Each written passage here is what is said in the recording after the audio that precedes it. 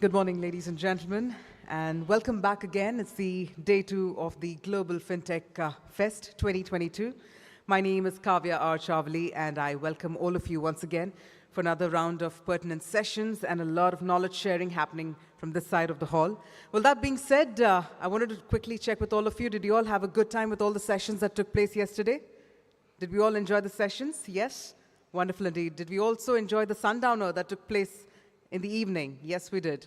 All right, so on that note, let's take that trend forward and let's move ahead because right here this morning, we will begin with the keynote session, and we are truly, truly delighted to have the presence of none other than Srimati Madhavi Puri Buch, Chairperson, Securities and Exchange Board of India. So first up, can we have a huge round of applause to welcome Srimati Madhavi Puri Buch for joining us right here at the Global FinTech Fest 2022. Thank you so much, ma'am, for joining us. And as we get the keynote started, I'd also like to invite Shri Srinivas Jain, Executive Director and Head of Strategy, SBI Mutual Fund. Thank you very much, sir. Thank you, ma'am, for joining us this morning. We're about to begin with a keynote on Indian capital markets, strengthening the vision, global, inclusive, and green. So first up, as we set the tone, I'm going to request Mr. Jain to take it forward from here. Over to you, sir.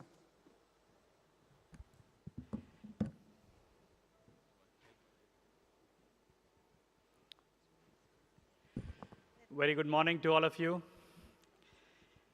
Yeah, after a very power-packed day yesterday we had with central ministers, union ministers, policymakers, fintech leaders, and multiple launches, we are kicking off today with another most anticipated keynote of the event. It's my honor and privilege to welcome Ms. Madhavi Puri Buch, Chairperson SEBI, for her keynote address on Indian capital markets. Madam Madhavi Puri Buch has an illustrious career of spanning capital markets, education, and of course governance. She's been with SEBI now for over 5 years, earlier as a whole-time director and now as a SEBI chairperson. You all must have seen in a recent interaction with Vicky, which happened a week ago. She's kind of laid out the roadmap for the Indian capital market, a lot of which we would like to also hear from her today.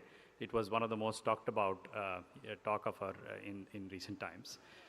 She's been very encouraging always for us in terms of the consultation process, and when we reached out to her, she was gracious enough to come and talk to youngsters here, the fintech, the whole fintech industry. More importantly, her focus on data and how data kind of helps in decision making. She's already doing quite a lot that in SEBI. We've recently had a datathon sponsored by SEBI, which we'll talk about a little bit more post her keynote speech. And we have some winners of the datathon, which we will announce. Without much ado, we are all keenly looking forward for your talk, ma'am. Welcome you on the stage. Thank you very much. Thank you very much. I presume this is on? All right, excellent. Thank you very much for this opportunity to be here. It's a pleasure to be here. At the outset, let me confess my bias to all of you here. I love the fintech world. There was a time 20 years ago, we didn't know it was called fintech then, but when we set out to set up the country's first and largest online share trading platform, it was perhaps the most exhilarating experience of my life professionally, and the whole feeling of creating something new, something completely radical, and something that completely changed the paradigm of how investors interacted with the stock market was an extremely rewarding experience. And I think to some extent, this picture to me says it all. The reason it was so much fun, the reason it was so exciting, was that it facilitated the democratization of access to the market. I still remember 20 years ago, after the launch of ICICI Direct, I was in Hyderabad and I wanted to meet some of our clients. And of course, my team wanted to introduce me to the large clients, and I said, no, I want to meet a small client. And when I met this gentleman, he spoke only broken English, but what he said to me was, thanks to online trading, I am no longer dependent on my broker to pick up my phone call, and particularly on a volatile day when he has large investors to satisfy, he never picks up my call. But the online system is there, and it's always available to me on any day at any point in time. I think that was the first day that I truly understood the power of technology and the power of fintech and its ability to facilitate financial inclusion. So to me, the entire industry is really exciting, and not only exciting but exhilarating for this reason and this reason alone, that it's going to completely transform the landscape of financial services with the entire ability to bring the cost of delivery so low that, in effect, businesses can afford financial inclusion. It is not something that has to be mandated to them. It just happens because it makes the business so much more viable. So this is why I love the fintech world. Where do I need to point to get this done? There? Yeah. And of course, my faith in the entire startup ecosystem. I think there is no discussion now, no debate, that India is really rocking. And that's thanks to the entire startup ecosystem, whether it is the entrepreneurs, or whether it is the funding mechanism, or whether it is the entire infrastructure now which facilitates this kind of innovation. In this drive for innovation, which is at the core of the fintech world, I want to share some basic thoughts with you.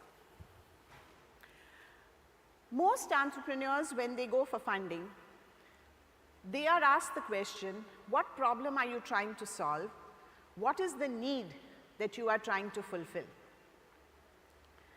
And indeed, that is the starting point. Sometimes this need is an articulated need of the consumer or the investor. Sometimes it's a latent need. The consumer doesn't even know he needs it.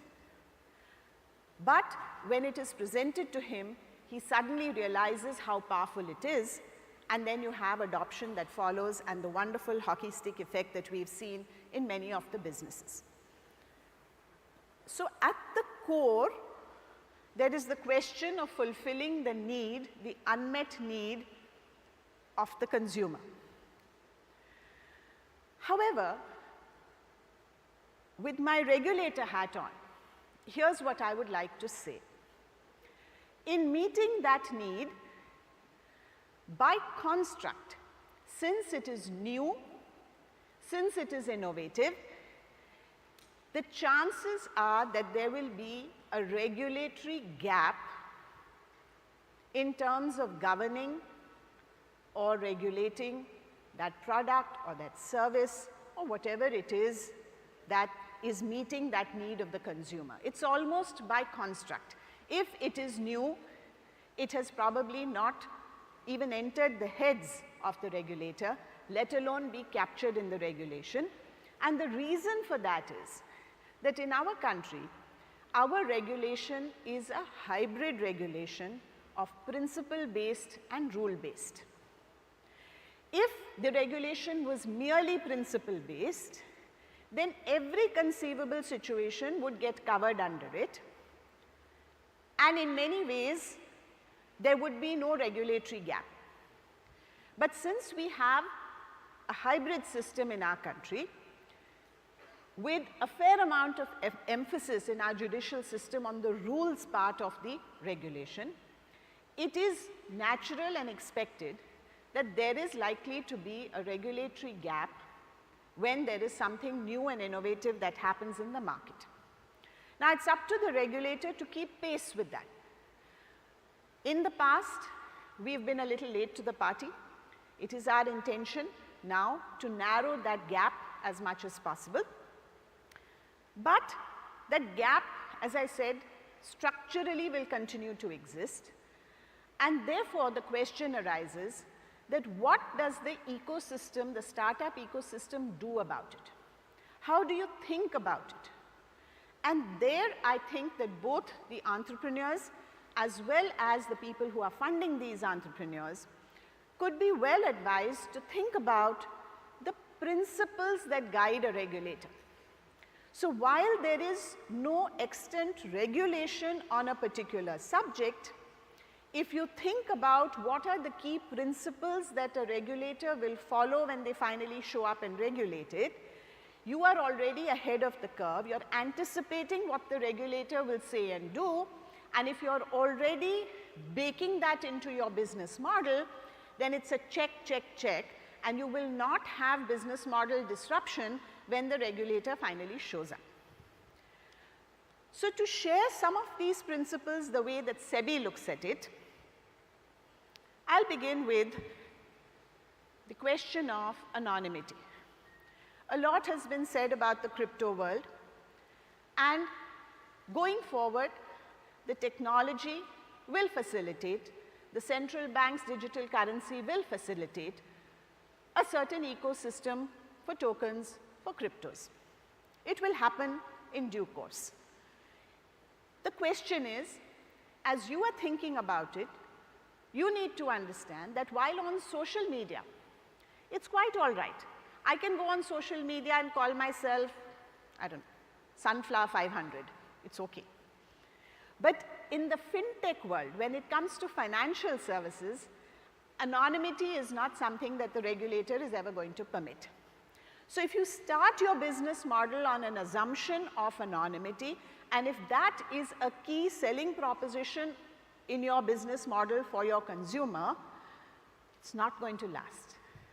When the regulator shows up, and probably now sooner than later, it will not be okay, and then you'll have a problem of saying, oh my God, this was the regulatory risk. But you know that to begin with.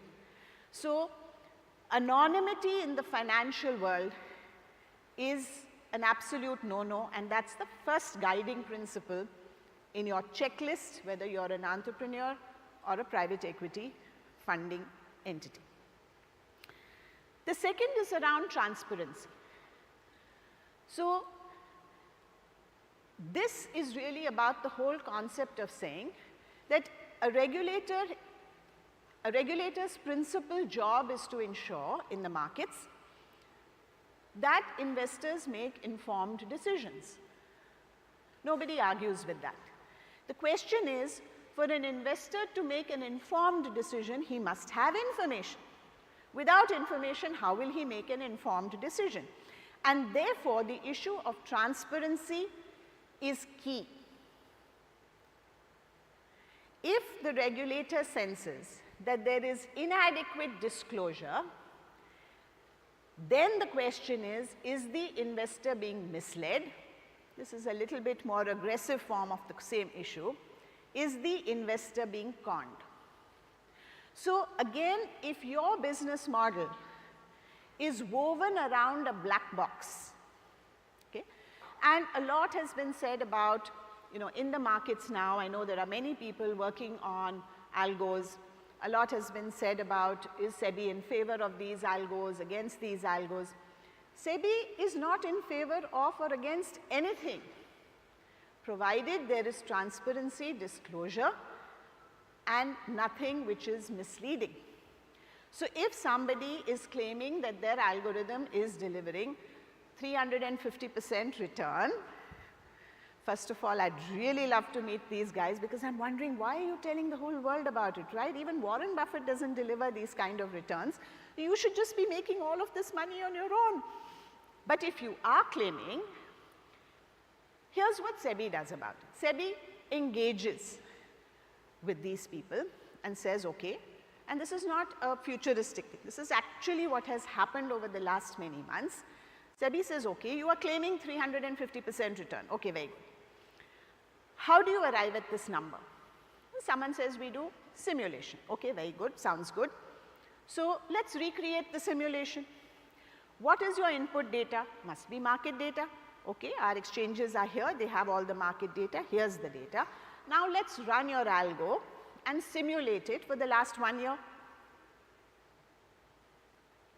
You got it? Answer was no. I'm saying no, but you just said that's what you do. That's just what you said. That's how you arrived at 350%. So let's simulate it again. You simulated it yesterday. Let's simulate it here with SEBI and the exchanges watching the simulation. No. So what does the regulator want? Regulator says, let there be an independent assessment of the claims that you are making to the investor so that nobody can blame you. In fact, it is for the protection of both the investor and the offerer of the service. Nobody can blame you that you are conning the investor, because here is somebody, the exchange is right here, they have all the data. They are now going to validate your simulations and say, yes, this is really a fantastic algo, it really delivers 350%. Okay. Then of course, we are quietly told, no, it's 350% under certain market conditions. Now, are you being conned, right? So if your business model is going to rely on a black box which is not open to sunlight for disinfecting, if it is not capable of being validated and audited, and your claims cannot be audited and validated, it cannot be permitted. But if it can be audited, can be validated, nobody is happier than us to facilitate new and innovative offerings in the market. So this is the second checkbox. One was anonymous, the other is validation of your claims. If you're unable to validate, your business model is under threat, because when the regulator shows up, this will not be acceptable. The third is back to my favorite slide. When it comes to financial inclusion, most regulators in our country have very, very supportive regulation. Okay? So for instance, let's say SEBI itself, in the mutual fund industry, up to 50,000 rupees, cash transaction is permitted. Up to a certain limit, PAN number is not required. You just need something called a PECRIN number. So when it comes to financial inclusion, the whole objective of the regulator is aligned with you. So if you are operating at the bottom of the pyramid, truly operating at the bottom of the pyramid, it's not just a nice tag to have, and you can demonstrate that these are the kinds of limits that you have in terms of your offerings, the regulator is more than delighted to be supportive and to make it easier, simply because that is an important part of our agenda always. So this is the third checklist. If your business model facilitates financial inclusion, then to that extent that you have those citizens within your fold, the regulator is bound to be very supportive. It will be a sustainable business model.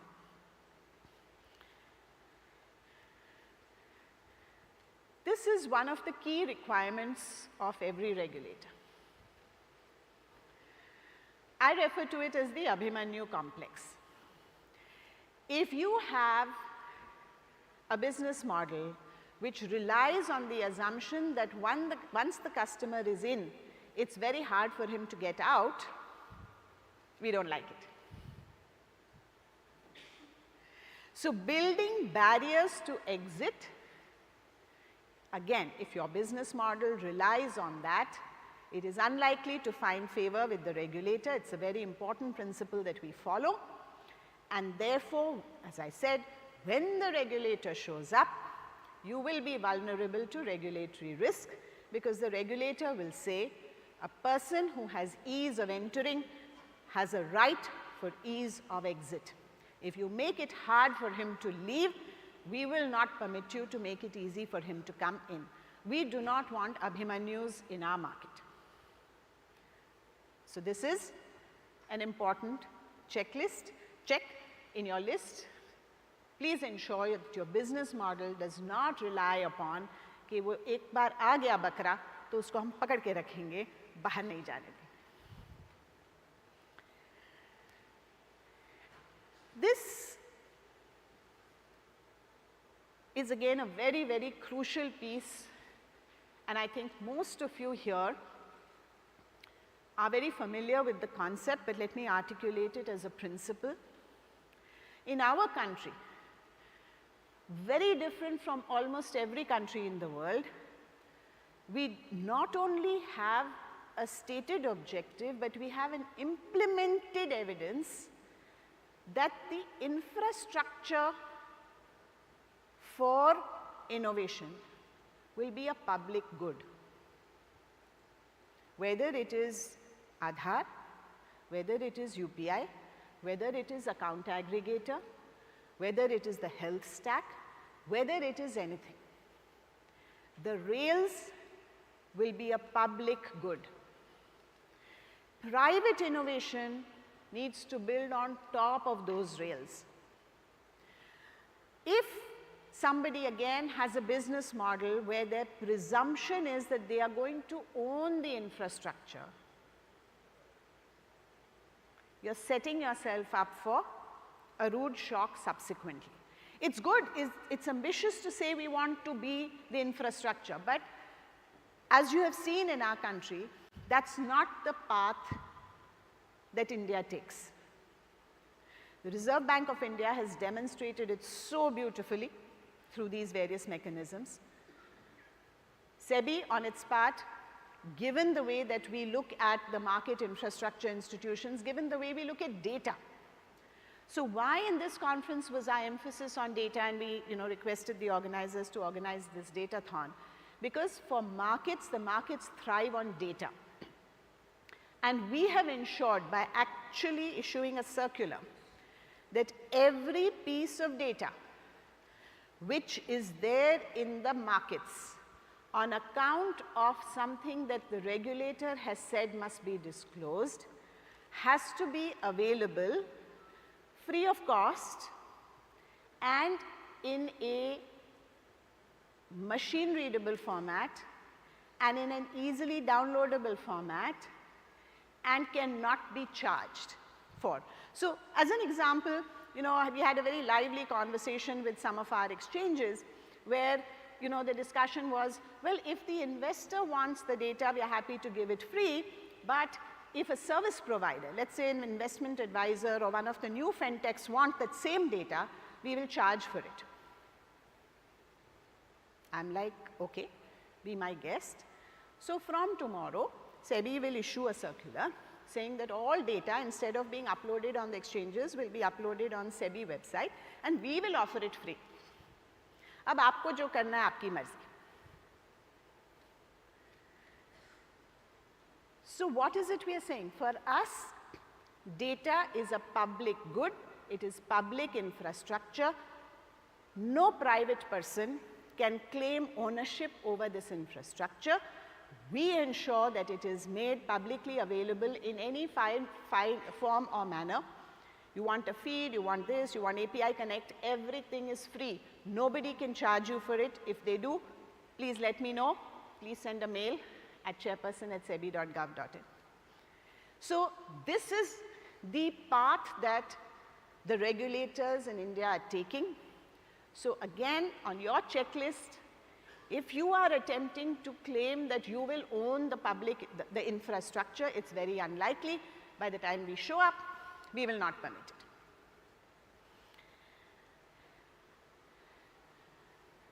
This is a somewhat difficult principle to articulate. I call it structural vulnerability. So, as you know, all the regulators, financial regulators in the country, we meet often on issues of financial stability. And we discuss not specific cases, but we discuss structural vulnerabilities, concentration risk, technology risk, governance risk. And these issues are really manifested. Let me give you an example to illustrate. So say, for instance, in recent times, SEBI has come up with a whole host of regulations to facilitate direct movement of funds and securities between the investor and where it needs to go, whether the exchange or whether, in the case of an IPO, to the issuer. What is the objective here? The objective is, if the money or the securities pass through many hands, there is a structural vulnerability at each stage. And because we don't want to curtail and put huge requirements of net worth and so on, let's say, on the broking system, we say, no, we only want very large brokers, so, minimum net worth of 1,000 crores. Okay, then there'll only be a handful of brokers, but that's not what we believe in. We believe in competition. So the attempt is, you eliminate the possibility of wrongdoing through technology and through process re-engineering. And we have done that systematically, those of you who are aware, for instance, in terms of posting collateral with the clearing corporation. It's now done through a pledge-repledge system of shares, instead of the shares actually moving and passing through different hands. So it stays in your account, pledge is created, then a repledge in favor of the clearing corporation is created. The shares never move. Similarly, you know that we have ASBA for the IPOs. So in that, the money never moves from your account. If you get an allotment in the IPO, that much money is taken. If you don't get an allotment, nothing is taken. We are now actively engaged in looking at ASBA like the secondary market. So if it can be done for the primary market, why can it not be done for the secondary market? So again, if you are buying shares and you have to settle, the money should never leave your account. When it needs to be settled on T+1, because as you know, we're rapidly moving towards T+1, the money will be appropriately taken. So the attempt is to reduce structural vulnerability. Again, therefore, if your business model is such that it will increase concentration risk or structural vulnerability, chances are, sooner or later, the regulator will move to eliminate it. So this, in summary, are the set of principles that should guide every entrepreneur in the fintech space and everybody who is funding, because when the regulator comes up for regulation, to bridge that regulatory gap that you are seeing today, these are the kind of principles that they will follow. Having said that, given the pace, that one's not mine, it doesn't matter. It's good to think anyway.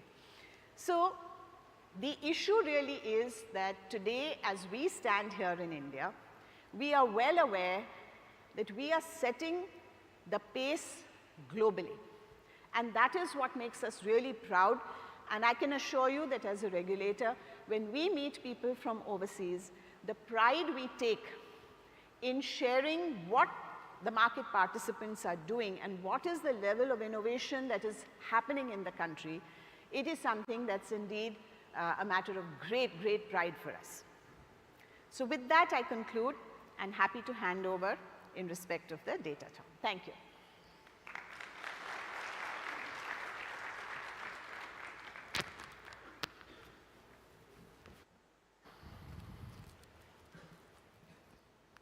Right, thank you very much, ma'am. I think this was something phenomenal, and we don't hear regulators articulate this in, I mean, because you lost the last slide, I'm just repeating for the sake of everybody. I think you gave us a checklist for all fintechs and startups to look for, especially keeping what products to build. And here is what you said. Don't build on anonymity, build on data, which is credible, second. Build regulator supportive and inclusion, that's a part that you talked about. Avoid building barriers to exit. Fantastic stuff, because all fintechs thinks about lock-in, and this lock-in part needs to be kind of not encouraged. this is something interesting that you talked about, and the account aggregator framework is something which is breaking this, which is don't build on public good rails and don't build on something which will lock in the data, which will build infrastructure which is exclusive to you. And finally, I think this is something regulators always do, which is reduce structural vulnerability, or else eventually regulator will come down heavily on models like that. Very powerful, very key messages, and thank you very much for doing this, ma'am. Like I said, we had, under the aegis of SEBI, we encouraged startups all over the country to come and do a datathon with us.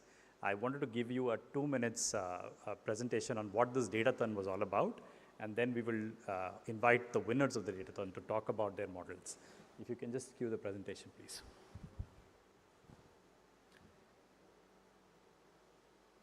Can you play the presentation?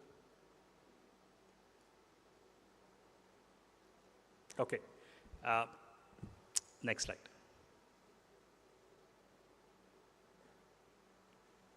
So we worked on two concepts in the datathon. One was visualization of performance. Second was a forecasting of trend. And we can go quickly around this. Next one, please. We were really, really surprised. Even though the datathon was just 2 weeks ago when we started, we had 903 registrations across the country. 590 teams actually, registered and joined this, and total 112 submissions. There were teams which were group of 3, 4, 5, so 112 plus submissions, which was one of the biggest that we have done in a very, very short period of time. So that talks a lot about the kind of innovation, that kind of work that the startups would like to do. Next slide, please. Yeah, you can just go back to the previous one. So like I said, just the previous one, please. This was a very, very short one. We started on September 2nd. By the time we were out, it was last week, right? So we were very, very fast. We were able to do that. Next slide. And we had some very eminent jury. Nitin was part of the team. Mr. Ranjit Pawar from Refinitiv. Thank you. Avnish Pandey from SEBI and Mr. Prabhas were part of the team. And so we went through the top 10 teams. And this was just a glimpse of how everything happened online. And we saw the presentations online. So we looked at 4 parameters. One is the novelty of an idea, very critical because it's innovation. 2, technical feasibility. Scalability of the model, very important. You can come theoretically say anything.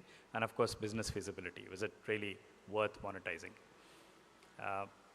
These were the top 10 winners out of the 100 plus, we kind of screened.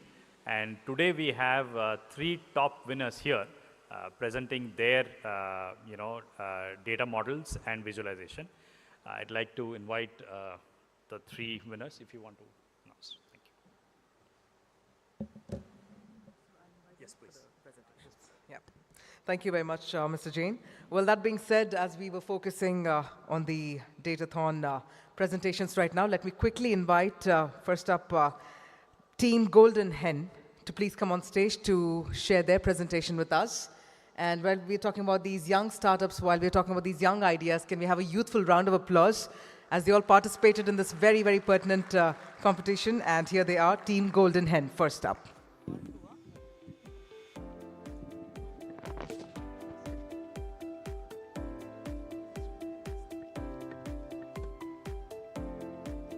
A very good morning, everyone. I am Moini Sharma from Team Golden Hen. Okay, so at some point, we all were new in the stock market, unaware of fundamental analysis and technical analysis. But with time, we have acquired knowledge by using a forecast trend. But this is not the case with the IPO. We don't have evaluation metrics for such IPOs. So here is the solution. So I came up with a dashboard where you enter the fundamental entities from the company's IPO fundamental report. So on entering these entities, you will get a scorecard from 0 to 100. The higher the score, the better the stock is. Okay.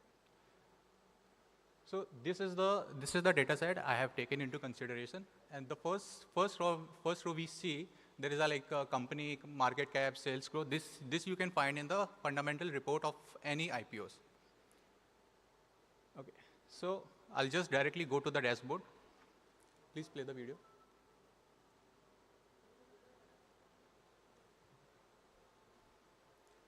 Could you please play the video? Okay. So this is how the dataset dashboard looks like. So if a person is new in market, he can directly look from the keys. Like if he is not aware of some fundamental keys, he can just directly look from this. And on the left side,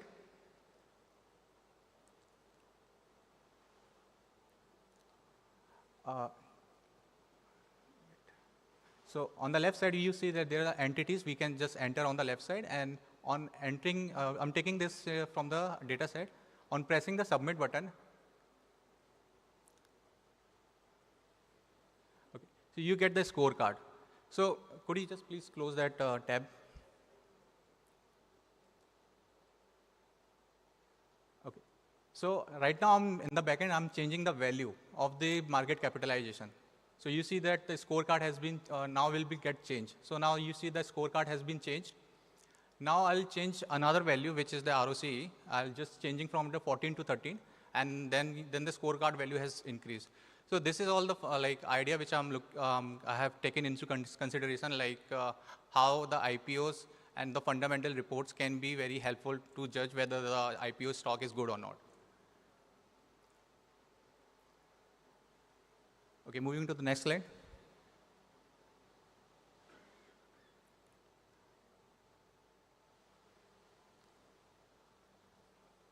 Can we move to the next slide, please? Okay, this is all I would like to conclude. Thanks a lot. This.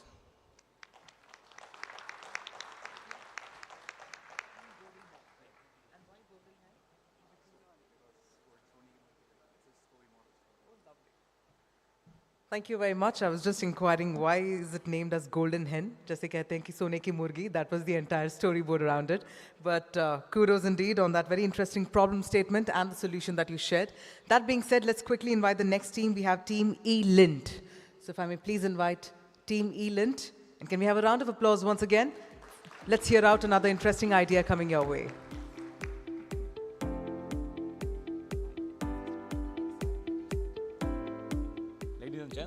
My name is Sumit Jha. I come from a very beautiful place in eastern Bihar called Mithila. I am representing here my company, Elin Data. It's electronic intelligence, and we know data.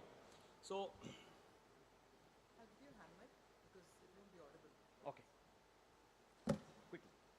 So, our problem is simple. It's data.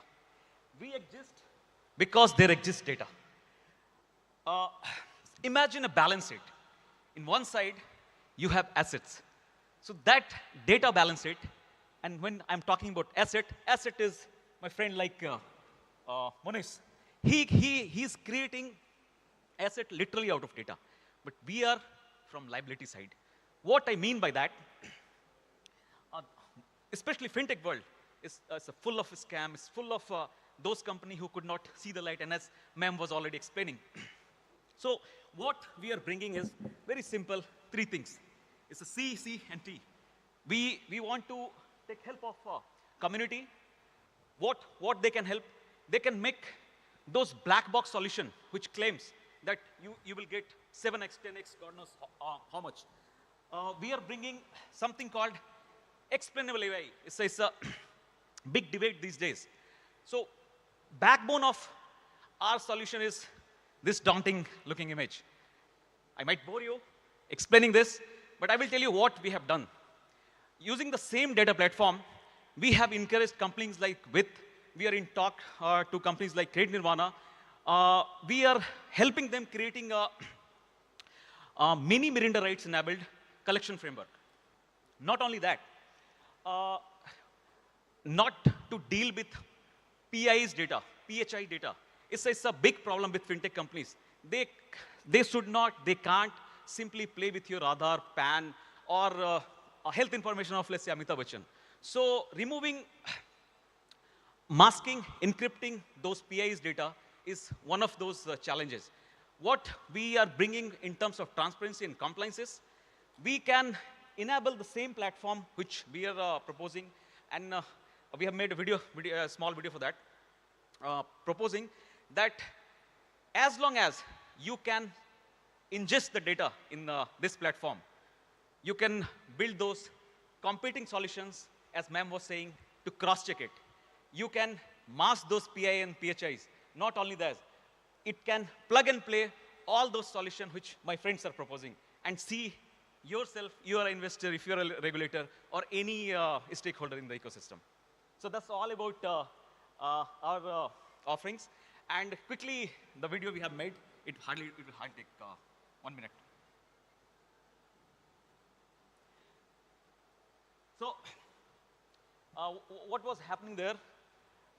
We were in real time ingesting it. Here, what we are doing, we are comparing one result from some very popular technical analysis, and another we are integrating APIs from Facebook Profit and plain vanilla so-called RN model. And there we are trying to explain why, even if some model is saying that something will go down, but the competing AI solution in the model might say differently. So that's what is happening there, and which we are calling XAI, the explainable AI. And coming back to the main meat where our data platform can help is this rage trail. Here, we are just trying to figure out something very popular called earnings management. So this platform is enabled for any sort of data, be it PDF, be it voice, be it video, whatever you imagine, any kind of source. Here, we are trying to figure out if, let's say, Infi is a benchmark in the beginning they have done.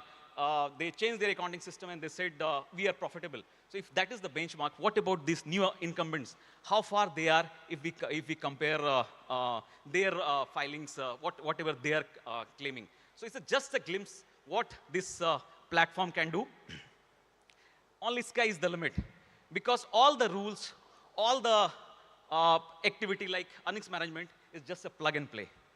That's all. We are Ellen Data, we know all about data, so you know whom to contact if you have such data. Thank you. Thank you, everyone. Thank you so much. And with that, let's also invite the next team. We have Big and Short on the stage. Can we have a big round of applause, ladies and gentlemen, for another very, very innovative idea? So let's invite Big and Short.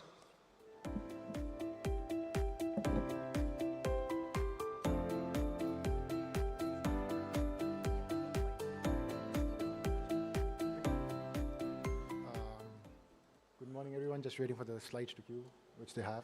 Thank you. Good morning. My name is Rishabh Jain. This is my partner Himanshu Goyal. We like to call ourselves Team Big and Short. The problem we have presented today is one on derivative pricing through underlying asset predictions. Next slide, please. If you have a controller for that, beautiful. Wonderful. So I think Madam Chairperson very eloquently put this out earlier. The existing models, the existing AI models at least, happen to be black boxes. They are quite complex, and they kind of thrive on overfitting, which is essentially a problem for anybody trying to use these models to understand why they came up with certain predictions and try to sort of back calculate what the underlying math was. What we propose is could you just move? Yep. Wonderful. So what we propose is a more mathematical solution, which is to actually allow the user to tell us what factors they deem important for a particular market. And what we will do is give you a tool which will inculcate those factors, build a stochastic model, and calibrate that on information that you deem important, and give you possibilities of what future paths will look like. An important factor here is to sort of understand what we deem important for a solution. So these are the three factors that we believe are the most important for any model which claims to do any sort of prediction. Any sort of solution needs to be scalable, it needs to be transparent, and above everything else, it needs to be tractable. You need to have the ability to be able to explain how you were able to get certain predictions and why does your model do whatever it does. We do have a small presentation at the end, a small video just to show what the prototype looks like. So maybe we can just move to that, and if we can play. So these are what the inputs look like. You can, in a sense, select an asset and select what factors you as a user deem to be important for that market. All information we have used here was sourced from SEBI's website. That essentially led us to NSE's data mine, and we were able to extract a bunch of information. I believe the example here is for Nifty 50 futures, Nifty 50 as a stock. Yeah, you essentially select some parameters, a calibration period, and we will be able to simulate paths for what our stochastic model believes are possibilities in the future. Now, we don't claim any of these to be accurate in terms of alpha hunting. The idea here is to just create something mathematically sound and allow that to be available to the end user for any analysis they want. The example there, I believe, is for you to look at a confidence interval at any future date with a given confidence rating. Again, all of this is extremely scalable. You can select what you believe are important factors for a given market. You can play around with those factors. You can change calibration periods. The idea here is to just give you something very transparent and just give you a tool for you to be able to quantify your understanding of a given market. Yeah, that's our pitch. Thank you.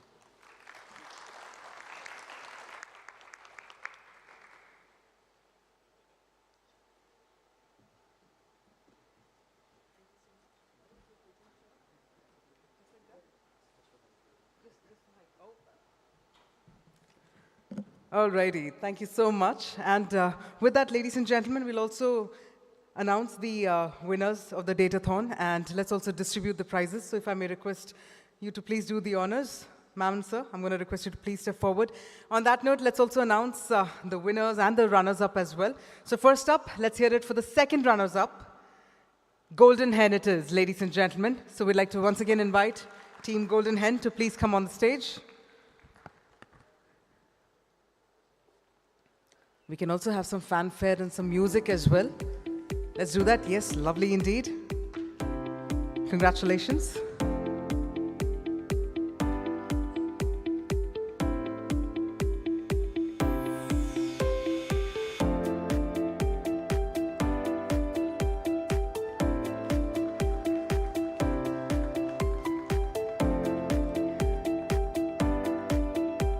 Well, that's a giant check out there. For the second runners-up, Team Golden Hen, ladies and gentlemen.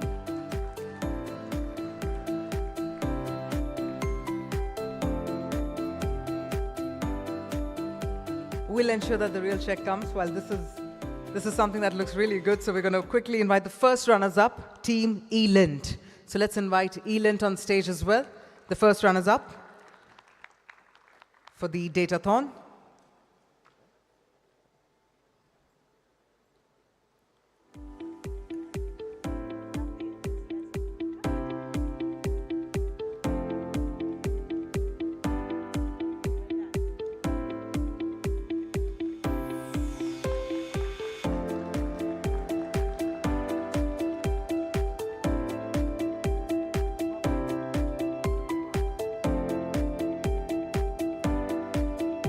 Congratulations. And with that, let's announce the winner. Big and short it is. So let's heighten up that applause, because the heights was also the reason for that name, Big and Short, ladies and gentlemen.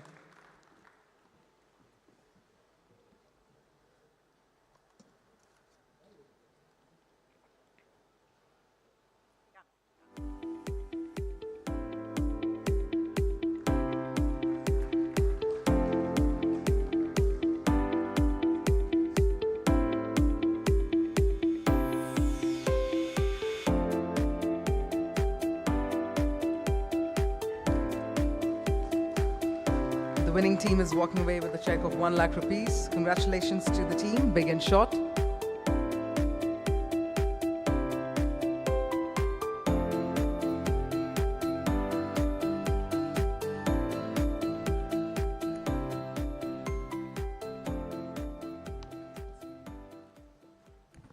Thank you very much. Ma'am, indeed, it's a pleasure. It was a wonderful session. Thank you for encouraging this, spending time with us.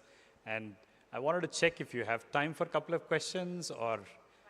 Right, thank you very much, ma'am. If any questions, we'd like to direct ma'am for at least one or two. Anybody? We have mics around there.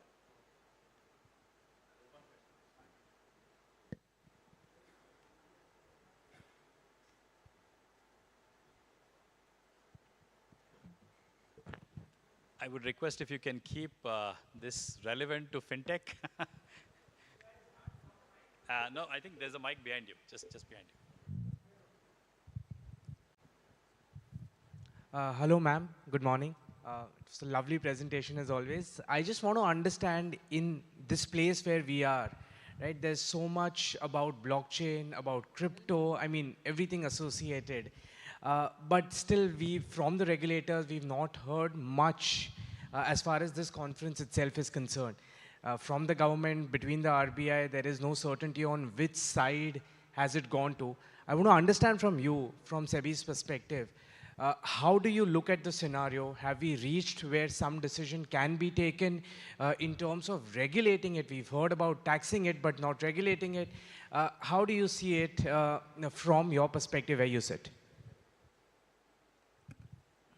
So, the complexity of the issue is simple, right? Because given the nature of technology, this technology can manifest itself in any form, right? What do I mean by that? It's like water. Water will take the shape of the vessel in which it resides, right? So if we talk about tokens, tokens can take any shape or form. If the underlying is a security, it will acquire the nature of a security. If the underlying is real estate, it will acquire the nature of real estate. If the underlying is in the nature of insurance, the token will acquire. So the complexity arises because it does not have a singular character, right? So the question that will arise in due course, and in any case, the Reserve Bank of India has announced that the central bank digital currency will come along the way. So that progress in terms of the technology and everything has already been announced. Once that comes into place, because that is the equivalent of the public good infrastructure. So back to the concept that the rails on which anything can be built will be public infrastructure, and that the Reserve Bank of India has announced. Once that rail is there, what is it that private entities can build on top of that rail is really going to determine how it will be regulated, and it will depend on what is the nature of what is being built, because as I said, it can acquire any form. So I think we'll need to wait and see, but conceptually, you have the rails and you will have the locomotives on top of it, and depending on what the locomotive's underlying is, it will be suitably regulated. So it is complex, but conceptually quite simple. Good morning, ma'am. My name is Amol Data. I'm heading etbfsi.com. Meaningful perspective here. Since you mentioned about the data, the public data and the private companies should not charge for it, the data protection bill is still not pending. We haven't heard from the policyholders much about it.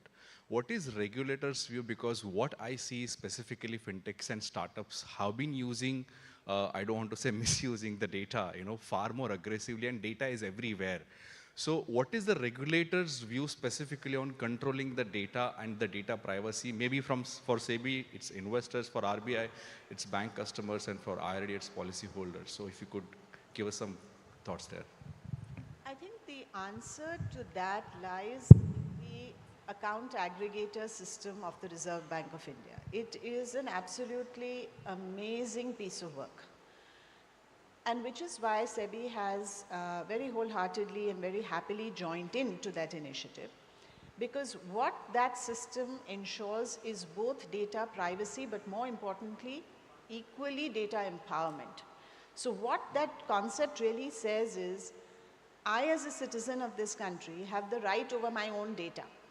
Data that somebody else is holding as a fiduciary or as a business, they are free to use it for the purpose that I have agreed to give it to them, but over and above that, I have a right to my own data. So I have the right to pull my data, and I have a right to push that data to whosoever I want. So the whole consent architecture of the account aggregator is designed in a way to ensure that a citizen is empowered with his own data, and nobody can say your data is proprietarily mine as a business, and I refuse to give it to you. So this is at the citizen level extremely powerful, And you know, there is more and more data that is now going into that system, and we expect to see that flourish. And I think it's only a matter of time before the account aggregator system becomes as omnipresent as the UPI system. So it's just right up there in terms of its strength and its capability. When it comes to regulation, our philosophy is aligned with that concept of saying what is the investor's consent. So if the investor consents that as part of my contract with you, I am willing for you to use this data for this purpose, we are very happy. Hum kaun hote hain to say yes or no? But the presumption that somebody makes that now that I have your data which I have collected under this contract, I am free to sell it or cross-sell or do whatever. That presumption cannot be made.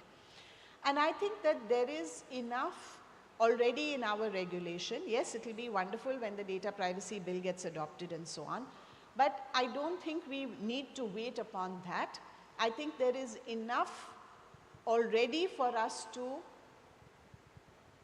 proceed on the basis and on the assumption that you cannot assume that the data is yours to do as you wish and particularly to sell it. That presumption cannot be made. And more specifically, I will give you an example. For instance, the mutual fund data. So as part of the discussion that the regulator had with all the market participants, there was an explicit articulation by the industry association as to who owns that data, who can access it, and for what purpose. So SEBI facilitates this on an ongoing basis, and we really don't need to wait for any new regulation to come. The direction is very clear. Data privacy has to be ensured, data misuse cannot be permitted, and data empowerment is a must. The citizen has a right to his data. Ma'am, I see a lot of hands up, but maybe we'll just take one last question. Ma'am एक ब्रजेश जी business से ma'am this side ma'am data privacy का ही सवाल था इससे पहले का तो हाल में कुछ ऐसी घटनाएं हुई कि क्लाइंट के डीमैट की इंफॉर्मेशन जो है वो लीक हुई चाहे वो ब्रोकरेज हाउसेज से लीक हुई या कहीं से लीक हुई और उसके बाद बड़े पैमाने पर क्लाइंट की सिक्योरिटीज़ का मिसयूज़ हुआ तो इस तरह की चीज़ों को रोकने के लिए क्या आपके पास थॉट प्रोसेस है क्योंकि आप कह रही हैं कि फिनटेक में आप काफ़ी पसंद करती हैं फिनटेक वर्ल्ड को तो क्या उसका इस्तेमाल होगा टेक्नोलॉजी का और दूसरा सवाल ये है कि जो सर्विलेंस का सिस्टम है वहाँ पर आप फिनटेक का किस तरह से इस्तेमाल बढ़ाएंगी ताकि जो गड़बड़ियाँ होती हैं उनको रोका जा सके सो देखिए ये जो डेटा लीकेज का सवाल उठता है आई थिंक उसमें बहुत सीधी सी बात है हमारी रेगुलेशन है ऑन साइबर सिक्योरिटी और उसमें जो रेगुलरली वीएपीटी करना चाहिए लोगों को vulnerability assessment and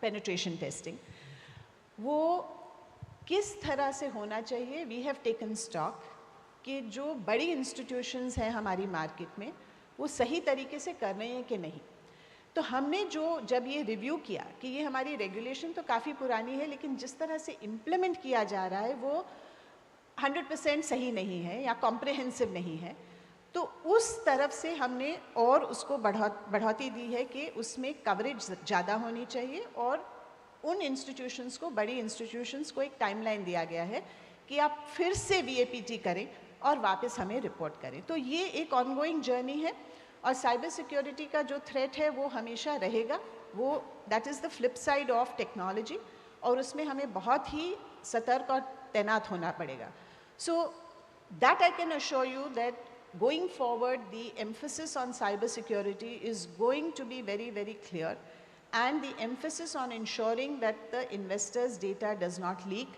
and that there is accountability for it is certainly going to be ensured in terms of surveillance I think पूरी मार्केट बात ही कर रही है कि आजकल से भी काफ़ी टेक्नोलॉजी का इस्तेमाल कर रही है और उसमें हम और इन्वेस्ट करेंगे हमारी जो टीम्स हैं उन्होंने बहुत ही उम्दा काम किया है इस एरिया में और भी हम आगे जाके उसको करेंगे इसीलिए अब फ्रंट रनिंग के केसेस इनसाइडर ट्रेडिंग वगैरह के केसेस जो हमें पकड़ने चाहिए वो अब उभर के आ रहे हैं क्योंकि मार्केट में होता है ये आप भी जानते हैं हम भी जानते हैं तो टेक्नोलॉजी के यूज़ से ये अब ज़्यादा से ज़्यादा हम पकड़ पाएंगे. Sir, madam, may I ask Ma'am, you? last one I think, question. Just a short question, sir, if possible, ma'am. ma'am, up to you. It's up to you how you're running on time. Maybe we'll take one, last one. Right. Thank you, ma'am. Thank you, sir. I'm Khushbu Tiwari from Business Standard.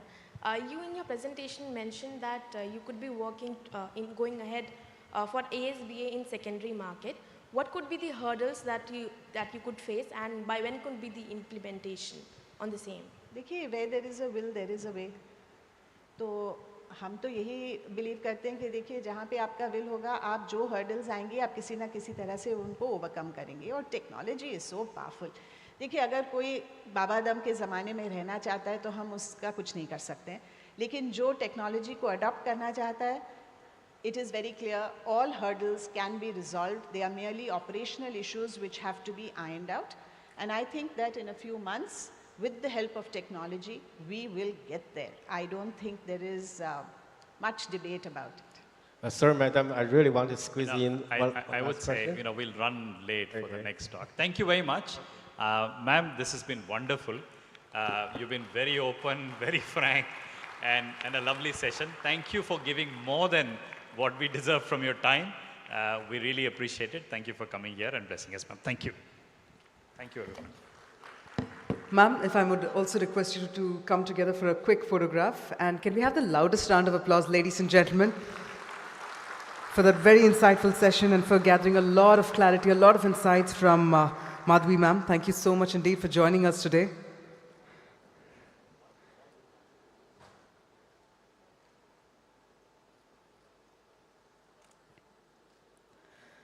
Thank you very much, ma'am, for joining us and for sharing your valuable thoughts. With that, ladies and gentlemen, let me also inform you that we're about to get started with our next special address on the future of banking. So I'm going to request everyone to please be seated so that we can get the next session started.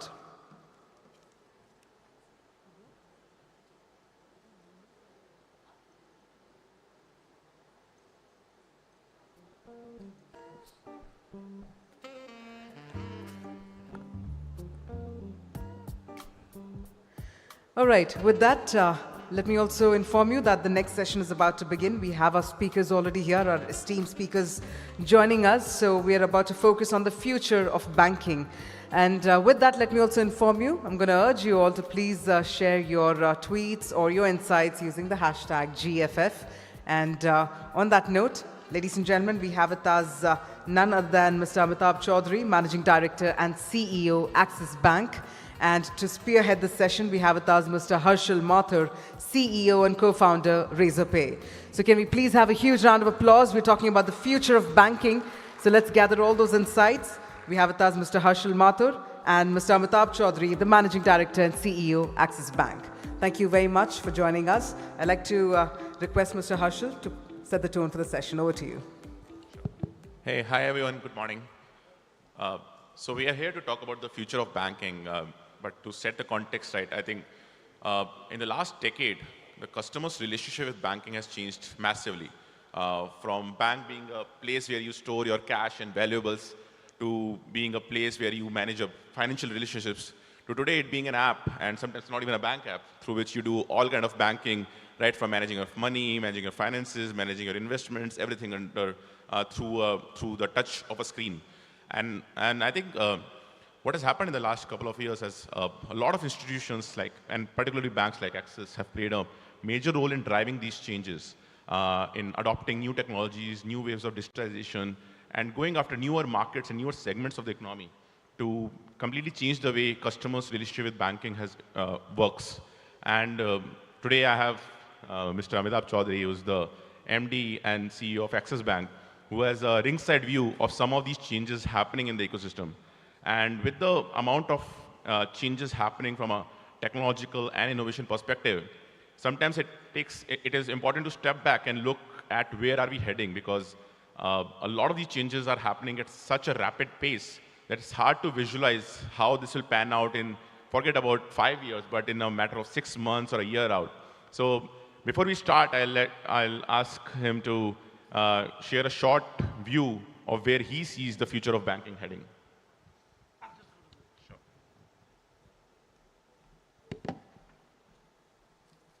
Thanks, Harshal, for that. Good morning, ladies and gentlemen. I have some prepared remarks, so let me just, it's better to speak with paper in front of you.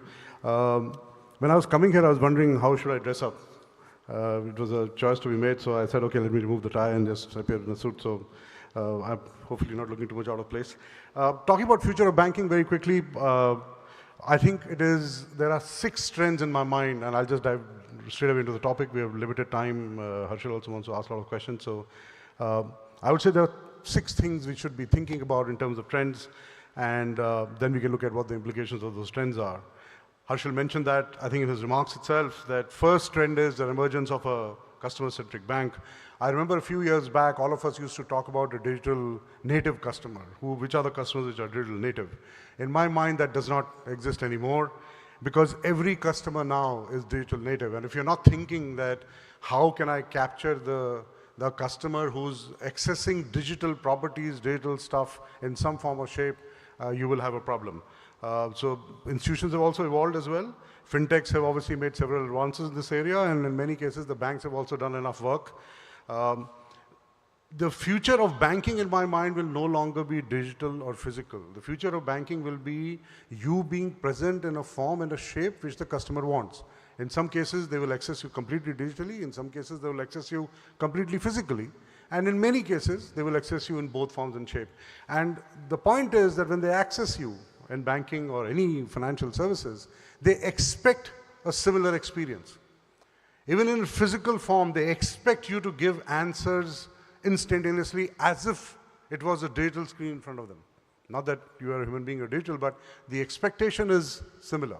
So customer experience expectations are similar, but how they access you could change over a period of time. So you have to be a customer-centric bank. Very important, another change which is emerging is emergence of product. The financial services companies in the past have been distribution. They design a product with certain features, and the focus is how do I get it to the customer as quickly as possible. Very little flexibility on terms of what that product is. As distribution becomes more and more digital, as various avenues become available to you in terms of reach the customer, not necessarily through you, but through various other means, partnerships, other channels, fintechs, and so on and so forth, product becomes very, very important. And product is no longer about just a certain benefit or a certain service. Product is about customer journeys. Product is about what can you offer to the customer which is relevant to the customer at that point in time. How personalized is that service or that solution becomes very important. And that's why product becomes a very important trend which will emerge over a period of time. Just to give you a sense for access, when I need to slip in access somewhere here and there, we have stopped looking at digital as customer or digital helping in digitally assisted business. If I was to just talk about pure digital business and give you some numbers, our access to, which is our pure digital business, has today a balance sheet or an asset size of close to 8,000 crores and a liability side of close to 50,000 crores. Pure digital, right? Based on customer journeys, which customer access themselves on their own. Third big trend, while all of us are aware of the India stack, and I'm sure it has been discussed in every forum here, I think what you will see in the future is a compounding effect of that stack. The people who can use that stack effectively, banks, fintechs, are the ones who are going to win in the future. And more of these stacks are coming. I yesterday saw the governor announce some more innovation around Kisan credit cards and stuff like that. Basically, every journey, every product, every platform which RBI or government can think of, they will create an open platform which can be accessed at a very cheap or almost no cost, which obviously leads to a huge amount of disintermediation. But at the same time, it also means what is the extra stuff you bring to the table, right? So that will be another big change. Fourth trend in my mind will be sachetization, which basically means that because of digitization, you can actually offer very small or bit-sized products and services to the customer. A lot of fintechs are doing it, but can you, given the size and the shape you have, can you offer sachet-sized products and services? And can you make money out of that? That'll be another trend. The question is whether you can get benefit out of it. Fifth trend in my mind would be hyper-personalization. A lot of people are talking about it, but if you were to just visualize that, can financial institutions finally, in the overall scheme of things, bring the bank to the customer which is personalized for that customer. For example, you open a mobile app, that mobile app is customized to you. Not that you have customized it. I have understood you as a customer, and when you open the app, it is almost customized to your requirements. Can you drive personalization to that level is what the future is ahead of us. And if people who can do that are the ones who will win more and more customers. And I'm not talking about mobile app, it can be anything. The more you understand the customer, the more you personalize the journey of that customer, and more data-driven you can be, will be the new future of banking. Another trend, emergence of real partnerships. Solutions have been talked for many years now. For example, we have partnerships with Flipkart, Google, Airtel. We're going to announce another one soon. But I believe in the next few years, we will see many partnerships of this nature and across products and off scale. Why will we see that? Because a lot of the large financial institutions have entered into partnerships. They have seen what works, what does not work. They know how to make it work. And it is a win-win for the parties involved. So I would say that the future will also be about signing up and getting into bed with real partnerships where it's a win-win situation for all the parties involved. So the discussions will move from being very tactical to being very strategic. And everyone, at least the large institutions, both on the fintech side, say for example, or the financial institution side, will pick up and can manage at a strategic level only few partnerships. You can't have hundreds of them. Because you will pick up those few partnerships, it is important that you obviously sign up the right ones, but then make it real and make it work. Last but not the least, the regulation evolution. Next 18 to 24 months in my mind will be a period when much more clarity will emerge in terms of what the government and the regulators want and how this whole fintech will play out. And obviously, it's not that it will stop after that, but I think a lot of things still need to be clarified. We've seen a lot of activity over the last couple of months. It has meant people going back to the drawing board and re-looking at their models.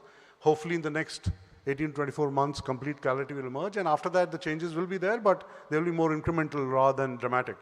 But regulation evolution is something which all of us should be aware of. And it does not apply to only RBI. It will happen across all kinds of regulators.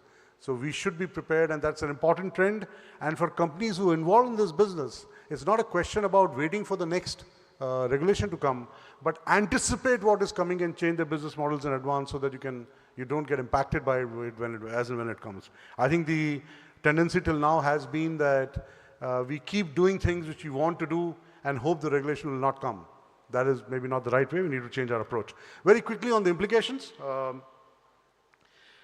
If you want to be an organization which can become customer-centric, no longer technology can be a support function. Tech is a business in itself, which means that you also cannot outsource everything. You need to insource a lot of the stuff.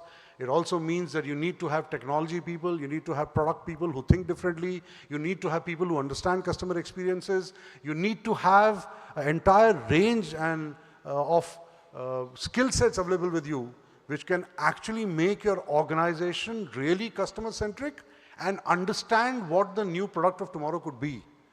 Very easy to say all this, very difficult to execute. Because end of the day, with the startup ecosystem, the way it is playing out in India, finding these resources is not easy.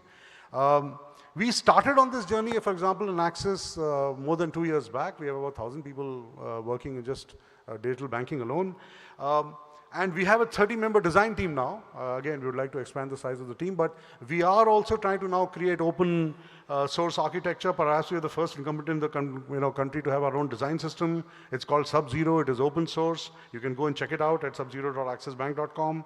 Similarly, we have a built-in in-house team where 75% of our product team comes from non-banking backgrounds, fintech, consumer tech, IT, consulting, etc.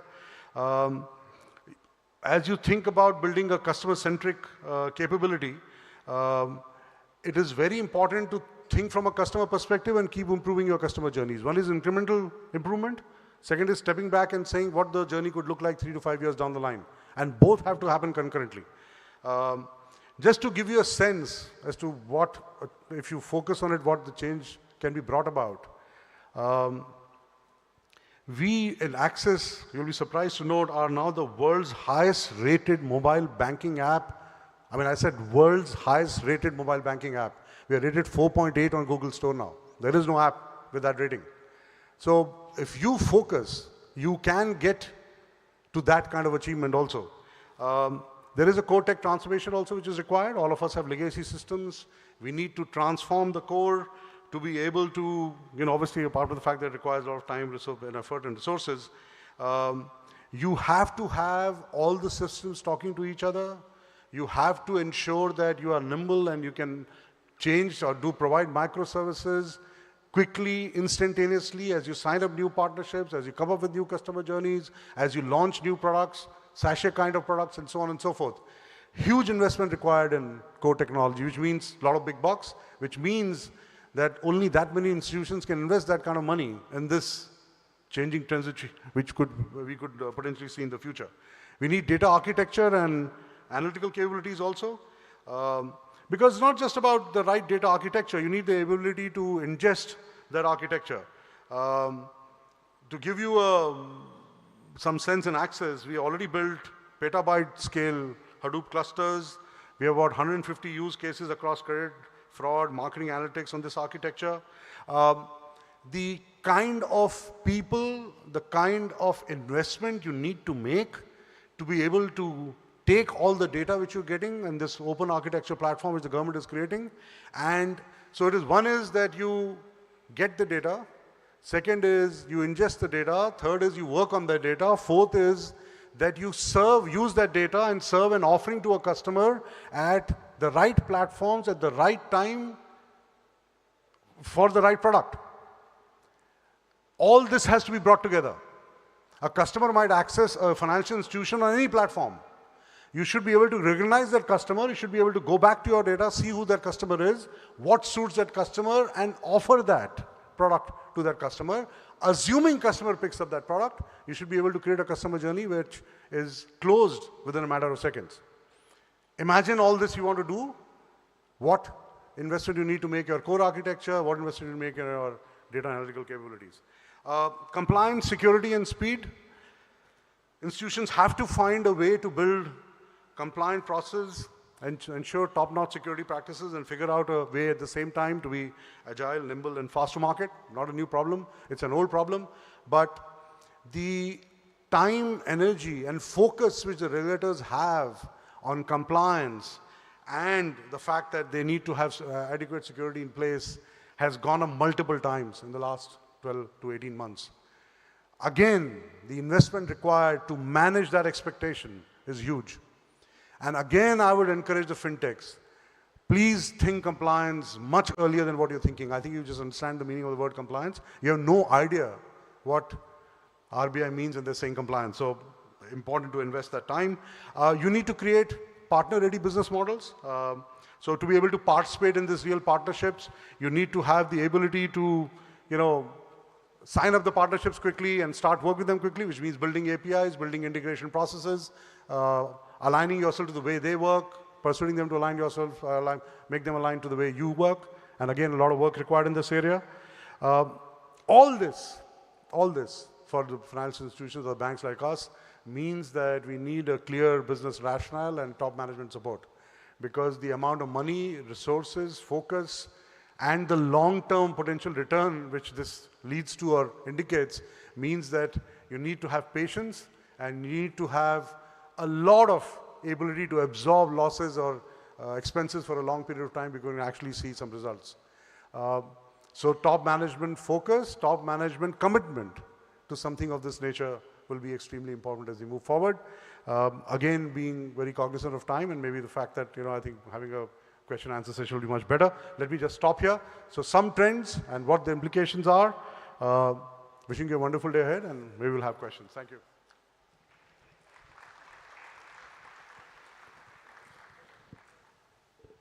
No, that sets a very good context on where the future of banking is headed towards. And it covers a lot of aspects of where we would want to go in this session. But let me start by first talking about the customer aspect of it. Right? You hinted towards that and how customers' demands are constantly changing. One of the two things that I want to talk about is, first is the inclusion aspect. That there are a lot of segments of customers that have traditionally been, to put it simply, like not so profit generating for banks, for large banks. Digitization is changing that, where cost of servicing is coming down significantly. You can reach last mile customer base in a far more deeper and far more easier fashion than you could through a traditional branch-based approach. So how do you think about that? And connected to that is, as you make it extremely convenient for customers to come onto banking and digitize their banking aspect, how do you handle security? Because you have a new base of customers who had not dealt with banking in the way a lot of people in tier 1 towns, for example, have. How do you ensure that that inclusion doesn't come at the cost of putting them at risk? So thanks a lot for those questions, very, very relevant ones. You're absolutely right that earlier the banks would not, I mean banks, especially the private banks, were very focused on the so-called metro markets. In Axis itself, we announced 1 year back that we were going to go after an initiative called Bharat Bank, which was focused on semi-urban and rural markets. And the idea there was exactly this, that it's not just about going to the markets, but also use technology and digitization as a way to access these customers at a price where you can make money. What is also happening is that, I think it's an open architecture world. You can't do everything yourself. So you have to ask yourself the question, which are the partners? Partners could be fintechs, in our case could be business correspondents, it could be CSC, doesn't matter. Which partners you can use and leverage on to ensure that you create a bit of a win-win situation. In many cases, you will never get there. And then the cost of you getting there also is quite high because, we'll come with our own requirements of all kinds of things. So I believe the future of India, especially in terms of expansion and big growth, is some of these very customers. And by the way, they are hungry for some of these services. It's not that they never wanted it. They want it, but no one was offering it to them. And they have, and they wanted money, they have been raising money from their local money lenders at a very, very high rate. For example, if they were looking for loans, many of them don't have bank accounts. And now you hear of how everyone has a bank account and they're using UPI to get payments, etc., etc. Talking about security, well, I mean, that is something which we have to invest in. As I said, we are obviously watching it internally. Regulator is watching it. No amount of money you spend there is enough. The biggest risk you worry about is what could come and hit us tomorrow. But yes, something which I've been raising with RBI on a regular basis is that the kind of cyber frauds, the amount of cyber frauds, the sophistication involved is going up day by day. We struggle, suffer it every day. And we do need to create a system in the country whereby these criminals, we do go after them. I think what the systems we have created till now is react after something has happened. I think the police forces are state-wise. We don't have a central authority which is ensuring that we can go after some of these criminals. I think, yes, Home Ministry has started something where they can act quickly, but we need to become much more proactive because we are seeing almost on a daily basis that people are getting frauded. And invariably, I mean, let's be also honest here, it is the greed which gets you. Someone offers you something too cheap, and then you start having a conversation, and then they know that you're on the hook now, and they will, they're smart at it. They do this every day. So they get you on the hook and obviously take it from there. I have to also admit that RBI has introduced a number of measures. You look at what they've done on the credit card, the tokenization, the fact that OTP and all that which is there does protect the customers in a very big way in India. But we still got a long way to go. And as we digitize more and more, you will see frauds. I mean, I don't know the entire background of these so-called Chinese apps which keep getting discussed, but the numbers which are mentioned are staggering. So yes, fraud is something which you have to live with. I think RBI is going to come out with a campaign also soon to educate the customers. But in spite of all the education, in spite of whatever all that has been done, at that time, when some great offer is made to you, you make that mistake and then obviously get frauded. And I think, going back to the first point that you mentioned, I want to cover more from the fintech aspect, right? A lot of last mile connectivity is being built by fintechs in terms of apps, in terms of ecosystems around those apps. Yesterday, the RBI governor in his speech also mentioned that how fintechs can play an important role in driving access to credit in certain segments of society, which traditionally didn't have access to that.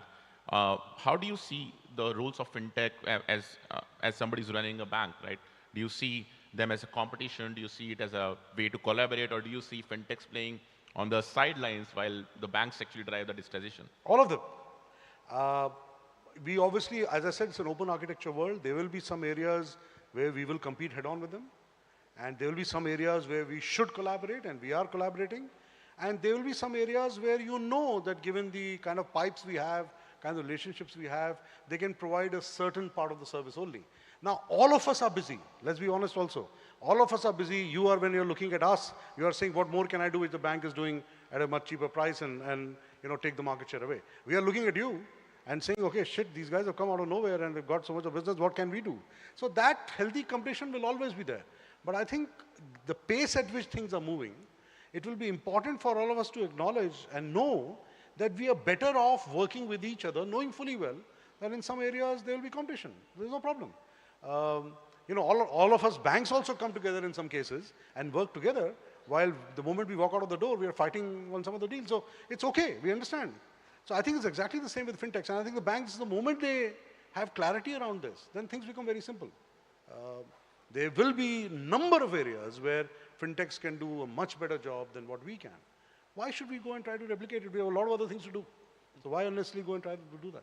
But yeah, there are some areas where we would not like to give our market share away, and we'll fight very hard for it. Yeah, no, that makes sense. And I think that's the dichotomy of the relationship.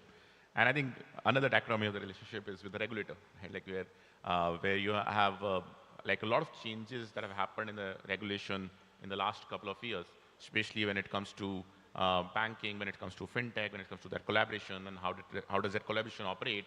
And I think the regulator's job becomes increasingly hard in a digitized world, because on one side you want to promote innovation, like Avi mentioned yesterday, but at the same time you want to maintain the customer protection piece.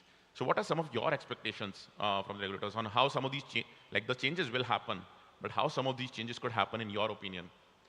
See, first we need to understand what does the regulator want. Regulator is very clear, customer interests need to be protected. Depositor, customer means the customer will be using a service. Depositor's money needs to be protected. I don't want banks to be doing something which tomorrow could put at risk the depositor's money, because then government and the RBI comes on the hook. Third is that obviously fraud and incidents of that nature should not happen. And there should be a certain way of having a market conduct. You need to do things in a certain way. If there are grievances, they need to be handled. You should not be doing price gouging, stuff like that. So there should be clarity in terms of. If we understand that that's what the regulator wants, and no regulation can come before innovation, because if you don't know what that innovation is, how will you regulate it? So invariably, regulation will follow innovation. If that's the second principle, then please be prepared that if we today do things where customer is being negatively impacted, customer does not have full information, customer is being taken for a ride, missale is happening, RBI will come after it.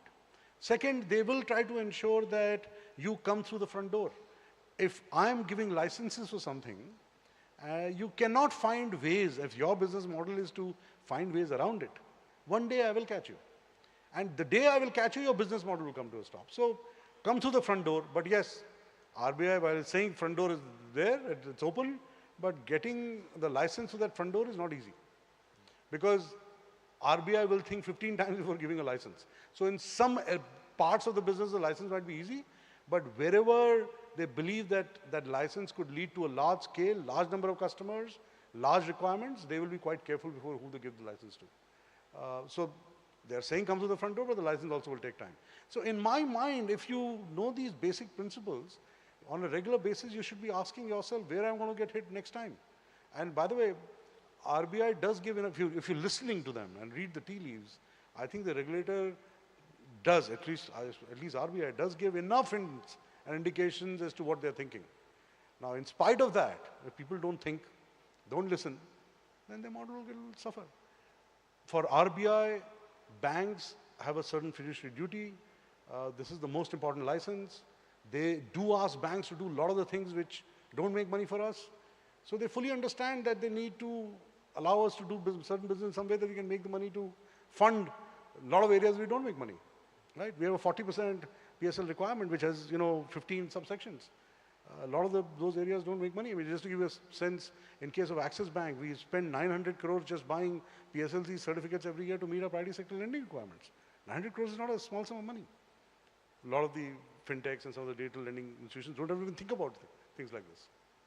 So. Yeah, I think we have limited time, but I want to cover two aspects. Like first aspect that we want to go into is, as the customers' digital needs are evolving, and you spoke about that, and the pace of innovation is changing rapidly. On one side, you have to keep up with that innovation. On the other side, you have to manage regulations and compliances. And I heard the way you described your org, it sounded like a product org, that you have Hadoop clusters, and you have a design team and a product team. So it sounded like how a fintech org is structured today. So how do you balance that, right? Like, on one side, you are pulled down by some of these things which slow you down, like the requirements that you said. But on the other side, you have to keep up with the expectations of the market. How do you balance that? So when we set up the digital banking unit, the person who was heading it, I don't know whether he's here or not, but his initial frustration was that, compliance and risk and all these old, economy people are pulling me down. And I used to say, you have to be patient. We are part of a large bank. I will help you through the process. Now he does not complain about it. And my biggest worry is, has he become like Axis, or we have managed the problem? So I keep asking him, have you solved your problem, or you have become like us? So yes, it is a balance which you need to keep striking, because end of the day, you do have a lot of legacy stuff, legacy way of working. That is the one which is really making the money for the bank, not this new stuff. That will take a lot of time, but that's the future. So what we did was, we did set up a digital banking unit which was away from Axis. We gave them a separate office, different look and feel. But yeah, that office had to deal with some of the people here. We have dedicated a lot of people there. So I think over a period of time, the so-called old bank has understood this, what they're trying to do. And for me, the biggest and the best indicator is that they are now getting proactively pulled into some of the larger projects, saying, please lead the project for us. So that is a very clear indication that, okay, things are working, they see the value. But we've got a long way to go. I mean, I think, if you really want to, let me put the problem differently. If today we have, let's say, 70% of the people doing ops and 30% involved in technology, in the next 5 to 8 years, we have to flip that completely. We have to have 70, 80% of the people in technology and only 20, 25% doing ops, product, and all that combined. Now, if you can do that, just that transition is a very, very difficult transition. Forget about the kind of people we'll need and whether we can hire them or not. But that's something which you're thinking about and asking ourselves how we'll get there. We intend to try a pilot in one of the small areas and see how do we flip this. Because we have to. Yeah, I'm cognizant of time, but last and most important question, right? It's what is next in banking, right? Like, so we, while of course a lot of changes have happened, but what are you looking forward to? We have technologies like blockchain coming into the ecosystem. We have things like metaverse coming into this ecosystem. So what next? Do we see a bank in the metaverse soon? So some of them have gone there. You see, the basic services being provided to banking are quite boring, very simple services. So I think that is not going to change. What all these new things are doing is just providing a completely different level of service, customer journey, experience for the customer. And yes, maybe providing a solution which is so refined for that customer that their potential, that is the best possible design of the product, best possible pricing, best terms, looking at what they want, right? So personalized to the highest degree. So I think all these technologies and new ways of doing things are actually moving in that direction. You reduce your cost, pump in that cost to provide a more cheaper service, and the customer benefits. And your hope is, if the customer keeps benefiting, you will continue to scale and you'll continue to benefit in terms of market share. The basic product is not going to change dramatically. So I think, yes, the effort is just to move all in that direction. Some of these, what government is doing, I know time's up, but what the government is doing is that they are taking out the entire P&L opportunity. So if you look at payments in India, no one can make any money. I mean, you started there. You cannot make money in payments. You have to use payments as a platform to go and make money somewhere else. The worry is that will more and more of these emerge, which will take away revenue and profitability pools, and you have to then find the profitability pool somewhere else. Now, if the profitability pool starts shrinking, then my worry is that only the big can survive. Small will struggle. That's the problem.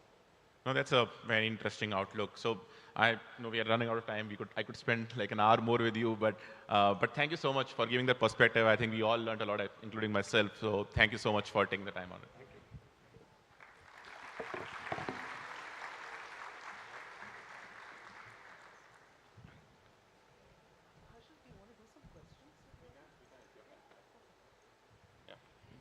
We have some time for questions if anyone has any.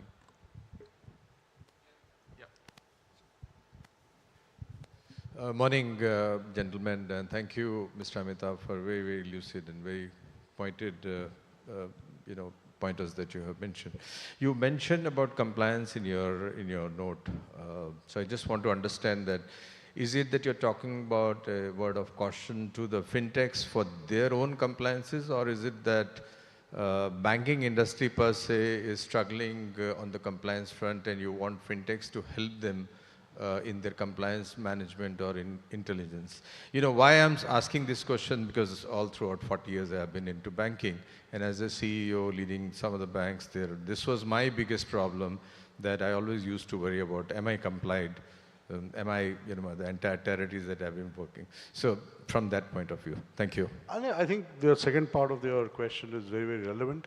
Fintech firms can play a very important role in compliance. Maybe they're not, focusing on it enough because they don't see a revenue opportunity. I would say it's a huge revenue opportunity of the future because the compliance requirements are only going up. And compliance is very broadly defined. I mean, it goes from the gamut of compliance related to how you conduct business, to security, to all kinds of stuff, right? So, and by the way, again, our regulator has done a great job in terms of ensuring that they can pick up as much data as possible directly rather than someone supplying the report. So whatever they can do to help will be a good business opportunity for anyone. And all of us need help, I will admit that. Because not that we are in a bad shape, we are in a reasonable shape, but the compliance requirements will keep going up. And so whatever can make the journey easier is always helpful.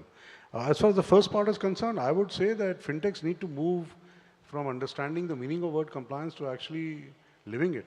I don't think they do that today, based on the conversations we have when we sit across the table and we talk compliance. I think they're saying, yeah, we understand the meaning. Why are you wasting our time? And I'm just trying to say that please make it part very early on in terms of what your business model is. Because if you don't, a tsunami will hit you one day. Because the regulation will come. And by the way, RBI and all the other regulators can be extremely tough when they want to, right? So my view is that I think enough attention is not being paid. I think we have examples in front of us based on some of the regulations that have come out, which very clearly indicate that the business models have been stopped in their tracks. So I think if we could anticipate that, could hear it, and change our business models accordingly, it will obviously help in the overall sustainability of a lot of these fintech enterprises. Hi, Mr. Chaudhary. Hi, Harshal. Priyanka here from Money Control. So I just wanted to ask you, like you said, a lot of fintechs are not living compliance, but now there's sort of more clarity with the digital lending norms. Some more is awaited when it comes to neo-banking platforms and what RBI thinks in that area. Has the bank's view on fintech partnerships sort of changed since the regulations have come, or anything more that you expect in terms of, would you like to wait for more clarity? No, view has not changed at all. I think they have a very, very important role to play. I think, yes, there was quite a level of difference in understanding of what compliance meant for fintechs and for us. I think these regulations have helped them come on the same plane or in the same room. So that is helpful because I think they've got a clear message from the regulators that they have to comply. But no, absolutely no doubt in my mind that fintechs not only have a huge role to play, they will continue to have a huge role to play in the future, and we need to work with them. I mean, that is not in doubt. So does the regulation open up any more opportunities for the bank also, because now there's more clarity? See, we see any new regulation first through the lens of, oh God, they've stopped 1, 2, 3, 4. Right? That's the first reaction. But I think over a period of time, we realize that a lot of these regulations, once clarity emerges, what is required, new opportunities do come up. So I'm 100% sure that both banks and fintechs will come up with new ways of doing that business, and ultimately the only way you will succeed is you're giving something to the customer which the customer can see and touch and feel and say, yep, this is better than what I had before. So I think new opportunities will emerge. I'm quite confident of that. I think that's my view as well, that I think what regulations have done at the end of the day is make it more structured on the kind of partnership you can have and very clearly defined roles and responsibilities, which I think at some point was needed. So I don't think it stifles that collaboration, it makes it more structured. Yeah. Anyone else? Yeah, one question from here. Yeah. This side. Yeah, so I'm Anju Bala here. I have a very simple question for you. See, as a common citizen, no, I am making all my payments through digital mode, whether it is to the driver, to the cook, grocery, everything. So my question is that whether the printing of currency notes have gone down during the last few years, and if not, whenever the ED raids happen, we find crores and crores of currency stocked.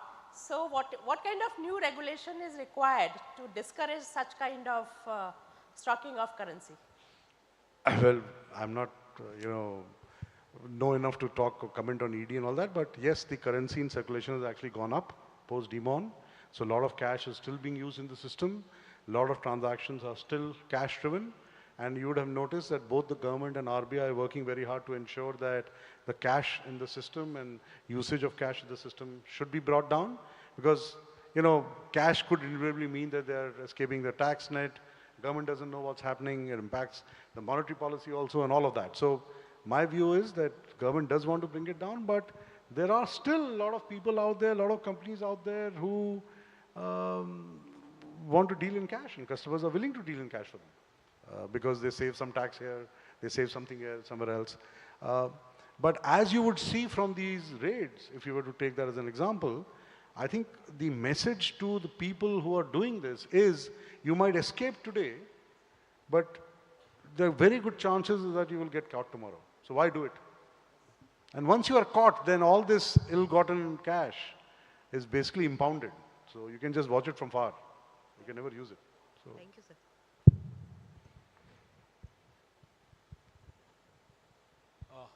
Hi, I'm Navan. I'm a budding fintech co-founder. So, like when RBI says that credit needs to be pushed, and the more people who haven't had yet access to formal credit need to have that, how are bigger banks looking towards this sector, considering their comparison towards, say, small finance banks who have better access in tier 3, tier 4, and more regional sectors? So how are the bigger banks looking to collaborate with small finance, as well as the fintechs who probably work in the space in getting the access to these kind of folks? So you have various, I guess, categories of institutions who are catering to this. There are obviously fintechs who are doing it. There are small, there are payments banks, there are small finance banks, and there are, scheduled commercial banks. At some stage, depending on what, step of the ladder you are on, you do run into scalability issues. You can be a small finance bank. You're called a small finance bank for a reason. Once you reach a certain scale, you suddenly realize, oh God, where do I go from here? Because I have issues on liability side. I'm not able to raise that many deposits. I have issues on, yes, I have gone and extended this credit to a lot of the people who need the money, but my risk profile is high because if things go wrong, then my entire book starts looking quite weak, and that we saw that during COVID time. So at some stage, they either need to come out and become a full-fledged bank, or at some stage they get sold out. So my view is that what the larger banks are doing is that they're themselves going into some of these markets. If you were to look at our, for example, MFI book, it is as large as most of the independent MFI institutions today. And by the way, it applies to the other larger banks also. Nothing unique about us. So either they remain at that size and that start growing at a certain lower rate, or at some stage they sell out. And you've seen a lot of MFI sell out. So it's an evolution of the market. It is how each of the sectors across the world work. You grow up to a certain size. Some of them are able to kind of break the ceiling and become even bigger. Some of them are not, and they slow down, and they stop growing, or they sell themselves out, and then go and do something else. I'm sure once you sell your fintech, you'll do something else. Yes, Mr. Chaudhary, thanks for your insights. Myself, Raj Jayaraman, I head products for QPS, Q Processing Services. I don't know if the question is relevant, but is cryptocurrencies in your radar, or is there thought process going around cryptocurrencies? We have obviously, when we are watching the space quite closely, but the regulator, I'm sure, has made a lot of public announcements about what their view on crypto is. So broadly, the banks are very, very cautious in terms of touching that sector, because the message from our regulator is beware and be aware that we don't like it. So we are acting accordingly. I don't want to say more. But from an infra standpoint, if at all the regulator relaxes that we can go crypto. I don't think, based on whatever I have seen and heard, the regulator is going to relax. The view is very, very firm that we don't like this. Got it. Thank you. Thanks a lot. Great. So we'll end the session here. Thank you. Thanks, Amitabh. Thank you very much. And if I could please request both of you to come together for a quick photograph as well. We'd like to thank Mr. Amitabh Chaudhary for joining us this morning, and we'd also like to thank Mr. Harshal Mathur for spearheading this session. And we'd also like to thank our members of the audience for those wonderful questions coming in. Thank you very much. And with that, what we're going to do is also get started with the next fireside chat, but in just a couple of minutes. So I'm going to request everyone to please be seated before we indulge in another interesting fireside chat on the role of new technologies shaping the future of fintech. So that's going to be the theme for our next session. Please be seated. We'll get the session started in just a couple of minutes. Thank you.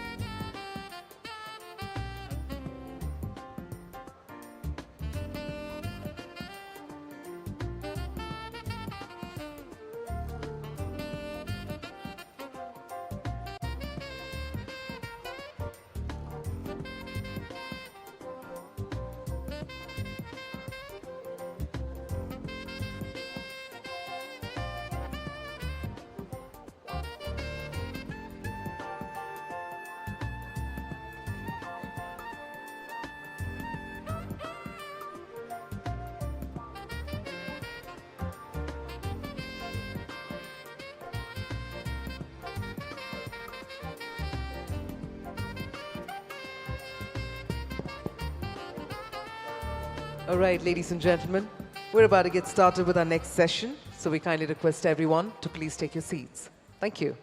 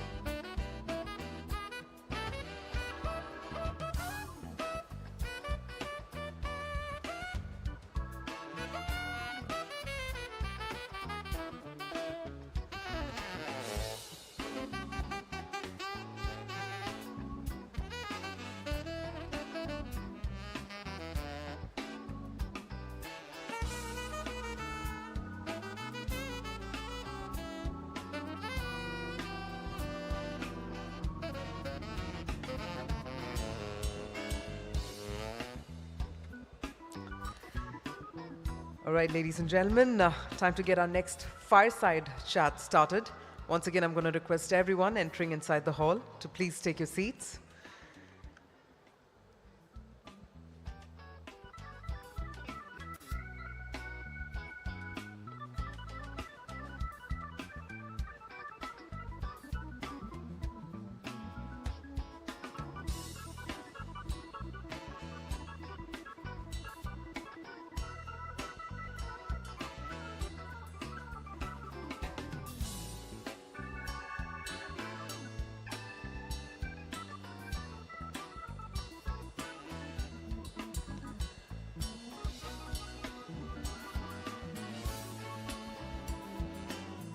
Well, as we all realize that fintech is gaining that kind of adoption across the world, and the technologies in the ecosystem are truly becoming smarter, for that matter, adaptable for the future. And that being said, we're now going to focus on the role of new technologies that are shaping the future of fintech. So on that note, we're going to spearhead this fireside chat, a very interesting chat coming your way. So once again, everyone who's still standing inside the hall, I'm going to request all of you to please very quickly take your seats.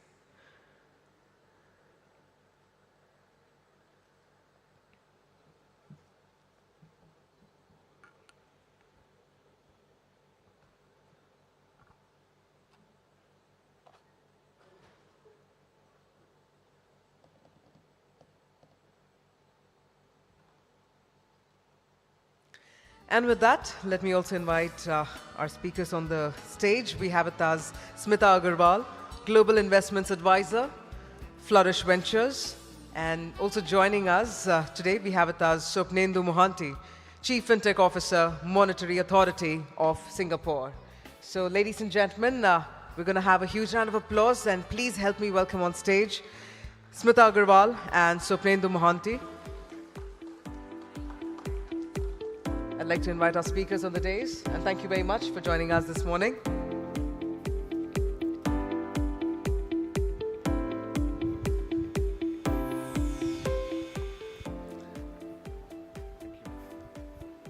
And with that, let me also hand it over to you, Smita.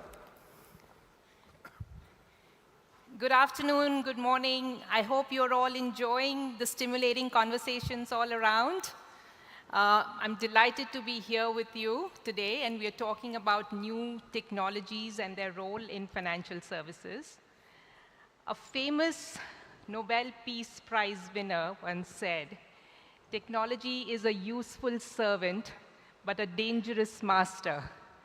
Over the last decade, we have all been witness to our social and economic interactions completely being transformed because of technology, and we all know how beneficial that has been for the society. The first phase of technology changes was really about making us do something faster, better, cheaper. The next phase was about doing something that was completely different and new and not possible without technology before. And we've all been witness to how far-reaching that impact has been in our lives. But at the same time, I think we are also grappling with a lot of ills of the technology. The monopolistic viewpoints of big tech, algorithmic biases that add to exclusion, the whole issue around privacy breaches, and so much more that technology has now thrown back at us, and that are forming a part of a lot of thorny issues and discussions that we are witnessing. The next phase of technologies promise to address all of these thorny issues and bring about a paradigm shift like never before. Can they? Well, let's dive in. And we have with us today Swapnendu Mohanty, Chief FinTech Officer of Monetary Authority of Singapore.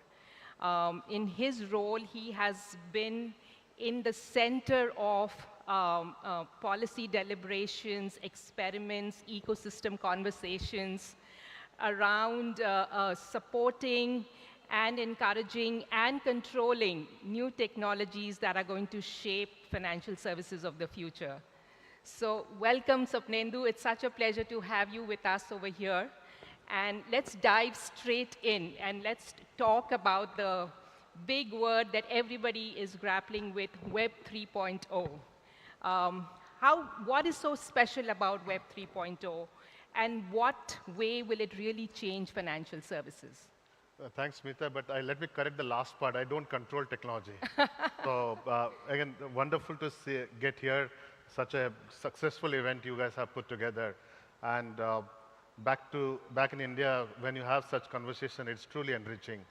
You know, MS, our governor or MD, a few weeks back, came with a policy speech clarifying some of the discussions around Web 3.0. It was primarily driven by this whole policy stance on cryptocurrencies. And we put a lot of effort to really understand what exactly it means to us as a regulator and also to the financial sector. And out of that long discussion, if we have to think within the sector on the Web 3.0, we got to look at the foundational construct of that whole architecture. I mean, the most simplest way to express this, that in 1.0, we talked about only reading data. Now, on 2.0, we talked about reading and writing data. And 3.0 is about ownership of the data on the same platform. Now, how does it affect financial sector? And perhaps one of the ways to look at is look at the asset itself. And in the recent discussion, we have bucketed the whole space into two big buckets. On the first bucket, we have what you call as non-fungible assets, which is nothing but cash in the current fiat world. And will that take a different shape in this new world of Web 3.0? And in that, the first bucket, you have, I think most popular is the private currencies. And then on top of that, evolving is the CBDCs. And on top of that, the stable coins or currencies backed by fiat assets. And then the fourth one, which is the bank-backed, deposit-backed currencies. Now, that's one asset class within the Web 3.0, because to operate in this new architecture, you need a new form of money. And the new form of money is those four buckets. On the market side, all the asset ownership is also going to change because of this new architecture. So what you call as a fungible assets, on the non-fungible assets, which is the different way of asset ownership of equities, bonds, real estate, or the paintings, and whatever you think as a real economy, those asset ownership will change on the new construct. Now, to trade those assets in this new Web 3.0, you need this new form of money. And our argument is that there is a need today for central bank to think about a new form of money, excluding the private currencies, because that's, to us, that's something which doesn't act like a payment instrument. And how do we get to that new design? So this is where we have kind of landed today on this Web 3.0. Now, underlying that Web 3.0, there's this four key architecture. There's this crypto or the cryptography. There's this ledger. There's this protocol of consensus protocol. And there's the whole distribution construct around that. Now, I think the technology itself is not much of debate there. But it is the biggest debate for a central bank is to how to deal with this new form of money. And that's where a lot of policy stance will start evolving as we move forward. So that's a really nice articulation that you've done, Swapnendu, of how this new design is coming into play. And the foundation layer, which you didn't use the word, is really the blockchain layer, yes, which allows for contracts to be executed, transactions to be done, exchanges of value to happen. Yes. We have already seen that blockchain has been the foundation for cryptocurrencies, and we've seen a lot of headwinds, yes, both from a market standpoint and regulatory standpoint on cryptocurrencies. But what I hear you say is the cryptocurrencies or the private currencies is just one of the many options. You still have the central bank currency on top of it, you have the stable coins on top of it. But really, I would like you to maybe kind of crystal gaze a little bit around what possible use cases apart from currencies can the blockchain offer? And why is it therefore exciting to invest in it and work on it? Well, I think that's a good point you made, because many a times when you hear this word blockchain, you naturally tend to think about cryptocurrencies. So it's important for all of us to understand there's a new form of money which is required to transact on a distributed ledger. We are kind of avoid saying blockchain nowadays. We say distributed ledger because that kind of confuses people with cryptocurrencies. And to operate in this distributed ledger, you need what we call as a bearer instrument. So it's token. So a cash is a bearer instrument. If I hold a cash, I'm the owner of that process, of that money. So you need a digital form of that. So this whole architecture, which forces you to operate in a distributed way, in an atomic settlement, and the way I argue this, that today, when I have to buy a house and pay for it, are the two different transactions. The ownership of this new property and the payment process are two different transactions. In this new world, it will be a single transaction. It's called atomic settlement.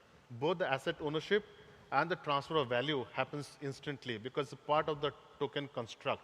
And that runs on this network, which is distributed. I think the only question in that network is the governance process.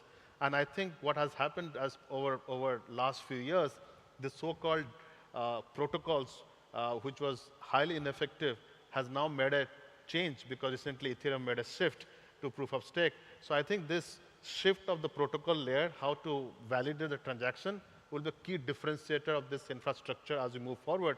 I think cryptography, nobody questions. Right. That's providing the secure layer for... So that nobody, I think that's, and the smart contracts we do understand because you want to automate these processes, the smart contracts has to run on this network. Is really the protocol, the validation protocol has been on the center of question. I think, and if you get that right, I think this whole new design will take a clear shape.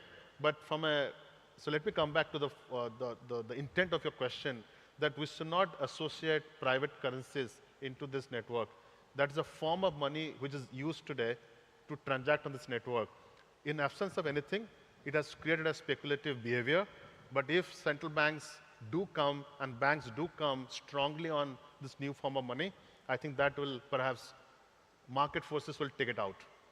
I think that's a really important distinction that we are making. So there are many elements that are highly useful and very innovative. You referred to tokenization, which effectively converts every asset into a digital asset, which can then move across the system. Including the ownership and the value. Including the ownership and the value. So that's that whole element of tokenization that you talked about. You talked about smart contracts. You talked about a new form of money.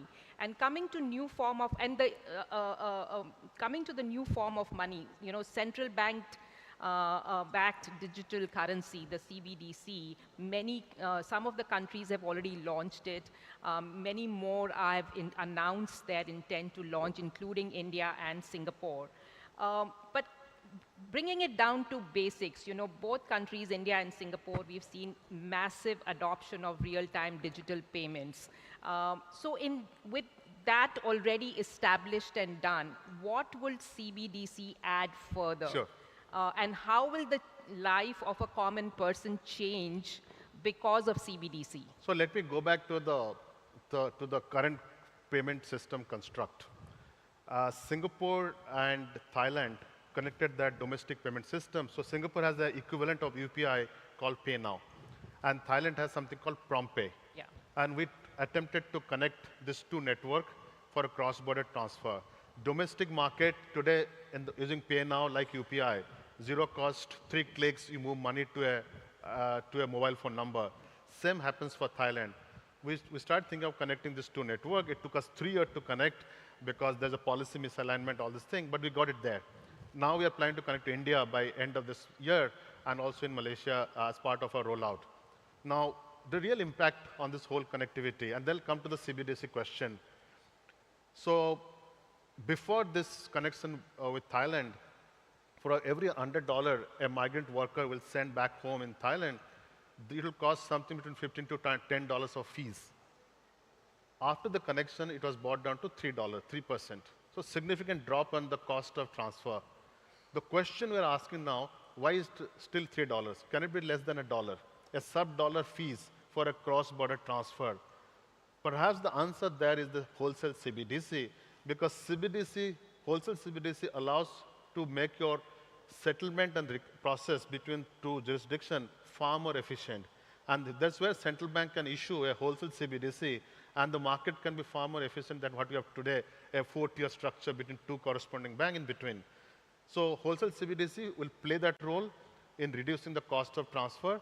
And as an outcome of that connectivity we saw in Singapore, today a Thai worker actually sends money 4 times in a month, as against earlier they used to hold enough money to send back home, so it's cost effective. So in my sense, that wholesale CBDC will solve that problem. Cross-border settlement and reconciliation challenges, both from a regulatory processes and also compliance requirement. The other argument for the retail CBDC is where I think a lot of central banks have stayed away. They're kind of not sure. Because the question we ask ourselves, and I'm sure true for India, that you have a highly efficient payment system, same as Singapore. If I'm able to move money with zero in cost, real time, with zero cost, why do I need a retail CBDC? So that leads us to have a much deeper understanding of this whole new form of money. And there's one argument being made that instead of calling it retail CBDC, can we call it as a programmable money issued by the central bank? And that programmable money can program this particular money for a particular purpose, especially in direct benefit transfer. If you are issuing these currencies from central bank liability for an emergency or for an emergency, or like the way the COVID grants, and you can program the money for a particular purpose. With that money, you cannot buy alcohol or whatever you don't want them to do with that. So if there's an opportunity for the central bank in certain unique conditions to issue a programmable money, there's the argument for retail CBDC. Now, retail CBDC has also other interesting advantage. You don't need an account-based system. You don't need a UPI rail to move money. It's super efficient if it's done. In fact, the cost of that payment system on a retail CBDC will be far more efficient than what you have today in any market, because just a bearer cash sitting on your phone and transferring from phone to phone, and you don't have any systems in between. China has done it. They're still on the experimentation in terms of rollout. I think this is a space we've got to watch out for, especially for low-value transfers. This can further reduce the cost of infrastructure of moving money. So still long way to go. Central banks are going to focus on very specific use cases for retail CBDC. Within that retail CBDC, we also have a policy questions, both from an instrumentation of the money, how to design the right programmable money, both on the distribution of the money. Who will distribute? Banks should distribute. I'm sure central bank don't want to be the distribution agent for this money. How banks will distribute, what is the economic model behind it? Also from the ownership. If I'm holding the currency, am I being monitored? The whole yes, anonymity is a big issue that is being debated. Privacy, anonymity are other consideration of that whole design of the money. So Singapore has started something called Project Orchid. We are going to release a kind of a experimental platform where you can design a retail CBDC based on the policy design you want it be part of that whole new form of money design. So between instrumentation, distribution, and the end use. Yes, we can design a particular money. So there's a long way to go, but I think people have figured out a way to think about retail CBDC. But I also bring back to the original argument. You need a new form of money to transact in Web 3.0. And that is a bearer instrument. It's not an account-based system. So whether it's retail CBDC, whether it's a stable coin, whether it is a bank-backed digital currency, you need some form of money to deal with this new marketplace where the asset transfers are not in a traditional design. So what I think what you're referring to is a new form of money that will lead to massive disintermediation. And for just another use case from what you just described in terms of cross-border, if you are a customer from India having a UPI app, be it Bheem, be it Google Pay, be it any of your bank apps, and if you're traveling to Singapore, Thailand, Malaysia, anywhere, you can actually continue to use your local UPI app to make payments there. That is the connectivity that you're talking about. In today's world, there are private networks that allow that cross-border transactions to happen at a significant cost. But with this central bank to central bank connectivity, you can actually do those cross-border transactions in a very seamless and a frictionless manner. And the next thing you talked about on the retail CBDC is really the concept of programmable money, where you are kind of managing the end use with specific purpose. Otherwise, there is monetary policy interventions that the central bank has to rely on through multiple stages. Yes. Yeah, definitely.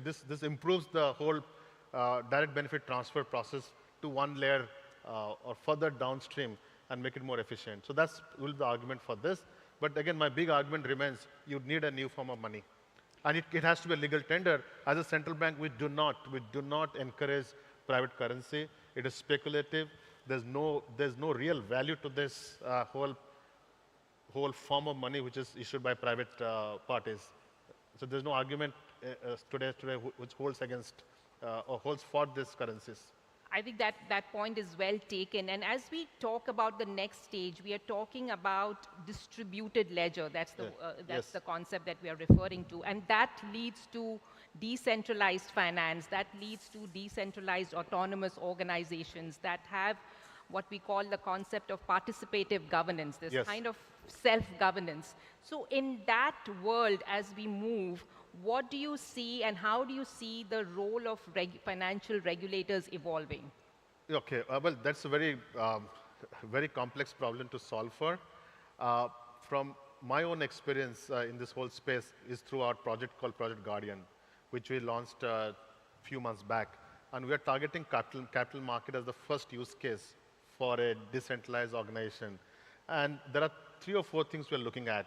Can we make the intermediaries less in this whole process?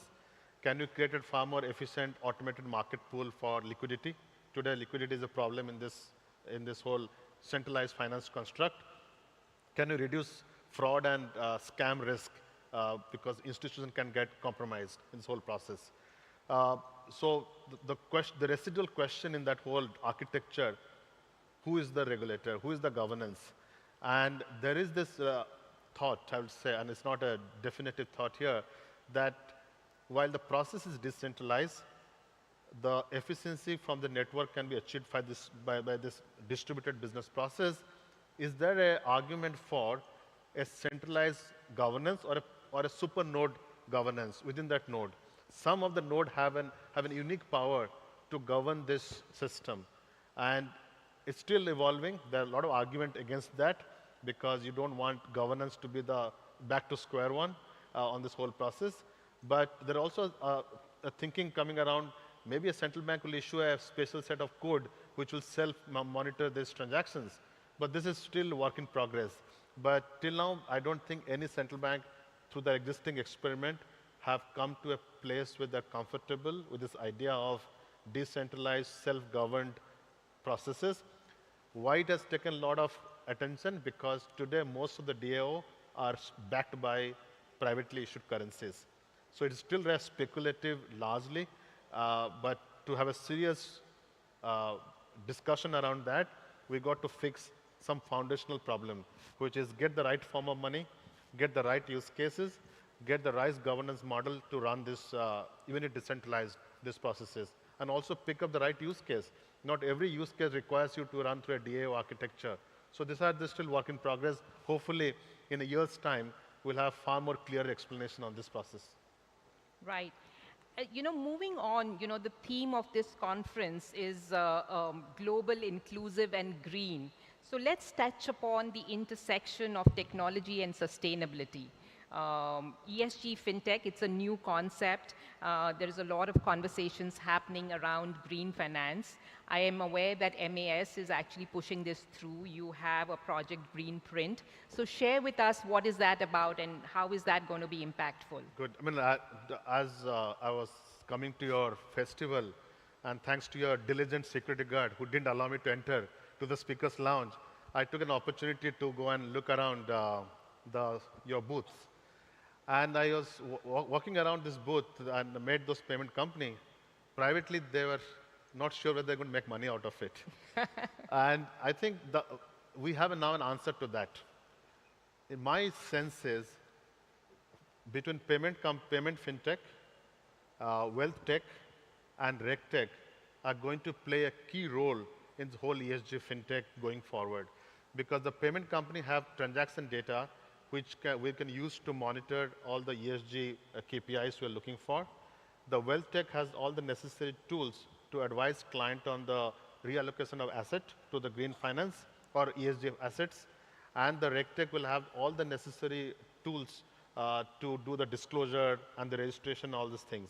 So between these three subclass of fintech, we'll finally found an opportunity to make a lot of money going forward. So the good news to all payment fintech players in this crowd, that one way to pivot and make money out of your existing infrastructure is to pivot to green ESG fintech.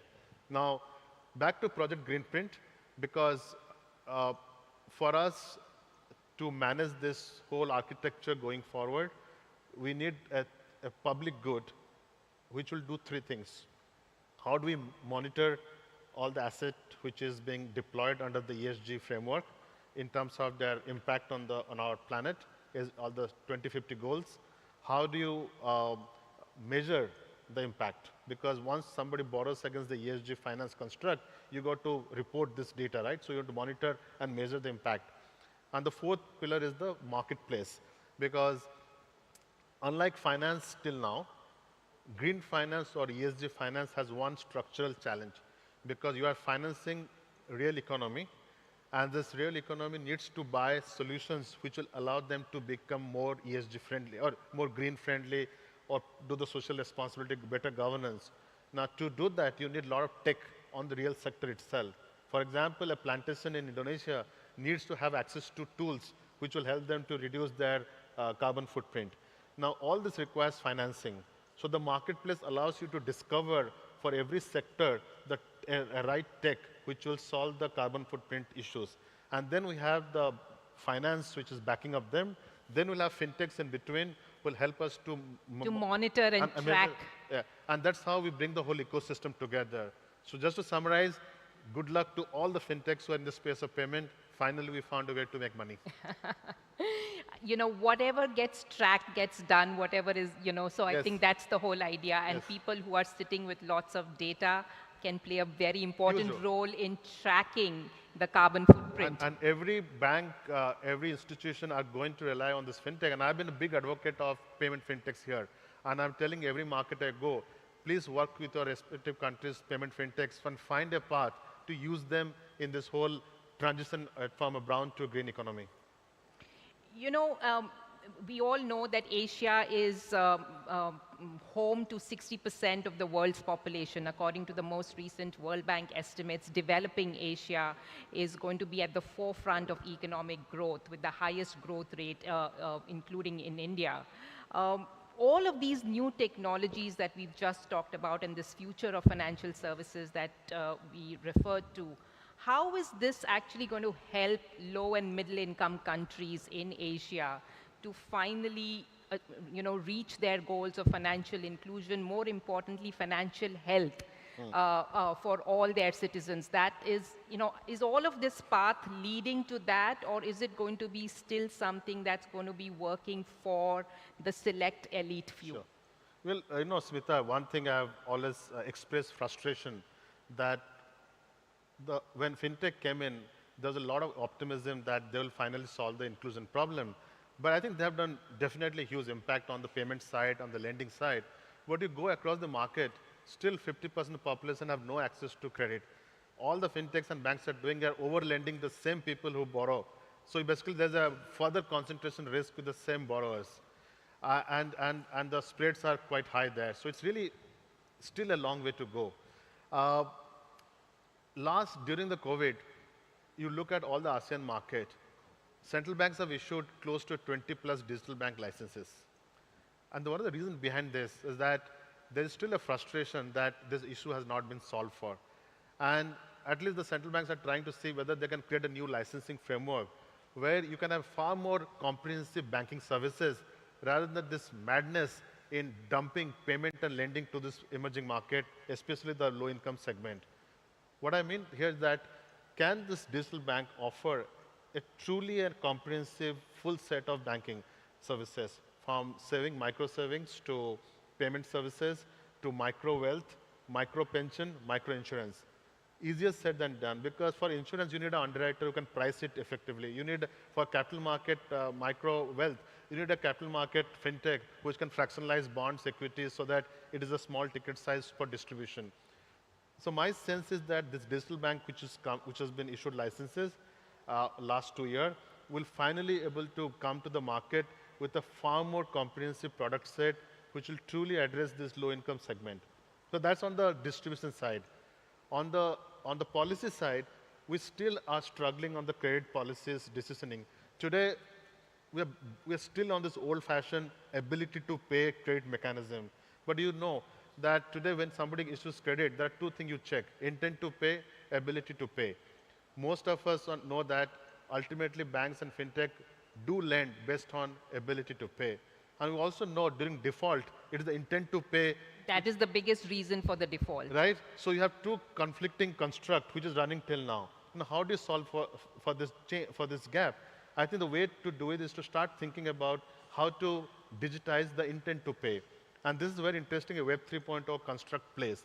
And I've been championing for the last few months that can we tokenize social credentials of people, especially low-income segment, to demonstrate a better intent to pay metrics. You don't need a centralized bureau for that. If I'm talking to you and you are a person of interest for my business, I would like to tokenize our interaction. And I can use that token to go to a bank and at least demonstrate that I have a right intent to pay.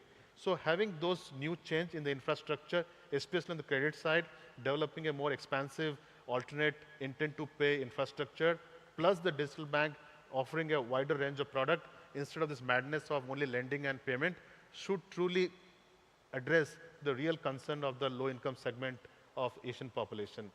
I think this is really fascinating. It's kind of opening up a whole range of possibilities of bringing down the cost as well as addressing some of the information asymmetries that exist today, which result in lack of credit and lack of financial services. And this also opens up a huge opportunity for B2B fintechs, especially people who are underwriting this insurance, people who are providing fractionalized wealth product.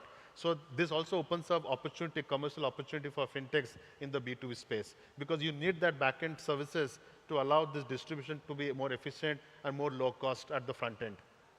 You know, a couple of days ago, you've announced a partnership between Singapore and India on financial innovation. So what is your message to the fintech founders and innovators here in India, and what can Singapore offer them? Well, that is, I think, the first time regulators have issued sandbox in every market. And it was very difficult to have a cross-border single sandbox. This is the first time globally 2 jurisdictions have come together to allow participants to have a single sandbox which is applied to 2 markets. So there are 3-tier structure which we agreed with IFCA, the Gift City regulator, where in tier 1, both the jurisdiction can refer respective market to be part of the sandbox. On the tier 2 structure, a single applicant have access to both market for sandbox experiment. On the tier 3 structure, you can actually bring a third regulator to the process. You have 3 or 4 markets simultaneously experimenting a single product. I think this was a structural gap in the whole sandbox framework. Hopefully we'll solve this through this agreement between India and Singapore. An opportunity for all the founders here. If you want to operate in 2 markets, you want to have access to 2 markets through this infrastructure or framework, most welcome. I'm hoping in next 3 to 4 months at the Singapore FinTech Festival, we'll announce one candidate who will going to operate the sandbox in both markets. So that will help us to think how we can take it forward. On that note, maybe, do we have time for just 1 or 2 questions? Okay, maybe just a couple of questions if anyone has. Yes, please. Can we get the mic?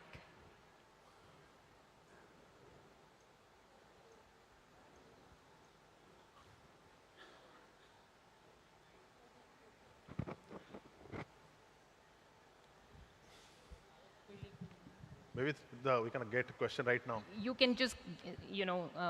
We will repeat it for you. Hi, I'm coming from True Balance, which is also a lending platform actually. and we are based out of Gurgaon actually. So we have been lending for the people who have got the retailers, especially with non-CIBIL users actually, not only for the CIBIL users who have got bureau check and everything. My question to you is, like, we have been using SMS trading and sandbox and other multiple things to resource what kind of a payment he's been doing and what is the credentials for every month he's been doing across. But if you look at the other set of users who are recently coming for the digital lending, which is completed their education, why can't we use their education documents to give more lending so that they can succeed in the more careers actually? Yes. And this is because none of the other companies are using, other than the bank, like the education loan, people are ready to give the loan. But to sustain, to do a business, education documents are not being used. So if you can tell us, it would be really helpful. I think very good point. In fact, the one we're experimenting in Ghana, that if I have, the way we should be able to do it without a national infrastructure, that if I have studied in Singapore University, I can bilaterally get a verifiable credential from the university to my wallet as a token. And that token, I can work with the bank to demonstrate my intent to pay and hence access to credit. Absolutely. Not only education, workshops, conference like this, everything can be tokenized so that it enhances our own ability to demonstrate that we have real intent to pay things in this credit market. Absolutely. And we don't need a national infrastructure to tokenize an educational certificate. Bilaterally, technology is available today. In fact, that's what we're experimenting in Ghana. There's a Temasek-backed company called Affinity, which allows you to bilaterally tokenize credentials and can be anything. Yes. Just one last question, please. Yes. Thank you very much, sir, for your wonderful presentation. My name is Yana Wu, and I'm a Singaporean investor, headquartered in Singapore, investing in India. Wealth tech platform called BooSmart. So you just mentioned about micro wealth, and congratulations, by the way, for this partnership between Singapore and India. I think this is wonderful timing. So talking about micro wealth, the mission of BooSmart is help micro wealth go beyond the boundary. So for growing middle class in India, they not only can invest in NSE, BSE, India, but they can also maybe invest in SGX, yes, in IDX, in Indonesia, in Philippines stock exchange. So how do you see this cross-boundary investment opportunity, and how the regulator will respond to that for this more like cooperation between the boundary? So two things. Thank you. Tomorrow the IFSC chairman, Mr. Ingeti, will be here to speak. Do ask this question that you want to be a part of the sandbox. Do ask the question on the stage so that he says yes to you. Can I ask? Yeah. Yes. Yes. I think we're running we're running behind time. So quickly answering your question, yes, we can apply your case to Gift City or to MAS. We're happy to look at the application to see whether that can be done out of the Gift City infrastructure. Thank you so much, Swapnendu. It has been a real pleasure to have you here and to kind of demystify a lot of the jargon and also open up the whole world of possibilities that are out there. So while we've come a long way as far as technology evolution is concerned, I think the future is going to be even brighter than what we've seen happen so far. Thank you. Thanks for having me. Thank you. Thank you very much. And I'd like to request both Smitha and Swapnendu, I'm going to request you to come together for a quick photograph. Okay, Sure. And yes, ladies and gentlemen, can we have a huge round of applause one more time to also thank Swapnendu Mohanty for joining us here. Thank you so much for sharing your thoughts. Thank you once again. With that, ladies and gentlemen, we're about to deep dive into our next session, and we are focusing on the roadmap to $10 trillion economy in the next decade, leveraging talent, innovation, and collaboration. Now, first up, we have with us the one who's in fact spearheading this session is someone who actually stands for all these three, which is leveraging talent, innovation, and collaboration. We have with us none other than Kunal Shah, the CEO of CRED, who's joining us to spearhead this session for all of us. So, ladies and gentlemen, can you please put your hands together to welcome none other than Kunal Shah, the CEO of CRED. Well, I must admit, his tweets are nothing short of a masterclass, by the way. Thank you so much. And also, we will be having the dynamic presence, albeit virtually, but the dynamic presence of Sri Rajiv Chandrasekhar, Minister of State for Electronics and Information Technology, Skill Development and Entrepreneurship, Government of India. I'm going to request all the ones who are also seated right across the hall, right across the hall who are standing, I'm going to request you very quickly take your seats. We're about to get this fireside chat started. Over to you, Kunal. Thank you so much for having me. It's good to see the scale of fintech ecosystem becoming as big as this, and super exciting. I have with me Rajiv. Rajiv, welcome to GFF. I know you are running tight on time, so I'm going to make it sort of like a rapid fire for you and keep it interesting. I'm going to start with a sort of an unusual question.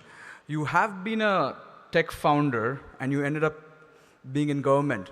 How did that happen? What's the North Star that you're chasing, and what's keeping you going? So thank you, Kunal, for having me on this chat. Thank you all for inviting me here. And I intended to be there in person today. I can assure you that that was a plan till late last evening, and then as things often happen in Delhi, things change, and so regrettably I couldn't be there in person. But let me first of all wish the GFF my best wishes, and I hope that it will turn out to be the premier conference on fintech and fintech innovations for the world and for the innovators all around the world. So good luck on that. My best wishes on that. Kunal, look, I think the way you framed that question makes it sound like this was a binary that just happened, that one day I was an entrepreneur and the next day I found myself in government. It didn't really work that way. I walked away from telecom and my telecom entrepreneurship in 2005 and chose a life of public service in 2006, which is when I entered Parliament for the first time. I will accept that, and I will acknowledge that I did not expect that I would have a long term in politics. I thought it is something that I would check out and see and explore. But it turns out that I spent 16 years, I've spent 16 years in politics. And it is only now, very recently in 2021, that I have an opportunity to serve as a minister. Till then I was serving as a member of parliament. The North Star, the reason, the motivation for entering public life, I've been asked this question many times, Kunal. Inherently I am a Fauji's son, and inherently service is deep in my DNA, if you want to call it that. And I'm also a person who's made these pivots in life. I started my career as a programmer, then a chip architect, pivoted to being a cellular entrepreneur when I had no clue what entrepreneurship was. And then somebody told me you will never be a good, entrepreneurs can never make good politicians, and I took that as a challenge and joined politics. So I think if there was a North Star and if there was a deep meaning to why I chose public life after several years of being an entrepreneur and a technologist, it was because I saw that as a frontier that where I think people of our background and our people of our exposure need to be more visible in and participate in. And I took it as a challenge at that time, and I've enjoyed every minute of it. It's come with its ups and downs, but it's been a net positive ride. That's great, Rajiv. Thank you so much for that. I'm going to switch gears and ask you the question about the $10 trillion target that we have. How do you see fintech playing a role? And I'm going to put you on spot and ask you, can you tell us what are the top 5 unicorn ideas that you can tell the team over here, all the audience, there are a bunch of young founders who should take some inspiration from some of the ideas that you may have and build some great companies from that? So firstly, Kunal, let me just say this, that I have made it clearly a rule for myself not to try and predict things about technology, especially not in front of an audience of smart youngsters like that we have here today. I always tell people in government and people in public life who go on about this concept of needing to mentor young Indians. I say very, very candidly, and it's something that I believe in, that for us, there is a lot to learn from the young Indian.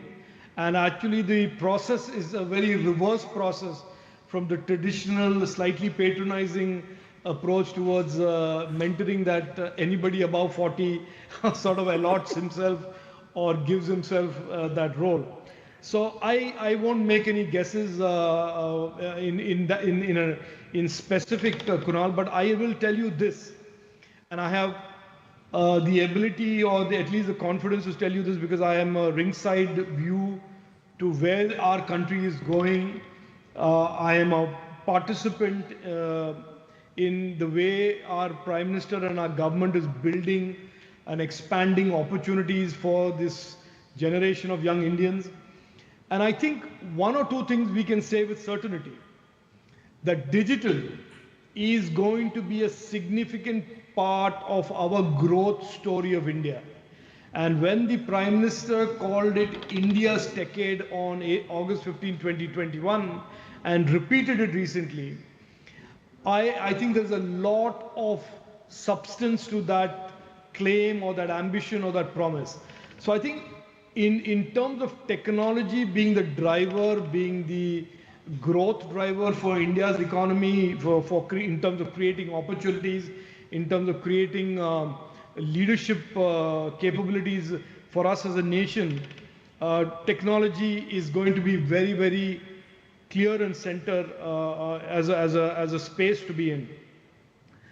The second point I would say here is that apart from the consumer tech trends that we have seen, the future in the next few years is going to be more of that artificial intelligence and this much more vibrant data economy and opportunities around that, and a whole new basket of opportunities which I will loosely refer to it as deep tech. Whether it's semiconductor innovation and design, it's electronic systems design, whether it's computing, edge computing systems. So there are automotive, mobility, devices, products, platforms, solutions. I keep saying this mantra that India so far, for decades we were an ITES company that described our digital economy. We have in the last few years moved from that to being significant innovators in the D2C and the consumer tech space. In the coming years, with both those continuing to grow, we will also be expanding our basket of innovations and successes and unicorns and stars and platforms and companies around deep tech and the data economy, and in particular the AI and the ecosystem around that. Great. Rajiv, as a policymaker, I think the biggest challenge I think you probably have is how do you keep innovation going? How do you have and India is the biggest prize for a lot of global tech companies to come and win as well. And there is a local startup ecosystem and there is this capitalized startup ecosystem. As a policymaker, how do you strike the balance? What's your vision? How do you think about this? Because you want to create local innovation, you want to make sure that the market is allowing a lot of global innovation to come in. How do you think about this? No, look, I don't have any lack of clarity on this. I think the Prime Minister and the government and we all have absolutely crystal clear view on how we want this to evolve. The opportunities we see, many opportunities that are going to be that are based on our domestic capabilities and capacities that will be limited to Indian innovation and Indian innovators. For example, we are going to today we are in the midst of creating one of the largest data sets program, anonymized, non-personal data that will be available on platforms for the entire AI ecosystem. And we will clearly only allow access to that data set, that data set to Indian startups and Indian companies. So we are very clear. There are parts of our policy making, parts of our schemes that are going to be tailored for Indian innovators and Indian startups and Indian companies. And many parts of those are going to be open up to companies that want to come in from the outside and create opportunities in India. Having said these two things, one of the other areas that we are giving a lot of thrust to is to create joint IPs and joint ownership in India between, let us say, a foreign company and an Indian startup. That is again a model that we are putting a lot of thrust in, especially in deep tech areas. And to round off the response, one significant signature theme that the Prime Minister has insisted on is a collaborative model. So we, in almost everything that the government is doing today, will create space for startups to be involved, the Indian academic institutions to be involved. If there is a foreign big multinational major that wants to be involved in the scheme, we will create space for them, as well as local Indian large tech companies. So this is the model. It is not going to be exclusionary in any way to anybody, excepting in certain segments, like I told you about the AI segment and the whole deep tech segment. We will create space for Indian innovators. And by the way, it will not just be policy. The government will also provide capital and other types of support, including market access and preferential access to government contracts, to allow these startups to not just financially bootstrap, but also bootstrap their businesses and grow. Great. Ajit, thank you so much for that. 5G is here. What do you see? Like, when do you think 30 to 40% of citizens of India are likely to get on 5G and start getting benefits of that? What do you foresee? Look, I mean, I think that question is best posed to the Reliances and the Airtels and the Vodafones and the BSNLs of the world. I see no disincentive in the way the government has rolled this out, the policy out, for anybody to go slow. Because the opportunity for the 5G, or the 5G opportunity, is a real opportunity. There are considerable advantages for first movers in this, especially because 5G represents, while it's the 5th generation of wireless for consumers, it is the 1st generation of machine-to-machine and sensor type of networks that will evolve around the internet. So there is a considerable built-in incentive for those who have got the 5G spectrum and are licensed ISPs or TSPs, as the case may be, to roll these networks out fast. There is a whole downstream of innovation around 5G, Kunal, that we can't even begin to imagine today.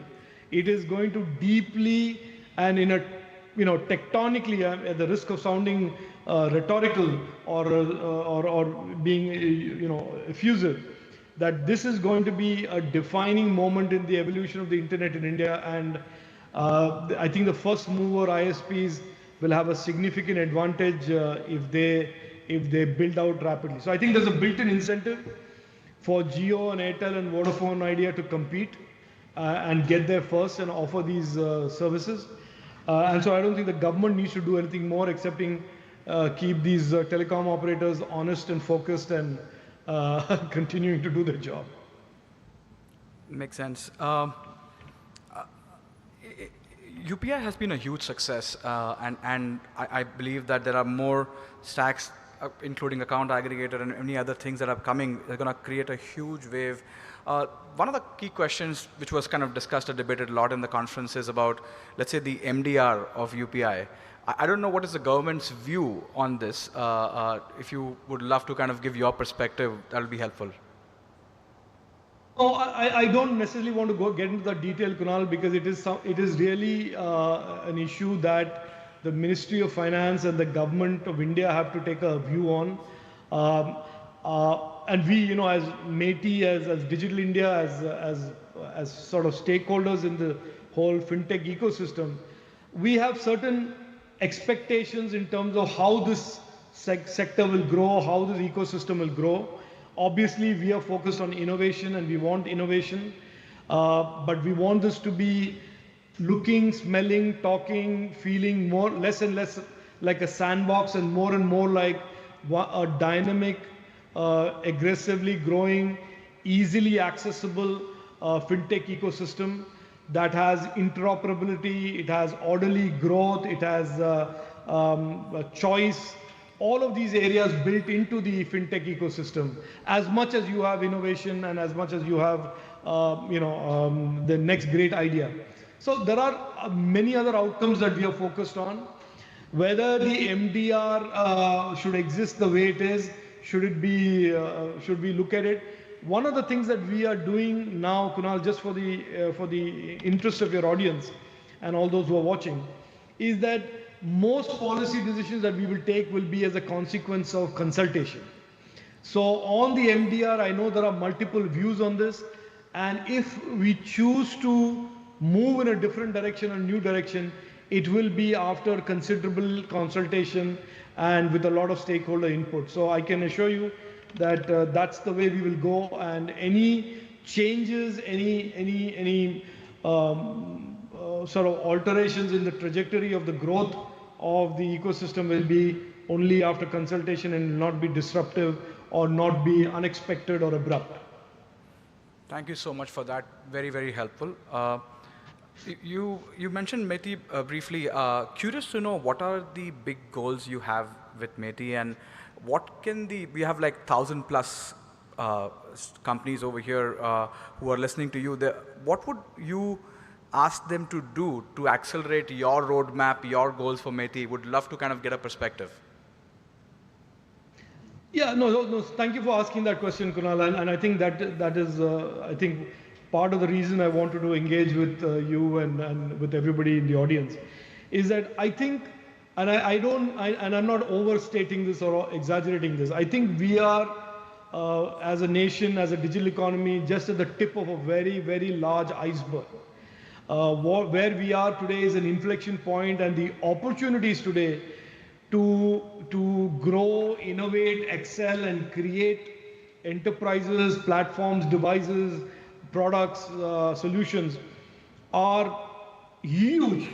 I mean, 5 years ago, when you looked at the internet and technology, you saw a little bit of it, and our audience, our entrepreneurs did a great job of rapidly capturing those opportunities and creating so many success stories.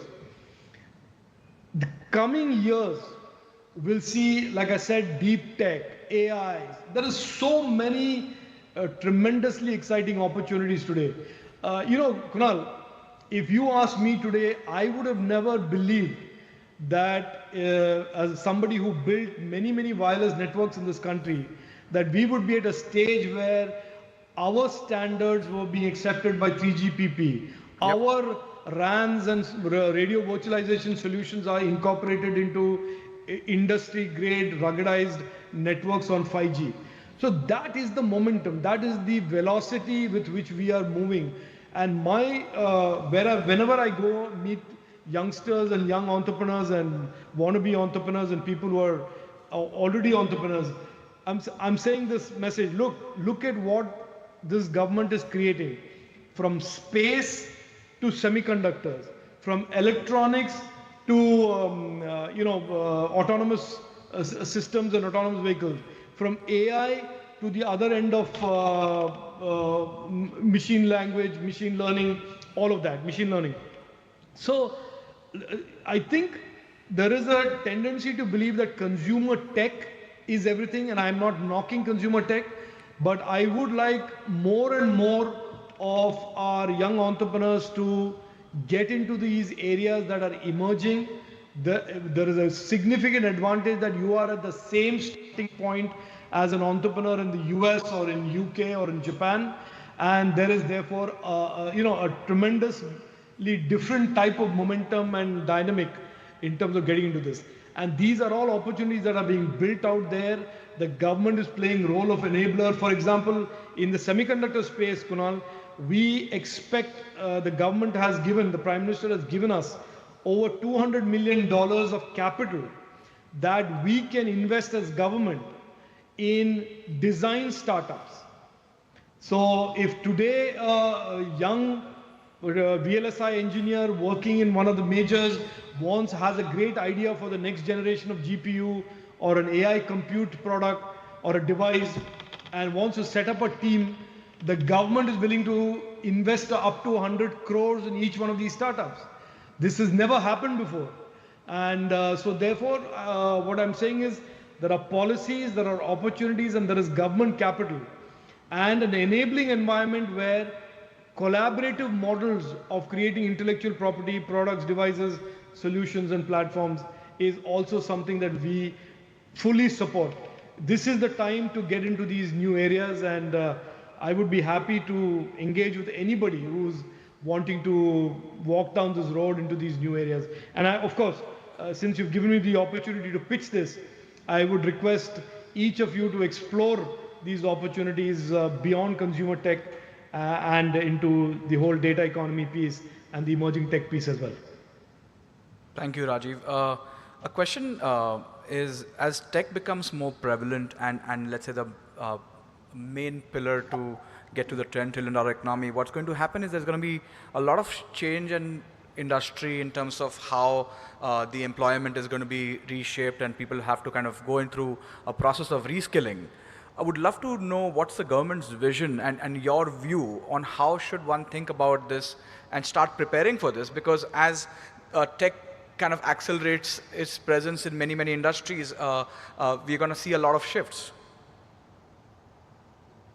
No, absolutely. I think one of the biggest challenges today that India faces is not lack of opportunity. And I was in a investor summit yesterday where they talked about skill shortages. I corrected him. I said, it is not a skill shortage, it is an excess demand. We are a growth digital economy, and the growth digital economy always has a trailing edge issue of demand. And what we are seeing today, and we are seeing this whether it's in traditional IT, ITES, or we are in the other emerging new tech areas, deep tech areas, we are seeing that the technology workforce has to, in many cases, pivot, reskill, upskill, and also grow in terms of the overall size of the workforce. Our skilling ecosystem today in India has understood the challenge. The government of India has really created a collaborative model where higher education institutions, the IITs, the NITs, and the other universities, working with the ministry, working with the skilling ecosystem, are all now today focused on delivering skills, making it accessible for those who are already in the industry to reskill and upskill, for those who are graduating from college and wanting to get skilled. We are now encouraging dual degrees, we are encouraging degree with certification. We are now shortly going to launch a digital university which will allow a student who's in college doing a particular program, let us say VLSI engineering, he can do a dual degree through the digital university that can be, let us say, in something else that he's interested in. So we are now, this is a very serious goal for us. And our ambitions are not just about providing the workforce and talent for our own startups and our own IT and technology ecosystem, but we think there is a bigger opportunity of talent from India being available to all of the innovation hubs around the world, because that is the current dynamics, because people are all short of talent. Everybody has an ambition to grow their local digital economies. And I think, frankly, an Indian engineer it should be in the ecosystem, whether it is in Japan or it is in Korea or it is in Iceland or UK or anywhere in the world, including the Silicon Valley and or the Middle East. Well, this is good. Raju, I'm assuming that you have maybe a few more minutes. I'm going to quickly maybe ask the audience to get a couple of questions in, maybe one over here and one over there, please. I'm going to quickly plug in one question before the mic gets to them. One view on fintech industry and financial inclusion and credit to a large sector. Right now, the amount of people who get some version of formal credit is very small. What's your vision around that? No, look, Kunal, there's a long version, a long answer to this and a short answer, and since we're constrained for time, I'll give you the short answer. Sure. I think the fintech industry in India needs to be very proud of itself, because of the real transformational impact it's had on the age-old narrative of India of being a dysfunctional democracy. For years and years and decades, the story about India was there's lots of smart people, a lot of great people. We are a large market, large country. However, governments can never deliver. And that, that famous myth or the famous quote from Rajiv Gandhi, who was the Prime Minister in '85, who said, for every 100 rupees that left Delhi, only 10 to 15 rupees reaches the Indian citizen. So that was the go-to narrative about India for the most part of my young life, and I would suspect for most of your audience, their parents' lives, and that was the definition of India. This technology and that is truly the vision of our Prime Minister, that bringing in technology into governance, demolishing that narrative about India. And today I go all the time to have these schemes launched, and I have had the good fortune of sitting in a room with 1,200 farmers in Rajamundry and seeing or hearing all 1,200 phones go beep, beep, beep, beep, beep as the subsidy hit their accounts. And that is the journey that we have traveled. That is the distance we have covered through the power of fintech and the power of UPI, the power of Beam, and all the other apps that are built around it. So I think there is something tremendously powerful about the way fintech has been born in India, was born and conceived in India, which is that it was designed to serve the fundamental purpose of transforming an Indian far away from the center of government and transform his or her life. And I think given that that is how it was born, I think there is tremendous opportunity on what we are doing and what you are doing and hundreds of entrepreneurs are doing to address this issue of taking digital opportunities to the furthest Indian, bringing more and more financial inclusion, and by the way, again turning another age-old narrative on its head through formalizing workforce by increasing tax GDP ratios, by increasing GST collections and revenues for the government. Because the other narrative that the country suffered for decades was that we would never amount to much in terms of growth because the government never had revenues, because there was low tax compliance and almost certainly indirect tax evasion. And we are today seeing on the back of fintech innovation, an unprecedented health in terms of government revenues. Never before in the history of India have we heard of tax revenues exceeding targets by 25%. That has never happened in the history of 75 years of India. So to answer your question, sorry I took a long-winded way because this is something I feel passionately about. I think the fact that fintech really solved a real problem, an age-old problem for India, means that it has tremendous power to not just continue to do good for millions and millions of Indians all around the country. Thank you so much for that. We'll take that question over there. Hey, my name is Karan Agarwal. I'm the VP of Product at GoSa. It's a Bitcoin rewards application. My question comes with the backdrop of crypto businesses and protocols in India growing substantially in the recent past. This has been in spite of some bank reluctance or uncertainty in this space. The question is, how is the government looking to enable innovation when it comes to open blockchain networks, transparent blockchain networks, crypto, and the VDAs, because they come together. So how can this be, and are there some places that we can interact with the government for removing some of these uncertainties and moving faster? Yeah, so look, in terms of interacting and consulting, you can reach out to my office anytime, and we will be more than happy to have groups of you engage with us, educate us learn from you, you learn from us. That is something that we do often, and if there is some forum that you want to use to engage with us, we are happy to do so. On the issue of the broader issue of Web3, I have said this publicly, and it's an absolute goal of the Honorable Prime Minister that we want to lead the charge into the future of the internet. We want to be out there on the round table when we talk about standards. We want to talk about the future and shape the future in a leadership role rather than just be a consumer of the internet that we have been for Web 1 and Web 2. So having said that, I know there is this dark cloud or whatever characterization you want to use around crypto.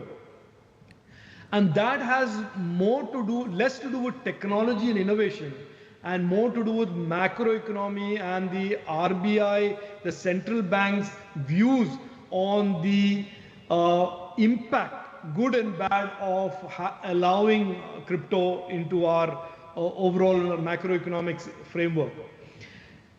I would recommend, and I've said this publicly, post-budget, this budget and the previous one, there are some issues relating to FEMA and using of gatewaying to crypto, dollar crypto, using FEMA, LRS. Those are all things that are the law today, and therefore there is no way that anybody should violate that.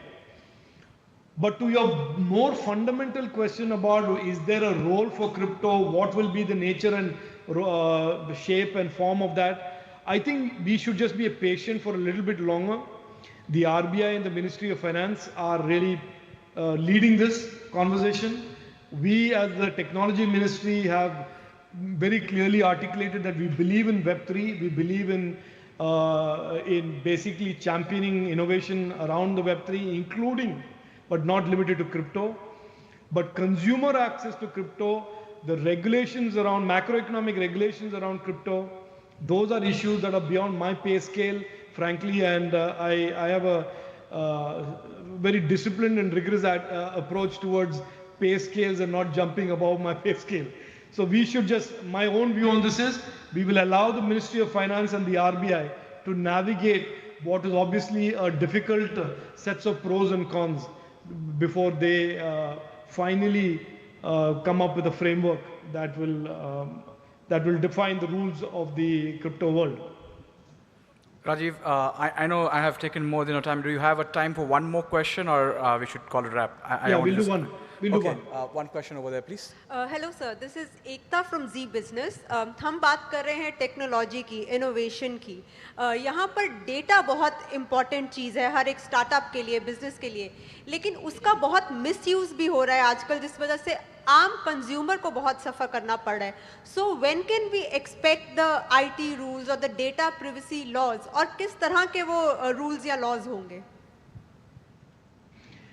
नहीं, एकता जी, इसमें ऐसा है, आप जो कह रहे हैं एकदम सही बात है कि डेटा हमारे लिए, हमारे इनोवेटर्स के लिए इम्पोर्टेंट भी है, लेकिन डेटा के यूज़ के लिए थोड़ा डूज एंड डोंट्स का भी प्रिस्क्राइब करना ज़रूरी है, ताकि कंज्यूमर्स के जो राइट्स हैं उनको भी प्रोटेक्ट किया जाए.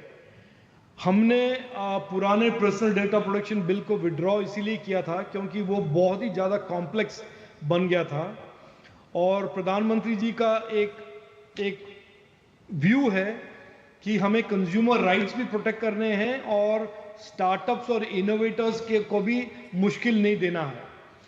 तो आप जल्द से जल्द आप देखेंगे कि हम एक digital personal data protection bill लेकर आएंगे. उसका कंसल्टेशन होगा, पब्लिक कंसल्टेशन होगा, स्टार्टअप्स के साथ होगा, कंज्यूमर्स के साथ भी होगा, सिटीजन्स के साथ भी होगा, और हम एक contemporary modern global standard law लेकर आएंगे. और उसी के साथ हम एक ओवरऑल फ्रेमवर्क को मॉडर्नाइज करने के लिए हम एक डिजिटल इंडिया एक्ट भी लेकर आएंगे, क्योंकि हमारा जो आईटी एक्ट है आज के दिन वो 22 साल पुराना एक्ट है, और ना तो वो स्टार्टअप इनोवेशन इकोसिस्टम के लिए ऑप्टिमली डिजाइंड है, ना कि कंज्यूमर राइट्स को प्रोटेक्ट करने के लिए. तो आप जैसे वो हिंदी में कहते हैं, आगे आगे होता है क्या, आप देखते रहिए. Stay tuned. Rajiv, thank you so much for being there. Would have loved to see you in person, but hopefully soon. On behalf of GFF, I thank you very much for this, for your openness and transparent views, and I hope to see you soon. Thank you so much. Thank you. Thank you, Kunal. Thank you very much.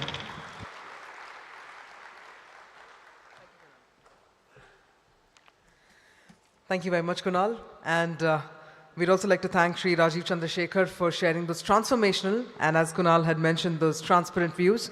That being said, well, I'm sure there are a lot of conversations you'd like to take forward, but I'm going to request everyone to please be seated, as we also have a very special address coming in from Mr. Nikhil Sawhney, Division President, South Asia and Country Corporate Office, India, MasterCard. So I'm going to request everyone to please be seated so that we can get the next session started as well.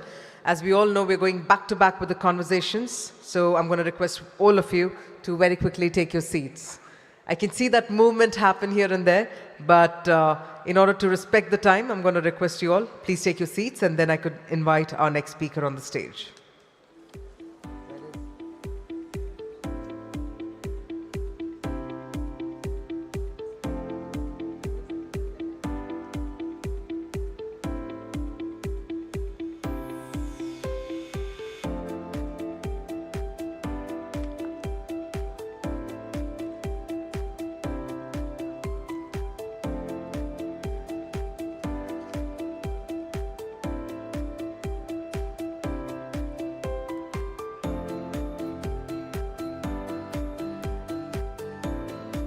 I believe since morning we've been witnessing some really open conversations and some very transformational insights from all of our speakers so far, and I hope all of you are having some wonderful takeaways. But that being said, we have some more interesting sessions lined up, a lot to gather over here at the GFF 2022.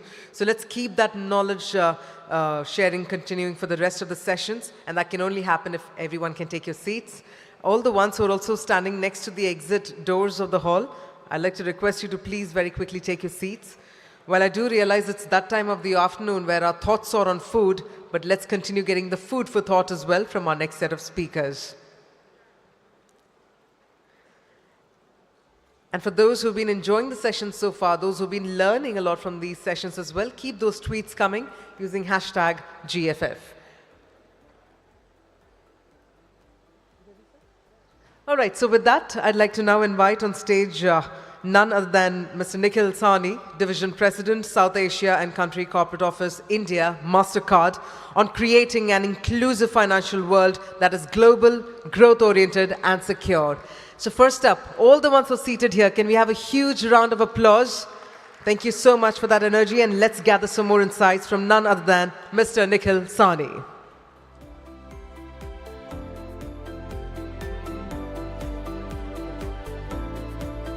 Thank you. It's on, okay. Thanks so much for all of you who decided to stay back. It's great to, kind of be here. And of course, talk about a topic which is, I guess, very, very close to the way we work in this entire setup today, which is about inclusion. It's about an inclusive growth, which is about how exactly can we take India to the next level. And I think there was a fantastic session with the Honorable Minister just now, which has given some sort of a cue to us on what exactly is it that we need to do. So maybe getting a little bit back to basics, first and foremost, the Honorable Prime Minister yesterday in his opening remark talked about Amrit Kal, which is the next 25 years, which there is an expectation that there will be a complete transformation in the way India behaves. And just seeing a few cues from the newspapers that at least I pick up today. So very, very interestingly, the International Finance Corporation Managing Director, Global Managing Director was quoted in the papers today saying that they want to increase their lending to India, and they want to double their lending to India from about a $1 billion level to about $3 billion, or rather it's a 1.3 to a 3 billion over the next couple of years, which effectively tells you that if the largest institution that does private sector lending from a World Bank standpoint is that interested in India, something must be right. Of course, the fact that we are now the 5th largest economy, or rather 5th largest economy in the world, is also something to be very proud of. So from a digital payments perspective, obviously MasterCard Payment Index indicates that in the last 1 year, 90% consumers have done one digital transaction. Digital is on the move. Of course, numbers from a UPI perspective in India are staggering. And I think something that has truly been created in India is something that all of us have to be proud of. But I think the fact of the matter is that through regular communication, and I think there is a trust factor that we need to still develop in the ecosystem. So I think what UPI has done over the past many years, as I said, it's great, but the fact of the matter is it's about building more trust into the ecosystem. And the trust, if you look at okay, I'm not showing two circles on the logo of the company that I represent, but this is what the whole world used to know as Trust in India, which was the SBI logo. I'm just trying to make it very simply. And building that trust from a State Bank of India perspective took years. Today, our ecosystems are growing so fast, and that trust is something that all of us together with initiatives the government is taking, such as Digital India, Genesis, Digital India Bhashini, will be initiatives which take us to the next level. Of course, we have run, so we are basically moving from maybe digital inclusion, I would possibly say from digital inclusion to inclusive growth, or possibly in some pockets it's moving towards digital well-being. And a classic example of digital well-being for India at large is that India ran the largest COVID vaccination program in the world, which was completely digital. I know of people who visited us from the US, where it was a completely paper system in terms of recording their vaccination. So I think India is moving very strongly towards digital well-being, but what are the next major steps that India needs to take to really ensure this inclusive growth as well as financial well-being or digital well-being? I think the steps are two.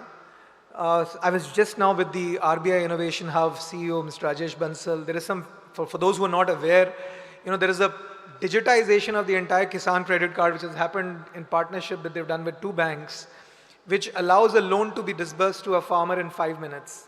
That's the sort of work that is happening, and that is the innovation that all of us have to look at, creating such competitive business models which are actually commercially viable, and that is something that RBIH has shown can be done. So I said, in terms of inclusive growth, the 2 sectors which possibly drive the economy and are bigger than anything else are the MSME and the agri sectors. The agri sector, there is a fair amount of work, but going back to MSMEs, the biggest problem to solve for the MSMEs, whilst there's been work on the digitization side which has got them onto platforms, the biggest issue with the MSMEs is it's a fairly well-researched topic, a $400 billion gap. These numbers might be a little, $400 billion credit gap.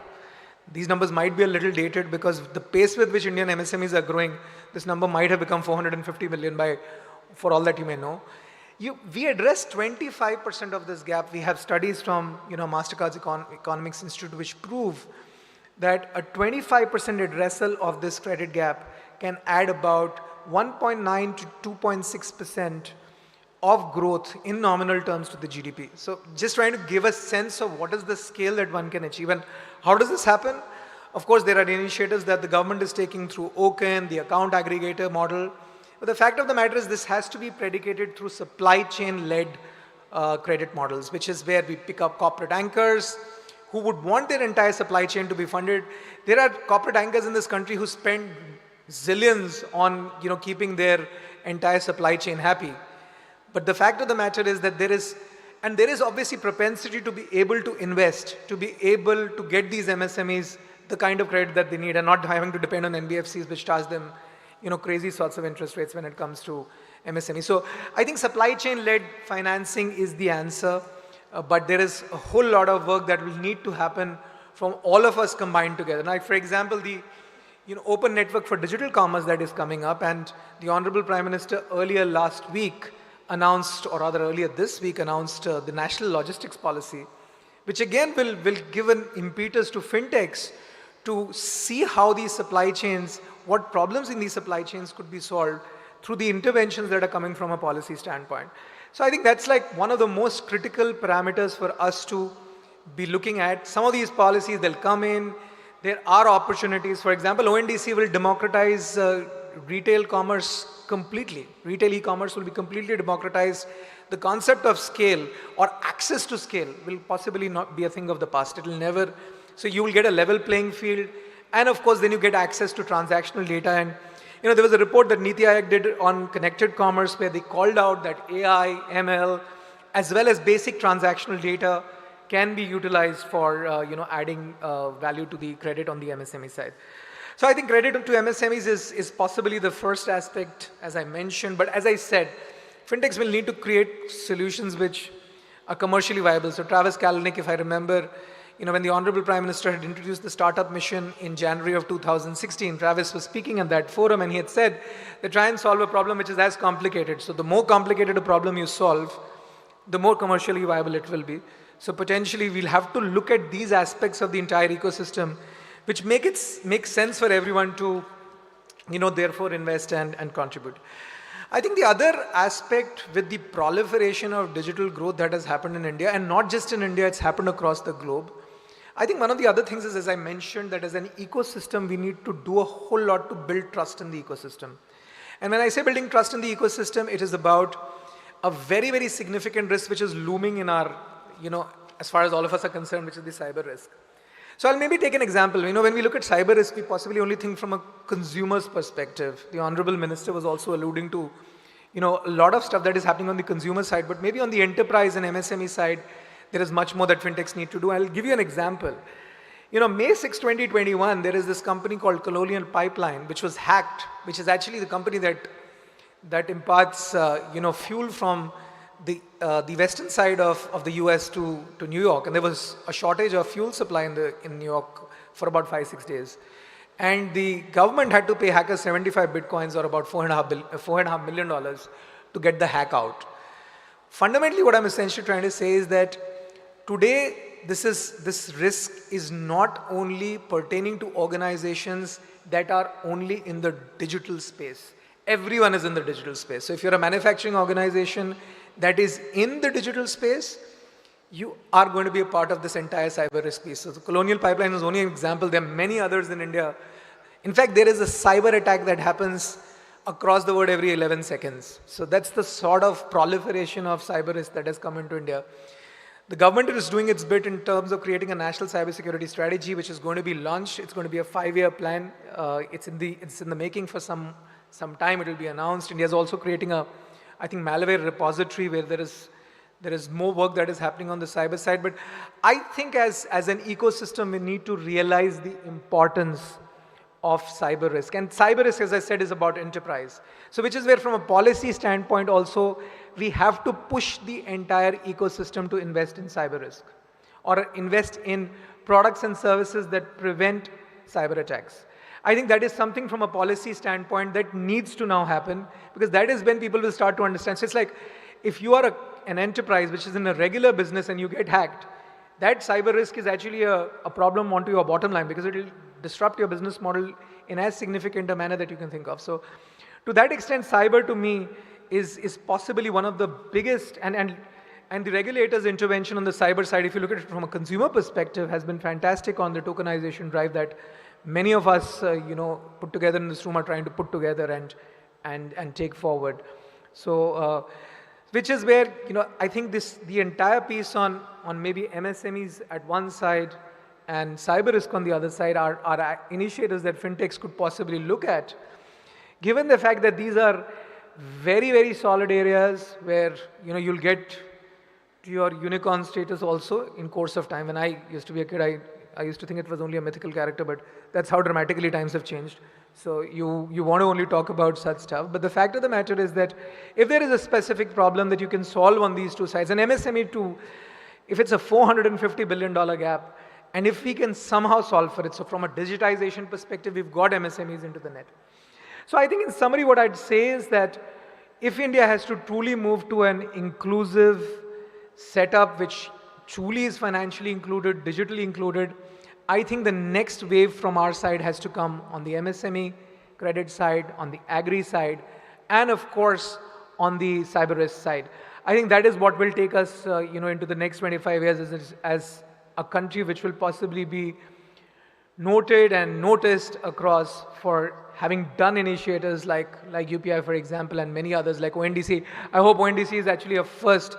When you discuss initiatives such as ONDC with people across the globe, they actually believe that there's nothing of this sort that has ever happened. So democratizing this has been a fantastic, I think, initiative.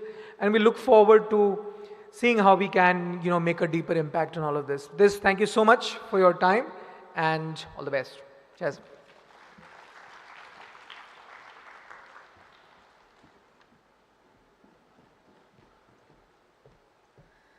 Thank you very much, Mr. Sani. Thank you indeed for those wonderful insights and also some interesting examples. We managed to gather a lot from your presentation, so we'd like to thank you again for joining us. And with that, ladies and gentlemen, we're also going to get up for another interesting fireside chat on cross-border payments. Now, that session will take place in another couple of minutes, so we're going to request everyone to please be seated before we invite our next set of speakers on the stage. So we're going to request everyone to please be seated. We'll get the session started in the next couple of minutes. Thank you.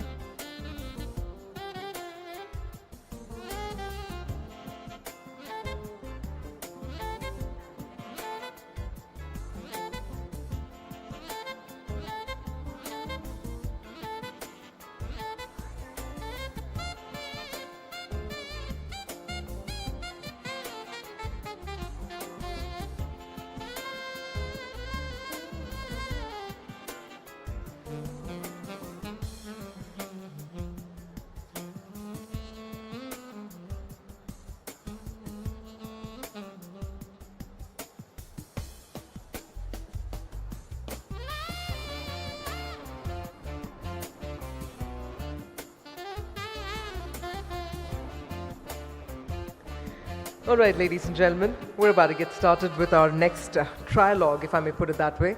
So I'm going to request everyone to please be seated so that we can indulge in another very, very pertinent conversation around changing cross-border payments and how digital transformation is actually doing that, creating a revolution in the making. So we're looking forward to this really important conversation in the form of a trialogue taking place right here on this stage.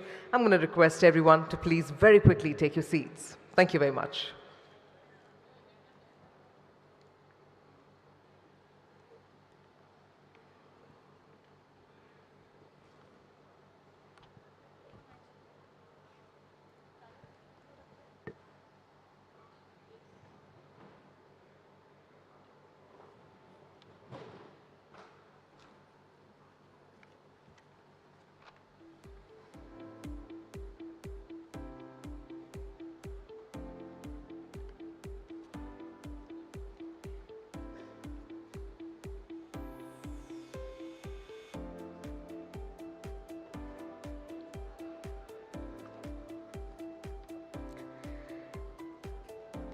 And with that, as we're about to begin the conversation, as I had informed earlier, it's going to be a trialogue.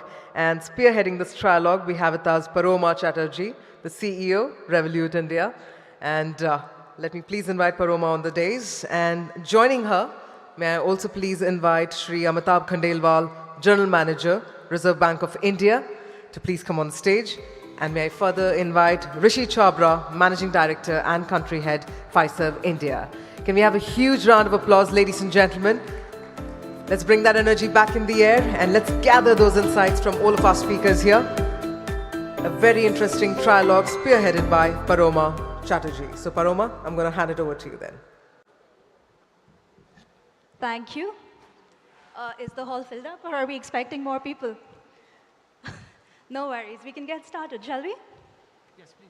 So I think those of you who've been in the hall for the previous session, you had an exhilarating session from Nikhil Sahni, the country head of MasterCard, on financially inclusive world. And we're going to take on from there.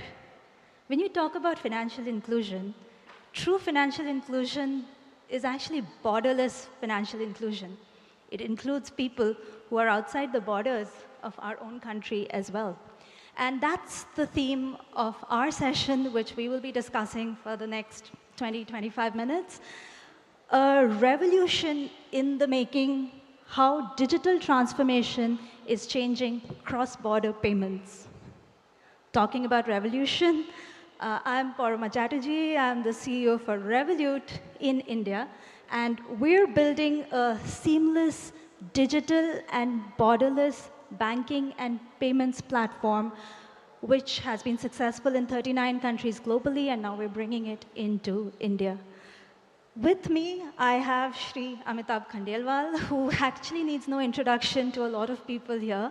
He is the General Manager for the Department of Payment and Settlement Systems, DPSS, that a lot of us keep engaging with at the RBI. And prior to that, he has been with the government of Chhattisgarh in institutional finance. So his 2+ decades in regulatory and policy making is highly enriching. And over to you, sir, if you want to add anything by way of introduction from your 2 decades in this space. Thank you, Paroma, and warm good afternoon to all. It's not that warm though. Okay. So just, she has already summed up, and I think when you are working with a regulator, that itself becomes the introduction. So I am, personally, there is nothing more to add. Only thing is that I have been in this payment and settlement systems department for last 6 years. This is 6th year. So have been interacting with many of you, and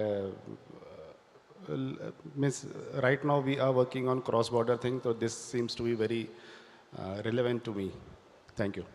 Thank you, sir. As the Honorable Governor of the RBI in his address yesterday, Mr. Shaktikanta Das said, the regulator says some things and leaves a lot of things unsaid for us to hear. So we look forward to both the said and unsaid things from you, especially when it comes to cross-border payments in this session. And on my right is Rishi Chhabra. He is the MD and country head of Fiserv He brings with him rich experience in the payments and financial services space globally in the US and in other countries. And with that, Rishi, over to you to add a bit by way of introducing yourself as well. Thank you, Paroma. Appreciate the warm welcome. Great to be here. We are sorry, guys. We are between some of you and lunch, so apologies for that. But it's great to be here. Fiserv, as some of you may know, we operate in 100+ countries, right? And cross-border payments is very near and dear to our heart. We try and solve this problem in many, many countries. And Paroma, it'll be interesting as we speak, right? The problem is common. It's not limited to India. It is very, very common globally, right? And Latin America, Europe, APAC, we can keep speaking about it, but it's a very challenging problem that we have globally today. It's a great topic that we're going to spend some time on it. So again, thank you for having me here. Great to have you, Rishi. So as we begin, I want to just set the context with the current landscape of cross-border remittances in India. How many of you know how much outward remittances we do? Last year, we did $19.6 billion worth of outward remittances from India. And do you know how much we do as inward remittances? $83 billion. So the 83 plus 19, close to 20, $103 billion worth of remittances outwards and inwards put together makes India one of the largest global markets for remittances. Not just that, since 2016, for the last 7 years or so, this market has been growing at a rate of 8% CAGR, year on year. And if you look at specifically, just the last year, there has been a surge, particularly in outward remittances, which has grown by 61% in the last 1 year itself. That's the amount of volume of remittances that happens across the border, with a lot of Indian diaspora living abroad, sending money home, as well as a lot of Indian students going for education abroad, going for health, medical reasons abroad, and a lot of money flowing across the borders both ways and growing rapidly. In that context, the four main problems, as we have seen, are one, the problem of cost. To be able to seamlessly transfer money in and out of borders at the least cost possible. The second is security, to ensure the transactions are secure as they cross the border. The third is time, the sheer time that it takes to send money and for the recipient to receive it, especially in time-sensitive situations. And fourth is transparency, for somebody to actually keep track of their money as it is crossing the borders. Now, with those problem statements, and here I would invite Shri Amitabh to share his thoughts on how are you as a regulator looking at these problems that the Indian consumers and the diaspora face, and what are your thoughts on the kind of solutions that you can think of which would enable solving these problems and making both inward and outward remittances more seamless? I think you have summed up all those four issues which are associated with cross-border transaction. And cost as such is very important for us. As Paroma was telling that the volume of remittances that we do, inward and outward. And as per a 2021 report of World Bank, now it's $89 billion is what the inward remittance was there for India. So just think of a scenario where you are spending, say, 10% of that as cost. So almost 9-10 billion is what the Indians sitting outside, they spent on sending money to India. And if we can halve it, we will save 5 billion. And that is huge. So definitely there is a case for looking at this aspect, not only from the charges perspective, but also, as yesterday also there was the one point which was coming up from the talks of all the speakers is that we are the world leader as far as the payment system is concerned. So we consider payment system to be a public good infrastructure, and that should not be limited only to India. Having done all these things, good work domestically, it's time to take it globally. Not only for our own people, but also for other people. So what we are doing as of now is that we have many countries which are having fast payment system in place. We have UPI, everyone knows that. So we are working on interlinking those fast payment systems so that the other issues that Parama was telling that are also taken care of instantly. So she was talking about transparency, like where my fund is. So that question will be there only for 2 minutes. In 2 minutes, the sender will know that fund has reached. So that will take care of many aspects, many of the risks which are there, say the forex risk or the settlement risk and all those things. So we are working on instant payment, and that is the way to go today. With Singapore, we have already announced, it's publicly announced that we will be interlinking it, and very soon we will see the first transaction also there. We are in talks with other jurisdiction also, and hopefully by next year we will have many more such arrangement wherein the Indians can send and receive money over the fast payment systems. Well put, sir. You spoke about how we're enabling a lot on the inward rails, and even cross-border UPI was launched yesterday, as a matter of fact. And you spoke about reducing the costs, where the 10%, if it comes down to 5%, obviously it's $5 billion saved for the Indian consumers.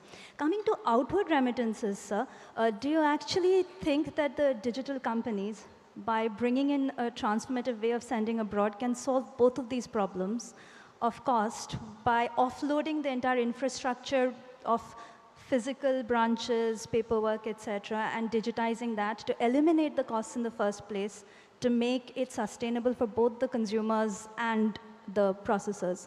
Any thoughts on that outward topic? Yeah, definitely for consumers, as I told, that it will be beneficial because this will bring the charges down, and also the transaction will be instant. And it can be done as seamlessly as a domestic transaction. It will be like you open any UPI app and just make a transaction as we do as of now for domestic purpose. Obviously, it will take care of that. But your other issue is mainly, if I get, you were telling that the regulator says something, and without saying also they convey something. That is what I think you are conveying. Without saying in a straight thing, she wanted to know that what about the processors? How their paperwork and their regulatory requirements can be met. So definitely we are looking after that also. And the technology, as you are telling, technology is something that can take care of this also. And till few, maybe 1 or 2 years back, no one has thought that there can be instant fast payment based system with all the KYC check, all the screenings, all AML checks being done on the go. We are working on that system. Right now when we are working with Singapore, we don't have fully convertible currency, so there are restrictions. We are taking care of all those requirements, whether it's screening, whether it's the limits, and this will make the life of even the processors also very easy, the banks, the other participants, the other stakeholders. So we are working on that. Thank you, sir. So would it be fair to collectively say that it's our ambition that the way we seamlessly send money to another person in India instantaneously, we would hopefully soon be able to enable sending money to anybody abroad with the same degree of seamless ease and experience? But on that, it's not that simple.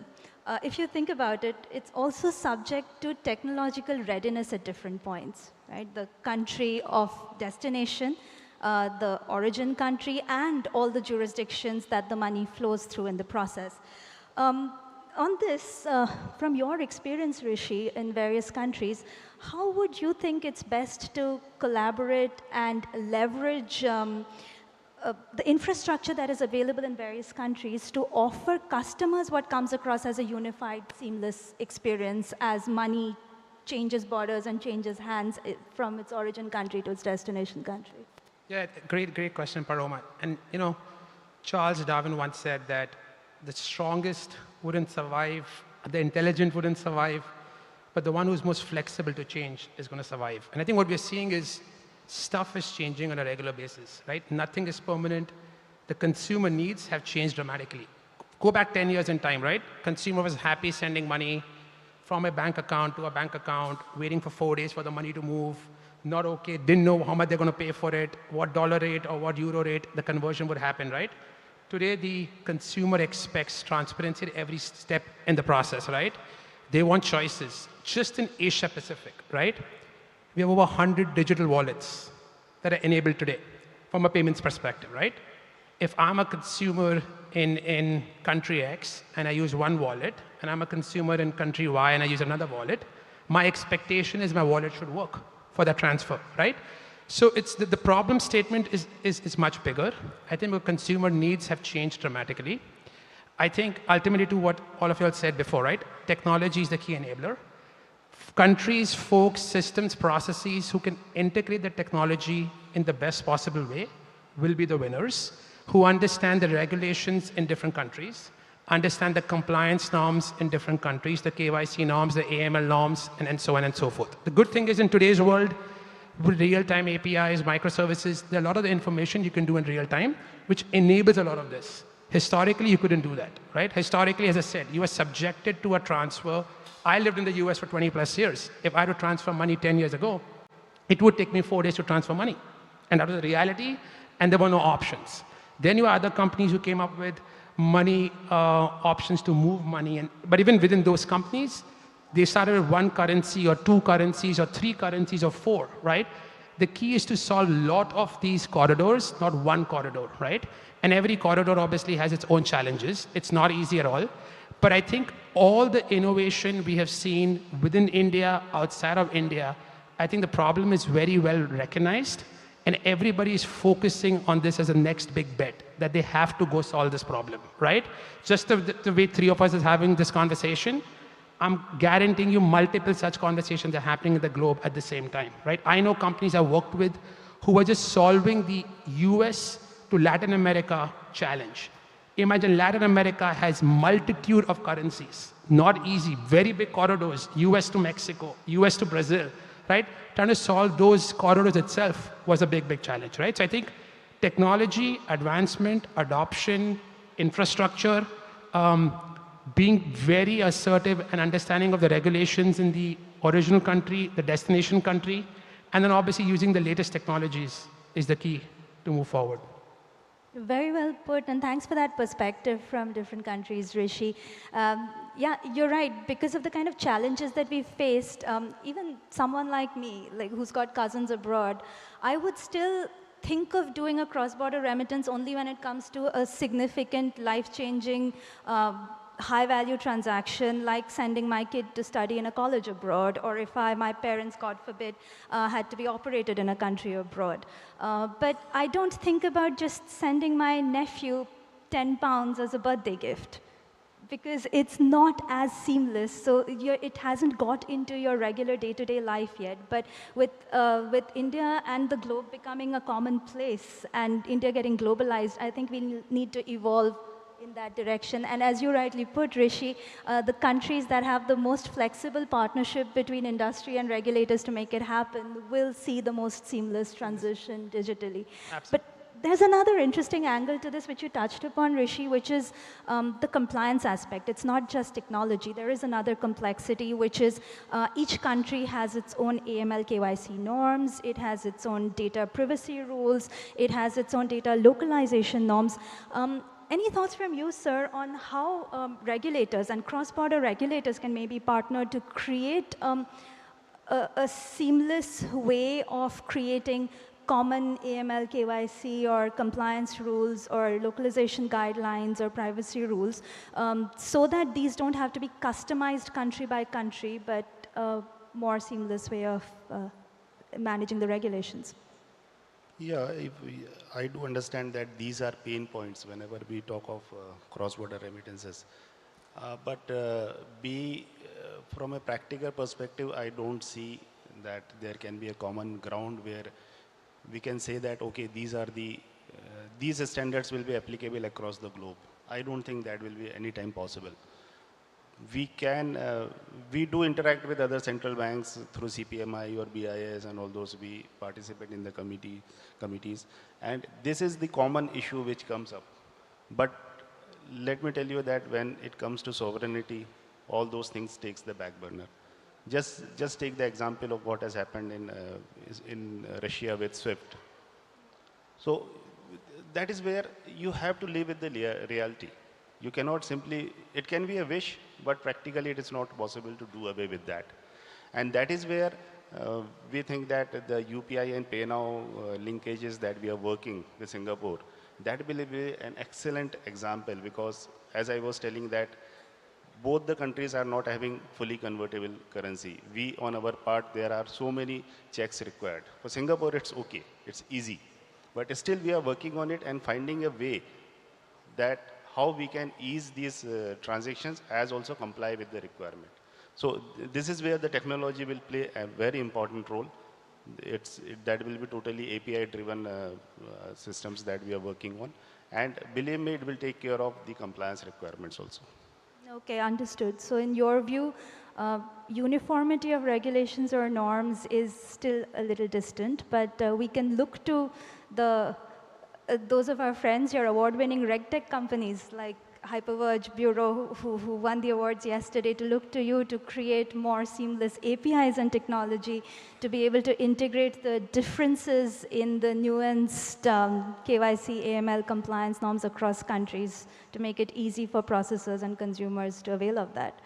On that note, Rishi, any specific best-in-class examples that you may have from your experience that you could share with us and the larger audience here of where the industry, processors, regulator, and tech providers have come together to create what you would have seen as potentially the best cross-border customer experience? Yeah, I think Europe tried to do this about 8-10 years ago, right? They created the single Euro payments area where they wanted obviously banks, the financial institutions, the banks, the fintechs, all to work together to help seamlessly move money within the Euro borders, right? It kind of worked because the currency they were solving for was one currency, right? So even though it was across countries, it kind of did the job, but it was in the back of one currency being the underlying factor, right? Again, in today's world, that problem is much bigger and deeper with the multi-currency world that we live in, right?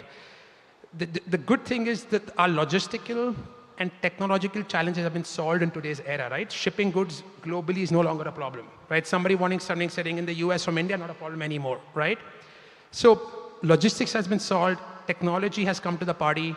The challenge is, and I think what Sir said, right? How do you get some of the regulations across different countries to be similar? How do you get some of these norms to be similar? And multi-currency is always a much, much bigger challenge to solve than just single currency like Euro. Again, all due respect to what was done there, good stuff done there, but I think the problem statement was much smaller at the time, what they solved for. I think if you think of Asia Pacific, even forget the US for a second, or you forget Europe for a second, if we just want to make sure we can solve this problem statement in Asia Pacific, we have to figure out the multi-currency transparency at the point of purchase, at the point of sale, to be extremely clear, extremely secure, extremely vigilant, and fast, as you said, right? And I think there are a lot of companies and fintechs like yours and others who are trying to work in this space, right? Who want to solve the problem because it's really a problem they want to solve. So I feel Asia Pacific is best suited to solve the problem because the customer experiences and demands are changing. Problem is well recognized, potential is well seen, and now I think all the sharp minds in this room beyond are working to solve that problem. It will take time. It'll be country by country, corridor by corridor, but I think the problem will get solved in years to come. Great, thanks. Yeah, and we at Revolut have been doing this across Europe and have contributed to make cross-border transfers, at least across Europe, very, very seamless, and that is what has enabled us to get such a huge market share in that country as well. And now we are here to try and solve this area in India as well. But while you touched upon the fact about a common currency obviously being an enabler, the other thing that I wanted to ask you, sir, is how important or the role of a digital identity to enable this entire ecosystem. What would be your thoughts on that? If we are talking of international cross-border transaction, I don't think that digital identity plays that important role. Domestically, yeah, having a digital identity has helped us. to leapfrog our payment systems, how we transfer funds from one account to other account. But you see, when we are talking about cross-border transaction, we simply require an identifier, nothing more than that. It can be anything. Like if we talk, again, I'm referring to UPI Pay Now project, then UPI VPA will be the identifier which the remitter from there will enter. Underlying how it is linked to the bank account, that is a totally different thing, and that resides domestically. Nothing to do with the cross-border transactions. The digital ID comes into effect only when, suppose we want to use Aadhaar as the identity for sending money from outside, or we want to use any such similar type of identity on the other side for that purpose. But ultimately, it can be anything. We do transfer cross-border transactions happens through bank account number and IFSC code also. So I don't see that it is so critical as far as cross-border transactions is concerned. Having rails and having an identifier is sufficient. Okay, Sorry, Paroma, I'll just add one thing to that, right? If you don't mind, which is, unfortunately, still the highest decline rates that we see of fraud rates are still in cross-border, right? There's a lot of mistrust in the system. Generally, whether it's in the banking side, acquiring side, there's just a lot of mistrust on that leg of the transaction, right? I think some of the challenges are like some other countries may not use a second factor authentication. OTP may not be something prevalent in some other country, right? Then how do you tap into address verification systems? How do you tap into geolocation systems in real time, right? That the person who's making the purchase, this is the address, it matches what address I have on the credit card statement on file, right? How are you making the checks in real time? So you kind of get away from a second factor authentication like OTP, but then you go using other methods, right? Because unfortunately, there's a bias that if it's an international transaction, fraud is very high, right? So systems are such tweaked that always the intent may not be that, but always the underlying result of that is that there's more fraud or there's more decline rates that typically happen in international transactions. Got you. And with that, we're getting a beep saying time is up. I hope you all had something to take away from this little bit of engagement that we had. Do we have time to take any questions? Okay, I think, yeah, but I think we will be available outside for anybody who has any questions or anything to discuss with us. Feel free to connect and reach out. Thank you so much for all your attention and for being a very patient and understanding audience. Thank you. Thank you, Paroma. Thank you, sir. Thank you very much, and thank you very much, Paroma, for beautifully moderating this particular trialogue. I'm going to request everyone to come together for a group photograph. And I know we managed to gather a lot of thoughts from this particular session. There would have been a lot of questions from our members of the audience. Unfortunately, as we have to jump to our next session, which is why I'm going to urge our members of the audience to please connect with our speakers for any further queries.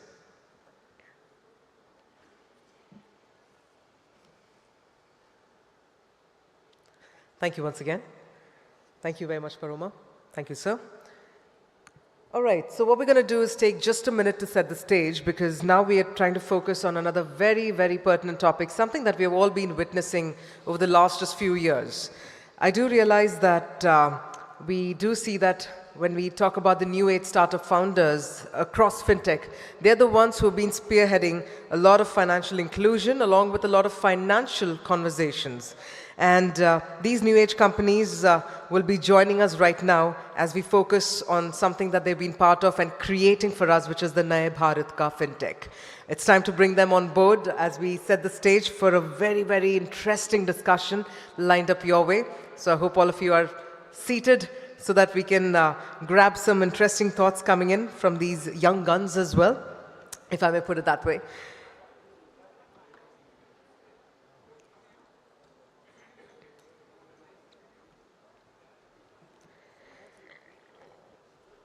So yes, as we're talking about the Naye Bharat Ka Fintech, the kind of revolution that we've seen across the last few years, let's try to gather about all the change that's been happening. In fact, our previous speaker, Mr. Rishi Chabra, also mentioned and quoted Charles Darwin in terms of it's the flexibility to change that allows us to survive and thrive. And this flexibility to change has also ensured that we come up with new ideas. It's given birth to new ideas as well. So that being said, let's quickly get the panel discussion started. And to spearhead the discussion, we have with us none other than Mr. Dilip Asbe, Managing Director and Chief Executive Officer, National Payments Corporation of India. And joining him on the stage, let me please invite our set of panelists as well. We have with us Amrish Rao, CEO, Pine Labs, Rajan Bajaj, founder and CEO, Slice, Sambhav Jain, founder, FamPay, and Harsh Jain, co-founder and COO, Grow. Can we also grow into a little round of applause? Come on, let's talk about the new age entrepreneurs here representing Naye Bharat Ka FinTech. That's some energy that we're definitely looking forward to. I'd like to hand over the proceedings to Mr. Asbe. Dilip, over to you then. Yeah, this works? Absolutely, sir. So hi guys. Post-lunch sessions are always difficult, but I hope you all are awake. We'll start. So I think we have these great founders. Most of them are unicorns, or some are getting to unicorn, right? So, and variety of age groups, right? Some of you start with you're 25. 39. 39. 29. 29. And let's decide our age. Same. Similar. Yeah. Similar. Both of you are teenagers. Trying to be. So, you know what, let's start our panel, and starting with you, Amrish, and maybe all of you can chip in. What makes you believe, or what makes you bet on India? And at the same time, what makes you nervous? Yeah. So Dilip, as you know, we've been at this whole fintech wheel for so many years. And for the first time, we have a situation where the Prime Minister of India is ready to be the brand ambassador for fintech and for payments.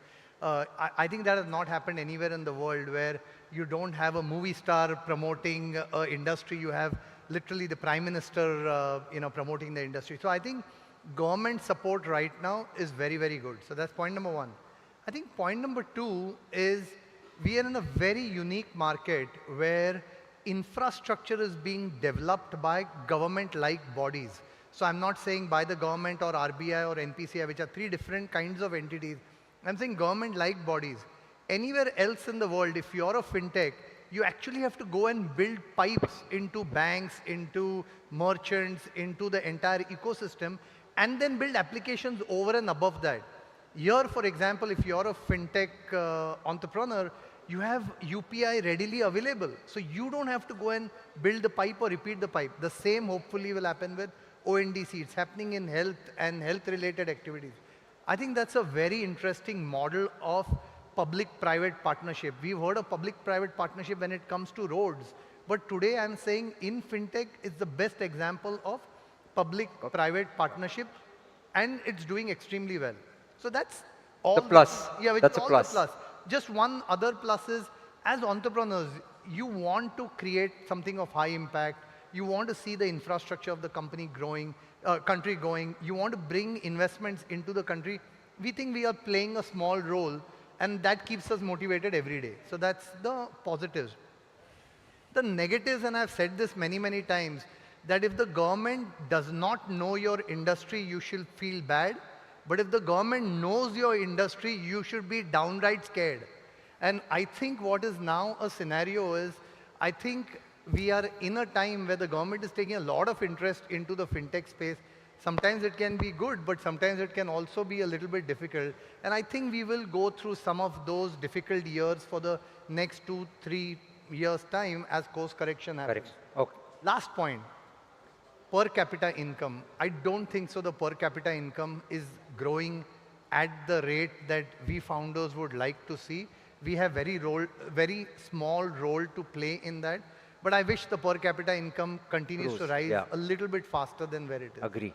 Rajan? Dilip, the phone that we are using in our pocket or the internet that became super low cost in India, or we are able to order food very quickly now to our homes when we want. These are products being built in India in the last 5 years, 10 years, and they are accessible to us suddenly. And the force behind this is the entrepreneurs and the teams working to make that happen. So what I'm really excited about is the large number of people who are working on startups, who are entrepreneurs, who are working in their teams, and the large number of people who want to work in startups and who want to start their companies. I really believe in the entrepreneurs of this country, and I'm very excited about where the country is going because of that, because we are second to none in the number of people who are working on these products. I'm not nervous about anything at all. I feel that we all are super lucky to be living in this time. Absolutely. This age, at what we are doing. Only thing, if I have to add, if something we can improve upon, is collaborative working. Like if a Pine Labs does something, or a Grow builds a great feature, or FAMPE does that, I really feel proud that, okay, this experience has been built in the country. Now, maybe we can also build that by getting inspired from them, or many customers will come in and use those features, and they will eventually use our products also. Agree. I think that can be a bit more. I think NPCI also can play a role in the collaboration. NPCI is the mother of everything that we could have expected. No, I didn't tell him to say that. No? So, Sambhav, from your side, what do you think? Plus, what makes you nervous?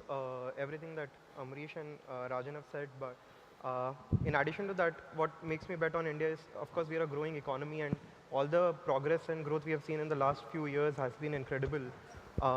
Especially the opportunities and how the ecosystem has grown to support young entrepreneurs like us. Like we just started when we had just graduated, and we were trying to build a fintech, which is, of course, building a very serious business. And the ecosystem was very supportive, whether we approached the banks, or I remember it was just, I was just 2 months out of college, and me and Kush approached you, and you spared 1 hour just to spend time on understanding what we were building. So the kind of ecosystem that we have created is what really makes me bet on India. If I have to talk about what I'm nervous about for India's future, like there's actually nothing, because we are the ones who are building it. Okay. Harsh? So let me give a little, maybe more consumer perspectives. What I think, why I would bet on India is like, today if you see there are like 300 million middle class people right now, and the pace at which they're growing, there'll be probably, next 5 to 10 years, 500, 600 million. And if you look at traditionally, we've been very, very good. Like for ages, we have done just one part of the financial ecosystem, saving. So inherently, we are good savers, right? We've been saving. Indians are known for that.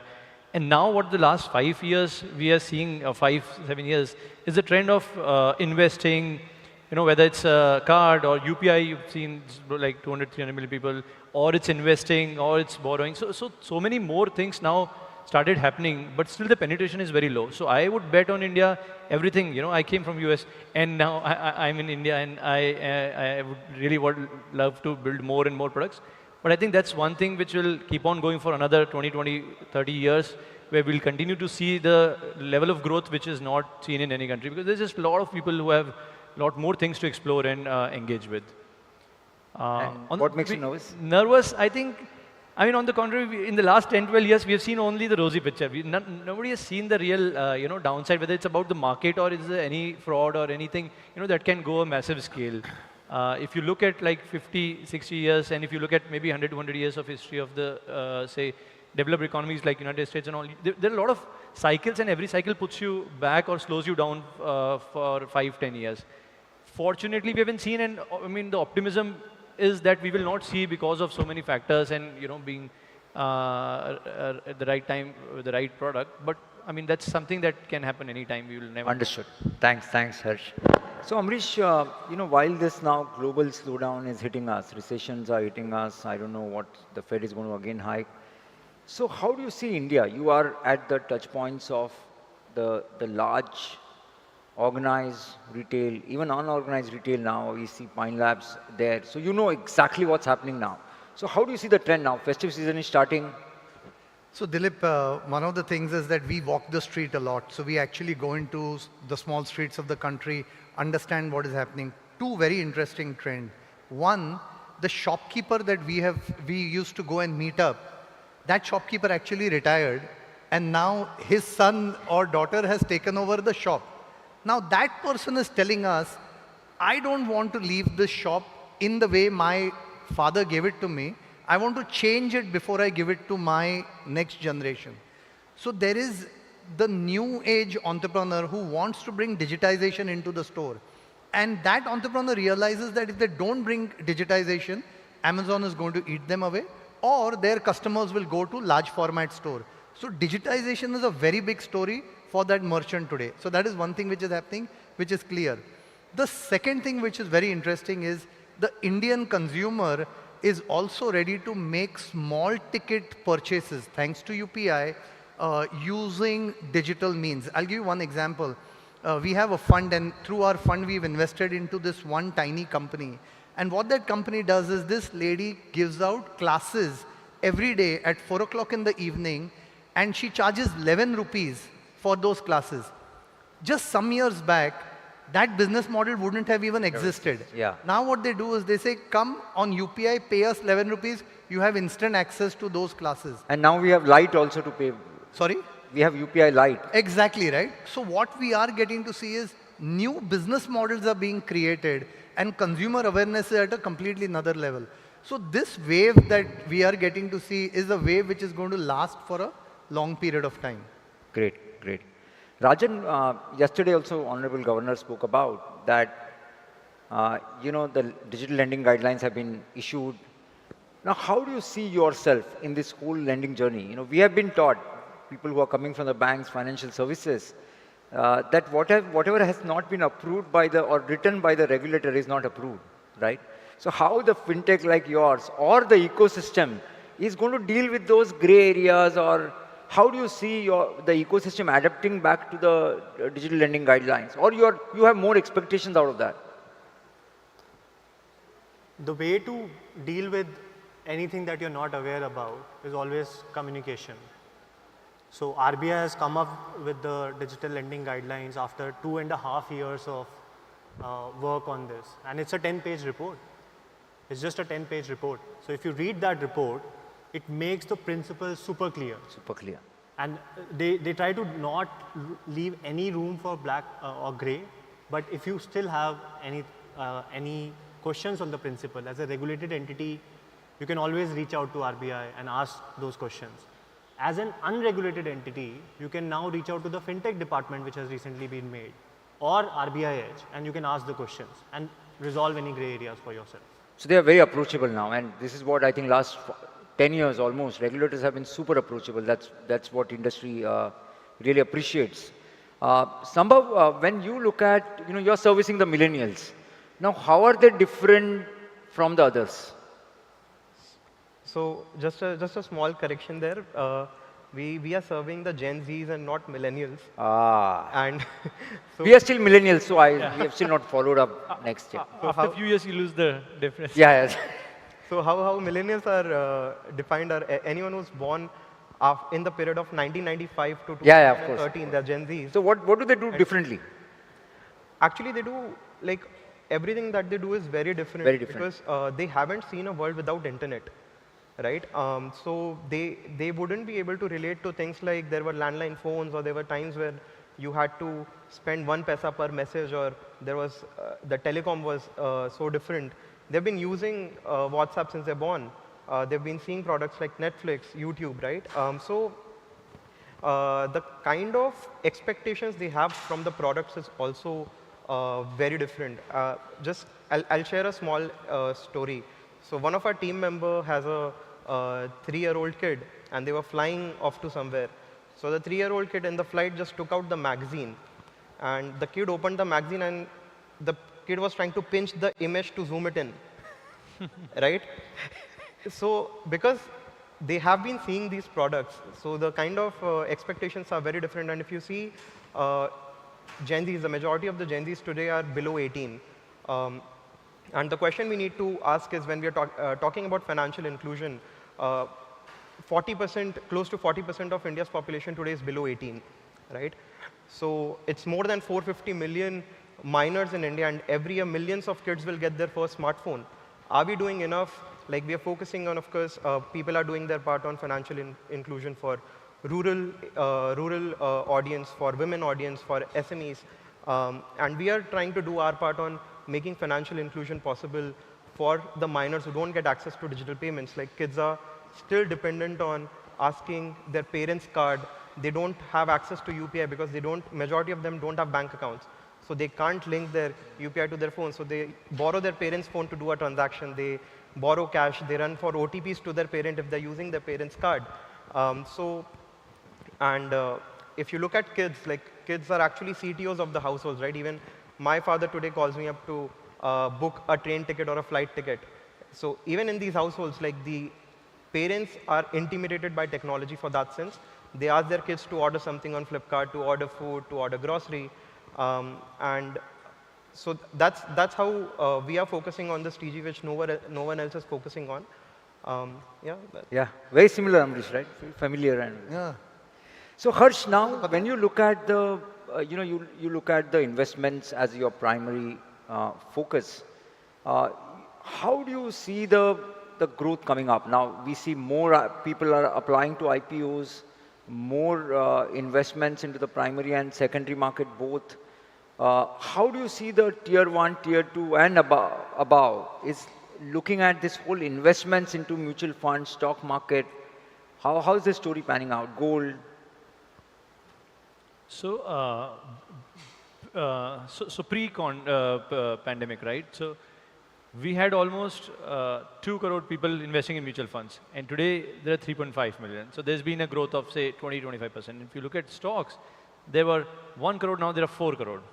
Right? Within the 3 years, it's a 300% increase of the number of people who are actively transacting in any of the capital market products. So overall, the way things are happening is a lot more awareness, lot more need, lot more hunger for people to participate and for people to actually put some of part of the savings in one of these investment products.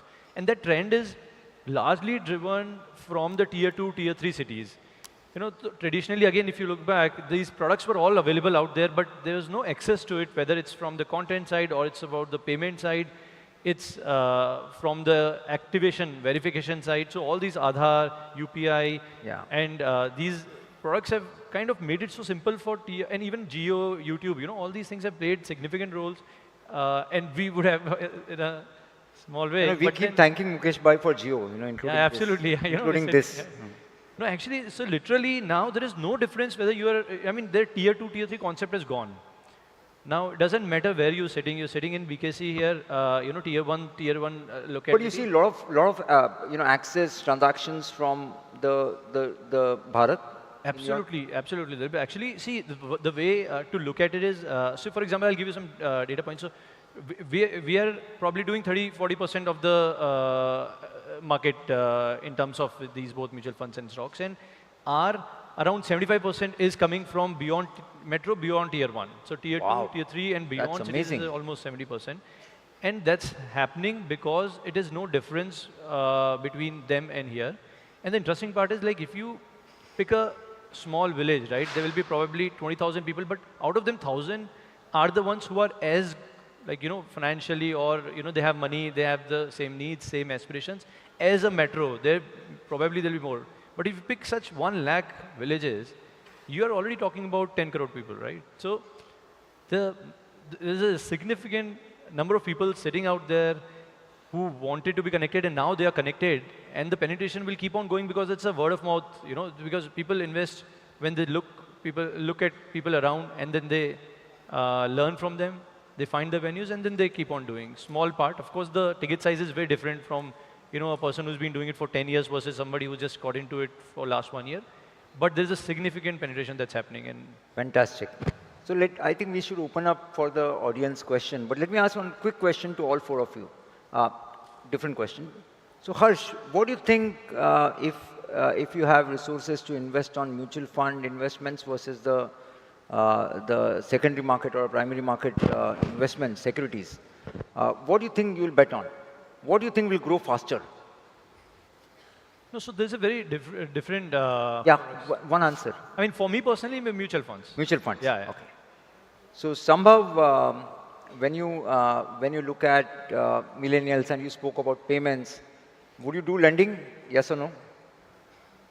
Once a kid, of course, grows above 18, we would not want the user to stop using the So platform. you'll do lending. So not immediately 18, but in the future, Do the we would definitely. Okay, Rajan, UPI or cards? I'm all for it. Please have No, it delivered. UPI or cards. If you have to bet money on one side. Yeah, UPI on RuPay cards. UPI and RuPay cards. Thank you. So, and Amrish, I think Swapnindu, we just met Swapnindu outside. So, GFF or SFF? Arey, GFF. Obviously GFF. And Yes. I'll give a longer answer on that one, right? I think, see, GFF is still the emerging product. Indian fintech is still emerging. Honestly, this group which all of you guys have managed to pull together, this is the community which will make fintech big in India and take it global. We are just starting. We have so much work to do right now that this almost will become the first stage from where this entire community can grow. So GFF for sure. Thank you. And yesterday I was talking to Naveen and Gaurav. Swapnindu hai nahi na? The Swapnindu guy is gone. I've ensured that. So yesterday I was talking to Naveen and Gaurav, and they both said that GFF has all buyers. In SFF and Money 2020, they're all sellers. That's a great. Okay, let's go to the audience questions. If somebody can help on mics. Yes. Please introduce yourself and. Oh, okay, he's taking up. Sorry for that. Hi, my name is Subhranshu. My question is for Mr. Dilip sir. For them. Okay, no, it's for you basically. No, I'm the moderator. I understand, but I have a question for you basically. Okay. That we all know that UPI has been a game changer. It has played an essential role in penetrating digital payments in India. But there are certain areas where I, as a user, is not allowed to use UPI. Like, for example, I'm an investor in virtual digital assets. But none of the players right now in India allow UPI payments. So what's your take on it? I think as a country we are looking at a clear regulation and guidelines, and once it is there, it will be available back. Okay? So you mean currently NPCI is not against? No. See, I'm saying that we are waiting for the regulation and the law, right? Once it's clear, we'll allow. Yeah. Thank you. Yes, please. Hello, Anthony here. This side, Dilip. Okay, here. Yes. Yes, Anthony. Hi. From DBS. Yes. Question to the panel member. Someone spoke about Gen Z, right? The generation what we are talking about. That generation doesn't want to commit on anything. Let it be home, buying a home or getting married itself. Okay, if that being the reason, how confident you are in betting on those people by lending or whatever the solutions would be? How confident you are? Very good question. Very good question. We are not from that generation. We are not. Rajan and Sambhav, can you try to deal with this? See, the legal age for lending is 18. So Gen Z are not 18, right? Gen Z, some part of Gen Zs are 18 and above. Getting married also, 18. So by the time they become 18, because of the trials and tribulations they go through in life, they would have learned to do commitment. Yeah, but Rajan, I think the question Anthony is asking is the younger generation is not going to commit to it. So how risky the lending over the period you see for them? No, on a serious note, Dilip, finally why customers are paying in lending is because of their ability and their intention. So in case it's unsecured lending, people know, especially youngsters more than anything, that there is a credit bureau score that they have and they don't want to mess around with it. And the education on the credit bureau score today for a 19-year-old or for a 23-year-old is much more than what it was 10 years back. And if they are doing a secured borrowing, then they know that their home is on the line or the car is on the line. And then also there's an intention to repay. So as long as the lender, you are as long as the lender is able to identify the ability of the customer properly and intentions through the data that they assess on the customer, people will pay. In fact, they will pay much better this generation than the previous generation because of better awareness. Yeah. I think Amrish, we spoke about this, right? The reputation risk. What is the value or price of that reputation risk? I think younger generation understands this. That's my assessment as well. See, younger generation understands it clearly. The other piece, I think, Dilip, what is important to figure out is that over a period of time, the line between living on subscription and living on credit will start to blur. Yeah. What I mean by that is, today, if Netflix was to come and tell you saying, I'm giving you 5 lakh rupees Netflix capabilities for the next 10 years, and then instead of that, they're breaking it up into subscription, are they charging an interest amount because they are breaking it over monthly basis? Yeah. We don't know. I think that is what is going to happen more and more. So this new generation wants to live life on subscription. They don't want to own hard assets. And then what will happen is interest component and lending will get so merged along with it that lines will just start to blur. Perfect. Great question, Anthony, by the way. One last? I would just like to Yes, add, please. So my name is Sumit Swaroop. I work for Center for Digital Future. We do research on policy and regulation. So my question is to Rajan. Niti Aayog had recently come out with this paper where they were advocating licenses for digital banks at 20 crores.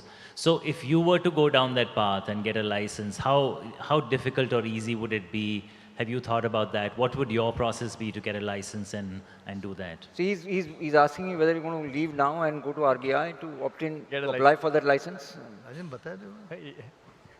So look, today the way to become a bank in India is either through becoming an NBFC first, waiting for 5 years and then becoming a small finance bank, or then waiting, if you're a small finance bank already, then you wait for 5 years and then apply for a universal bank, and based on multiple criteria in both the cases, you may or may not be eligible to run that. It's one of the most difficult licenses to get in India. And there's a reason for that, because customers' money is being used for other purposes, like lending, which puts it at risk. And we've seen in some cases that has not gone well in the country. So till the time the regulation changes on that, there's no question of applying for a different kind of licenses. Today, India has just these two type of banking licenses or a payments bank license, but there you can't use the deposits.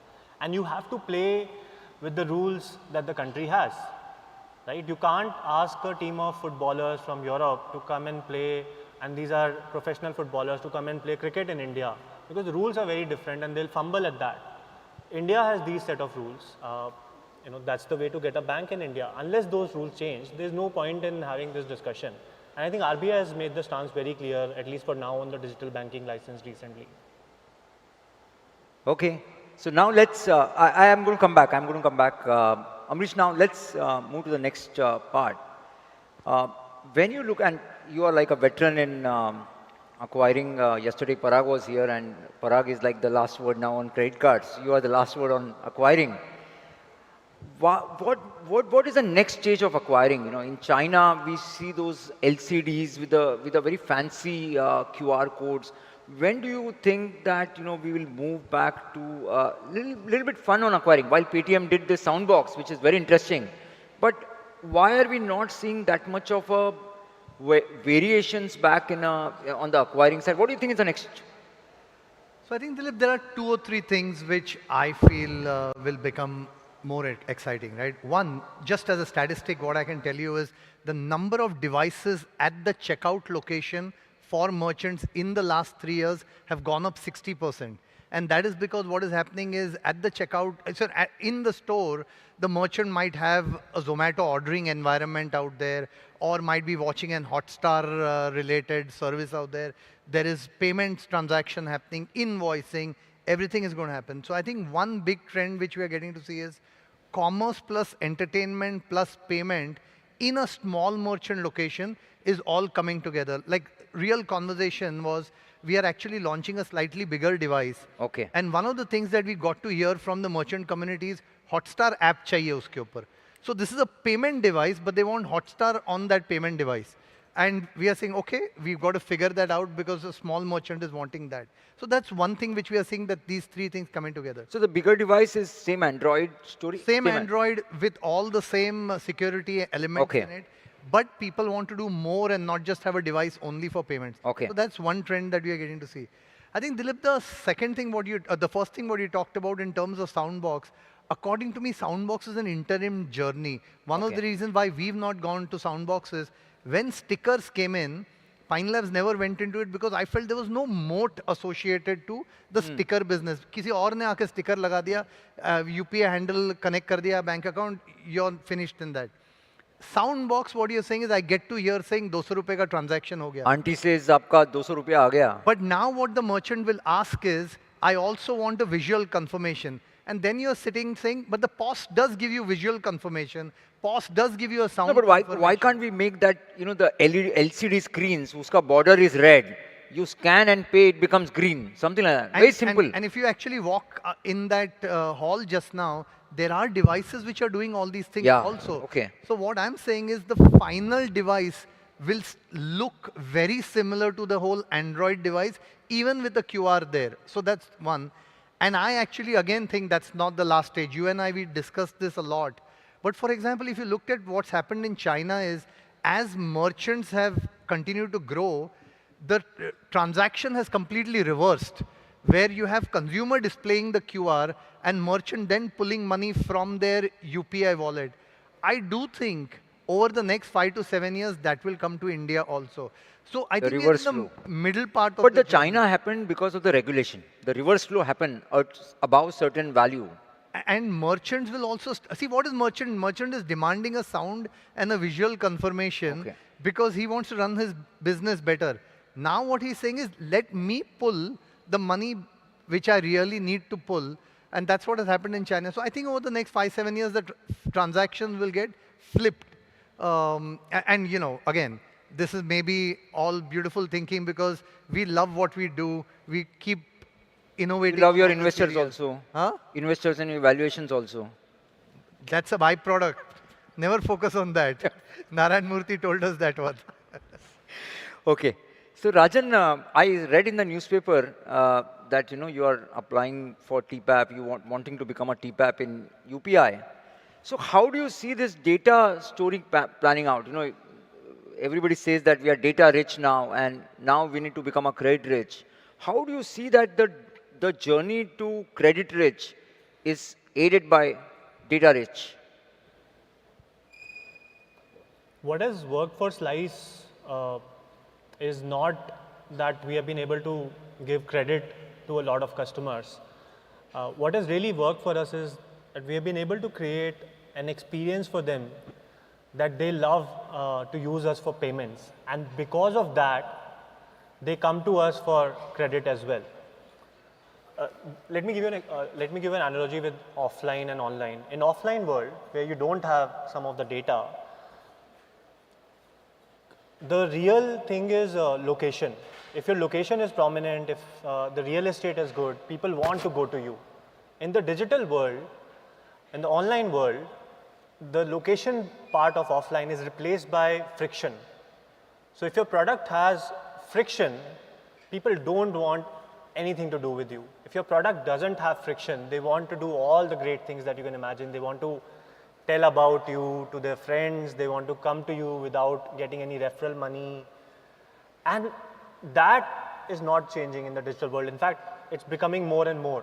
Okay. So as long as you can create a digital experience which is removing friction for the customers, and the customers especially that we serve, like a 27-year-old average customer, you have a lot of opportunity to provide credit to them because, first of all, you're reducing the customer acquisition cost, you're making it a store that they really want to visit, and everything good happens after that. But if you're not able to do that, then everything will fade away for you because the cost will be very high and it's not very easy to do digital things because the competition is too much. So you have to really crack the friction bit to crack digital and data and everything. Fantastic. So Sambhav, we spoke about risk last 2 days. You know, I'm just saying risk, compliance, fintechs. are able to catch up on that journey, right? In terms of, having the functions. So what is FAMPay doing to ensure that Governor said yesterday you have to be on the right side of the regulation. Right. So how are you dealing with from FAMPay? So Dilip, there are a few things to risk that comes into picture.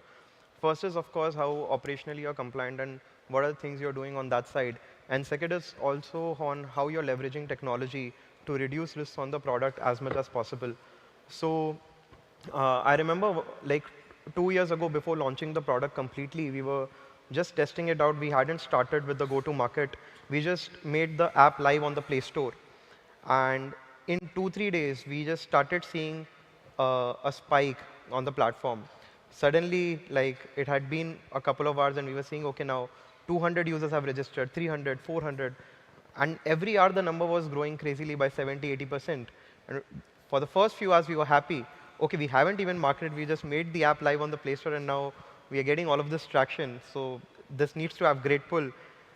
After 4-5 hours, we got a hunch that, no, there's something wrong that's happening. And we had no clue. So we identified that there was some offer being ran by Amazon, and it was only applicable for first prepaid cards, first-time cards. So a lot of people figured out a way to, okay, there's this new app where you can get a prepaid card. And there were these community. That was coming to. And that was coming. So we were not losing money, but.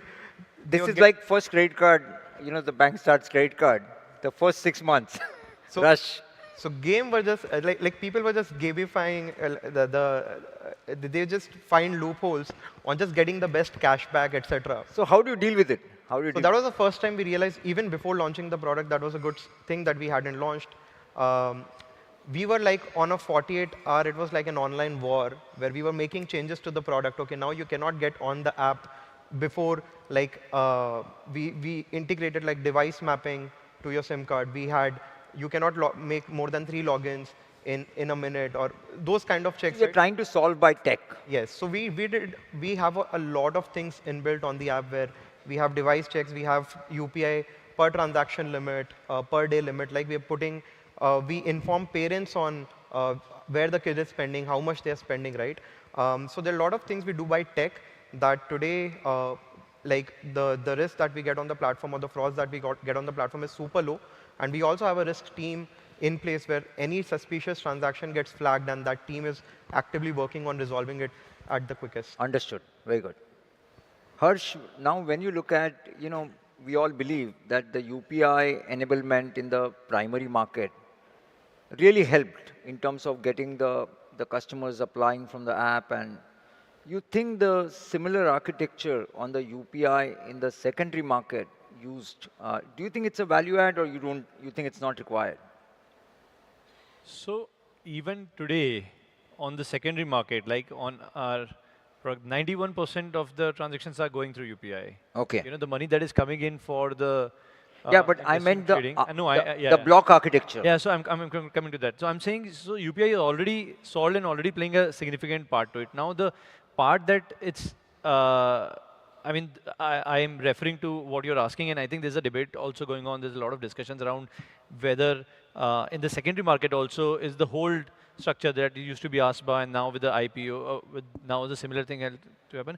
I think the intent is not really to simplify it for the user. The intent is more to de-risk it from certain potential bad players in the industry who can operate because they get to touch the money. I think the intent is not really about the growth or scale or about the experience. It's seen in a different way, and I think it will solve that problem probably. From execution growth, I think users are very happy already. They're using UPI. They're blessed that the transactions are going in instant. Money is right there. They can do whatever they want to do with it.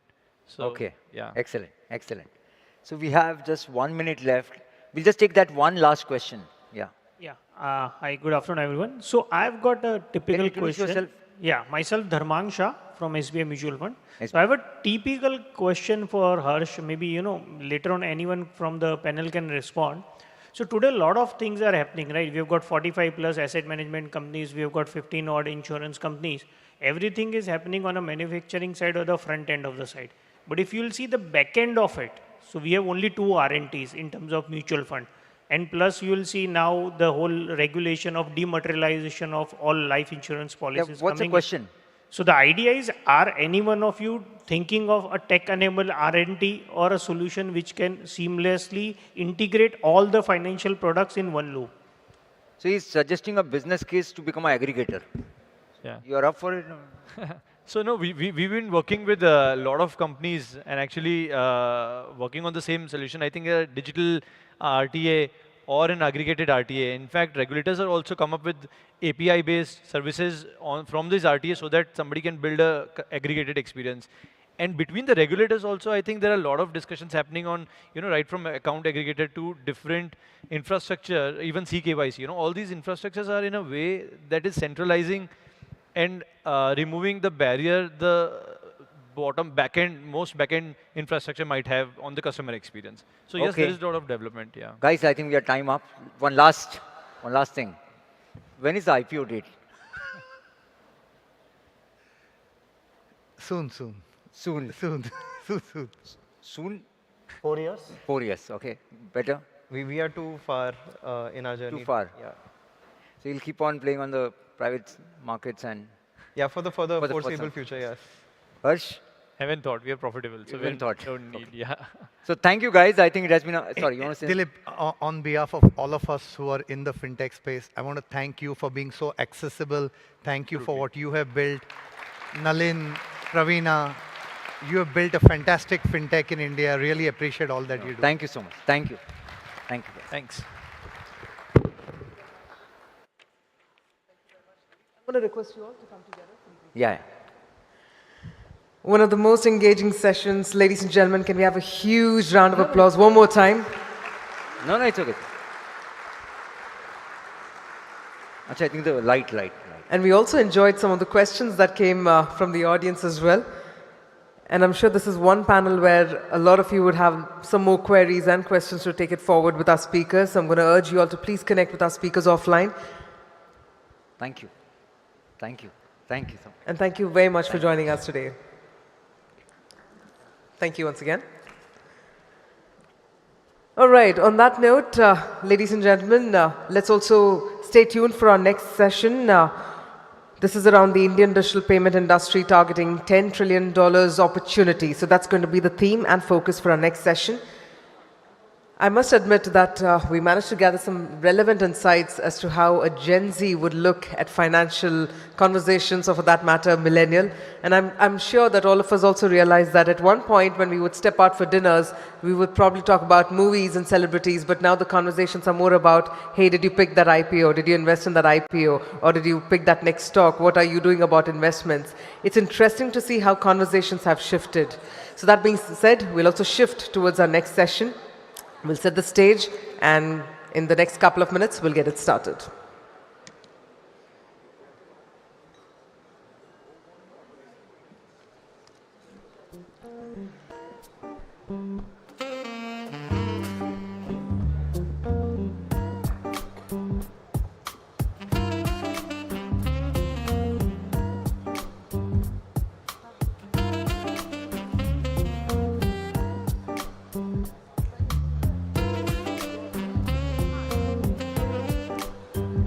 Also, we'd like to bring to your attention, ladies and gentlemen, that this evening we'll also be having a very, very important conversation that will feature Mr. Devendra Fadnavis ji along with Kunal Shah. So that will take place exactly at 6:30 p.m. I'm sure it must have not been present in your respective agendas, which is why I want to sort of share that with all of you. 6:30 p.m. sharp is when we will have Mr. Fadnavis, and we'll again have Kunal Shah. We'll have again another very important discussion coming your way. So do ensure you're all here at 6:30 p.m. as well.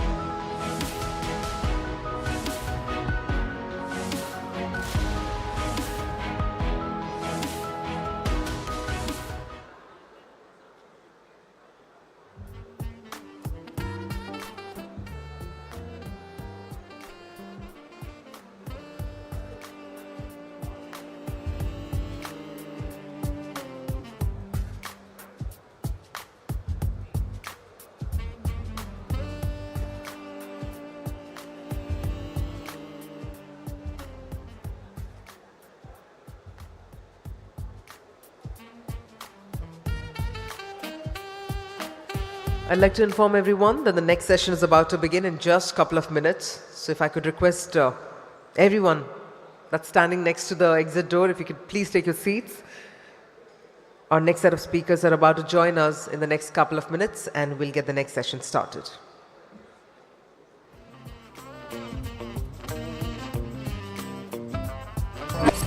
4, 3, 2, 1.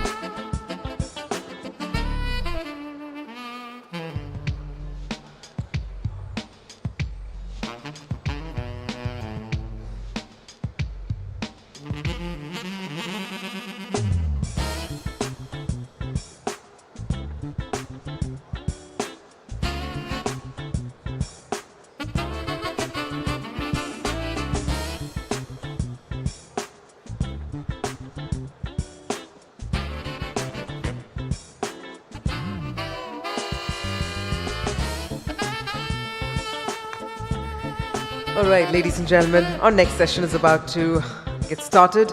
Another interesting fireside chat in store for all of you. Well, just a couple of sessions ago, we were focusing on the roadmap to the $10 trillion economy in the next decade. And now we're actually focusing on the Indian digital payment industry that's targeting this big opportunity. So we're going to have both of our speakers joining in. So I'm going to once again request everyone to please take your seats so that we can get this fireside chat started.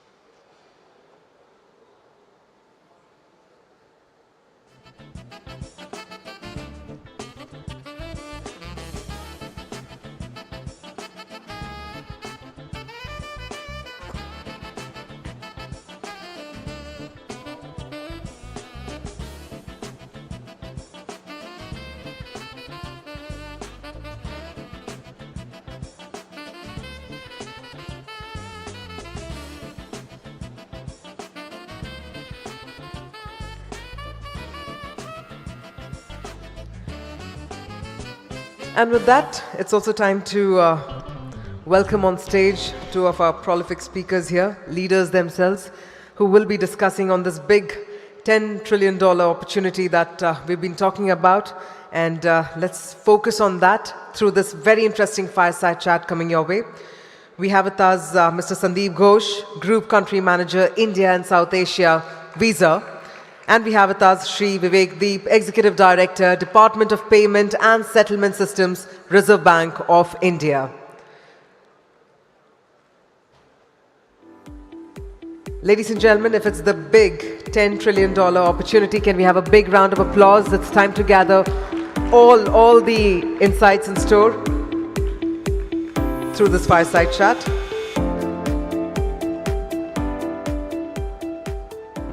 Over to you, sir.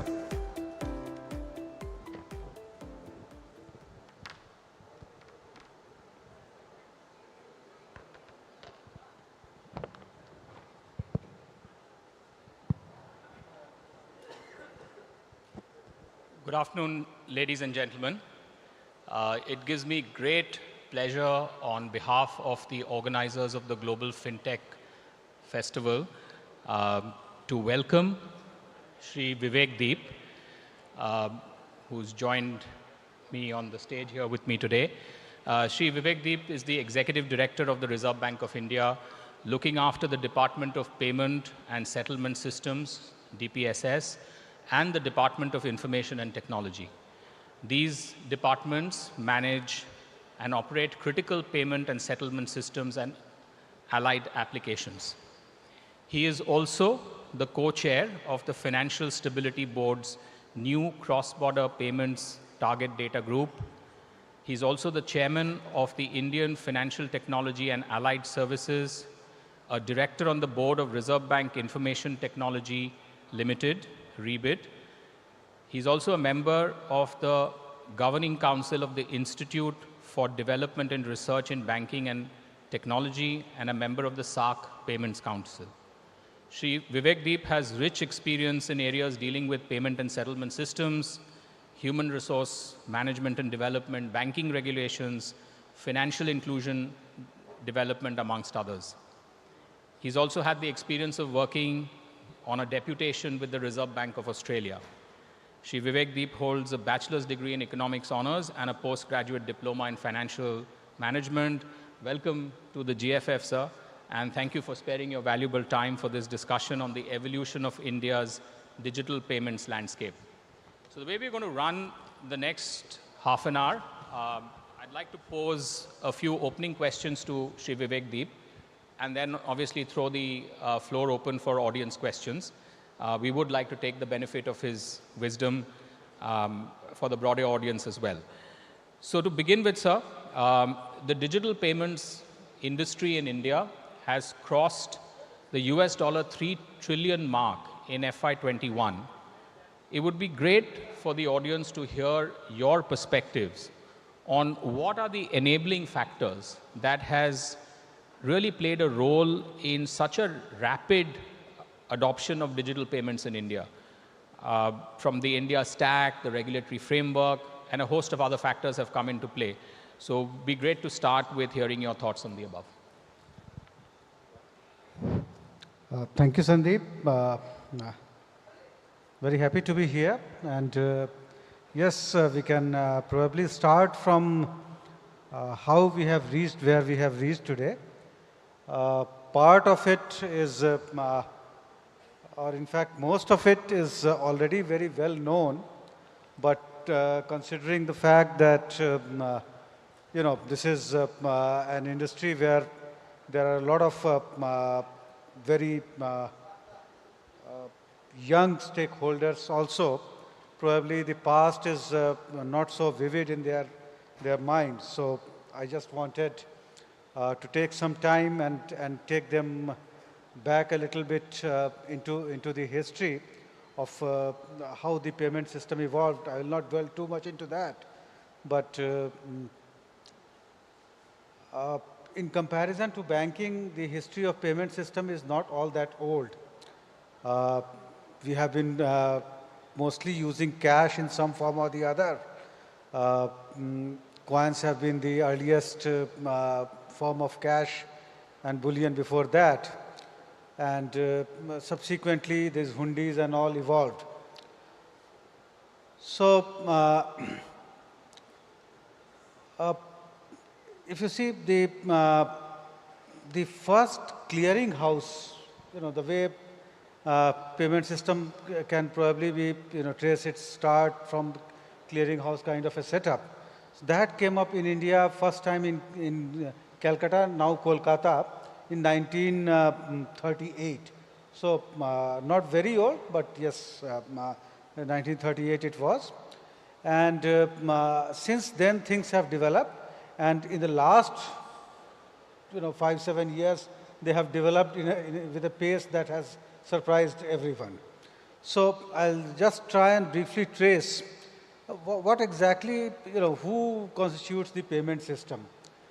We all know there are banks which are at the heart of the payment system, and there are other participants, payment system operators. There are,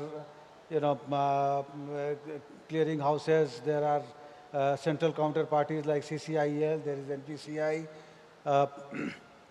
All of them, whenever you make a payment or settle a payment transaction, there is an ecosystem where the funds flow takes place, and it gets settled. Ultimately, everything settles in the books of the bank.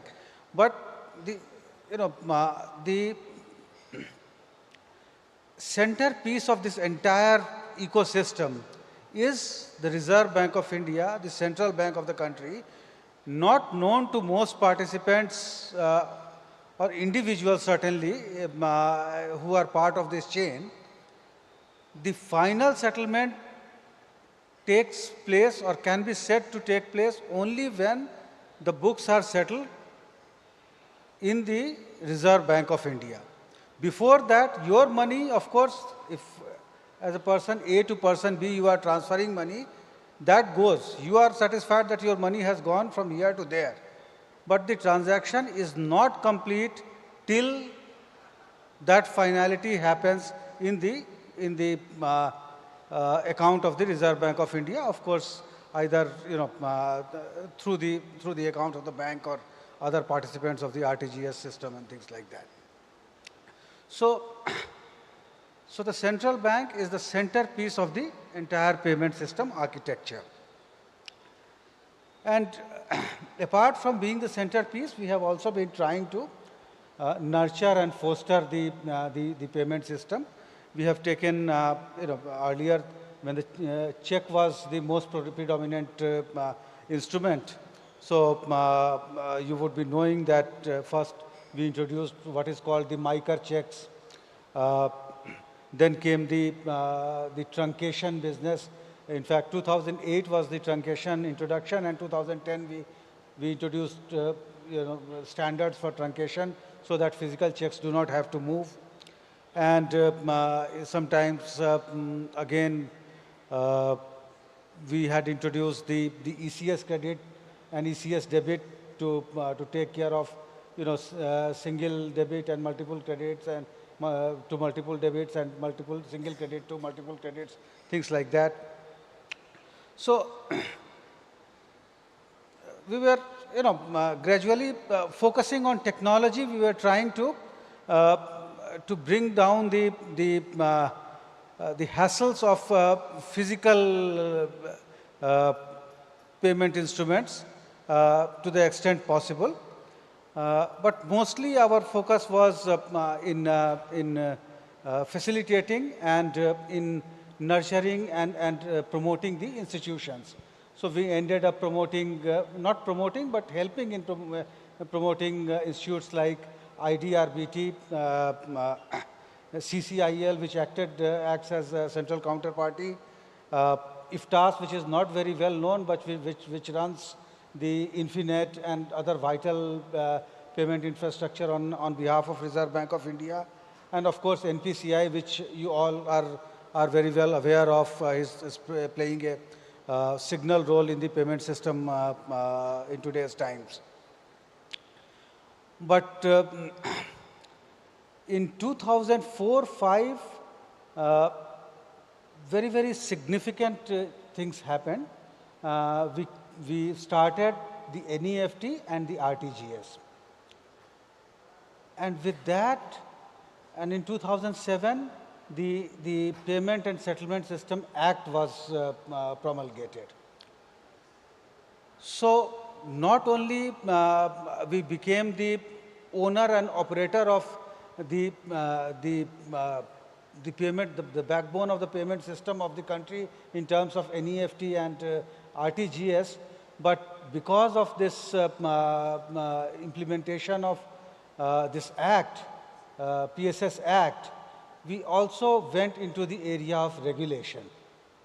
So till such, as I said before that, our main thrust was in terms of introducing technology solutions and nurturing institutions, but this regulation aspect came into focus from that time onwards, and it bears repetition, even though many of you know that many of the technological advances which happened in the payment system area, including Infinet, the backbone on which the payment system runs, the SFMS, that is the messaging format on which the secured messages internally go, the IFSC code which was used for identification of the branch when you are transferring the money, things like that. They are all because of Reserve Bank of India playing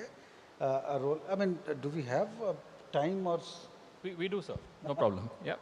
So I can go on and on. So we have to stop at some place. And later, when NPCI came in its own, then it also started developing new products. UPI, everybody knows, of course, but then Aadhaar-enabled payment systems, other things, FASTag, the Bharat Bill payment system, a number of other products that they also came into the market, and they all started gaining traction in their own respective fields. At the same time, the external environment, as I said, in the last few years, maybe 5-7 years, the external environment has also changed dramatically. And it's a cliched probably example, but it bears repetition that the penetration of internet and the oft repeated jam trinity, this has fundamentally changed the landscape in which we operate, and the success of the retail payment system certainly is in a large measure because of these external developments. So just the other day, Finance Minister was talking, and she mentioned that there are 132 crore Aadhaar numbers that have been issued. Every household has a bank account because of Jandan and initiatives like that, and we know that around 78 crore or so mobile users are there in this country. So all this taken together has combined with the initiatives that I talked about by the central bank, which in the field of payment system. So these have combined together to cause this explosion in the ecosystem, the fintechs, the banks, the other PSOs innovating and coming up with innovative products, and the public at large adopting those products and adopting digital solutions in a very, very large manner. And I must also mention that we often hear this particular phrase, Aapda mein avsar. So this COVID, literally provided that Aapda mein avsar. it's no longer a cliche. Actually, it was an apda of really large proportions, and the digital payments industry actually grabbed the opportunity and has increased by leaps and bounds during this period. So I guess there are a few. If just one more minute, if you allow, that some of the things, other things that keeping the cost of NEFT and RTGS low, in fact, making it free subsequently. That has probably also helped in adoption of digital payments in the country, and modulating and keeping the various charges, including the MDR and other rates that are involved for the different players in the system. And also we will talk probably at some other time about that in detail, but the focus on customer that Reserve Bank has been driving. So probably customer service and grievance redressal, that I'm sure has also assured the people at large that they can adopt the digital solutions in a large way. So that's what I would like to. No, that's a fascinating thing, sir. And a lot of us ascribe it to India stack, specific products like UPI, but the institutional framework, regulatory framework, technology innovation that you described, which has happened over a period of time, the focus on economics and charges on customers. So there's a whole host of factors that has driven this. And that was really interesting, sir. Now, there's been a recent report by one of the consulting firms and leading big tech companies that says that 3 trillion mark breached in 2021. This is likely to treble to about 10 trillion by 2026. Now, as you look forward into the future, Vivek, what are the things from a regulator's perspective, from a policy framework standpoint, or other themes that play in your mind which will sustain this kind of growth momentum? 3 trillion to 10 trillion. 10 trillion. Now, those are numbers in one report, but okay. Certainly if this fantastic rate of growth has in how many years? They said by 2026. 2026.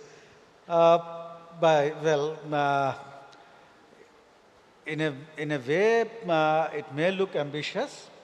Looked at from another side, may not look very ambitious at all.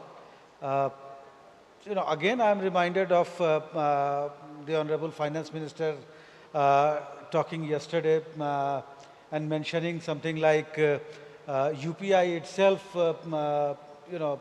reaching 1 billion transactions every day is what. That's the mission. Yeah, that's the ambition. That is what she was talking about. So if that happens, your target will be exceeded. Absolutely, it will be exceeded. And I also happen to have a look at the report that you are talking about. So if my understanding is correct, it only takes into account the retail transaction. So it excludes the large business B2B, G2B, G2G transaction, those kind of things. But even today, even in 2022, if you include all those which are legitimately part of digital transactions, we have already crossed US dollar 22 trillion is what I am told. Right. So,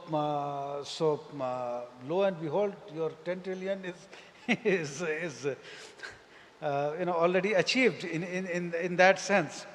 But coming back to the point that you are making,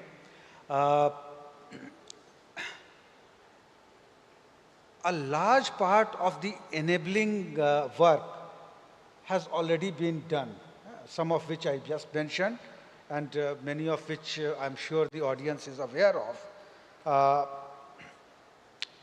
But that doesn't mean that you know we are content sitting on our laurels and doing nothing.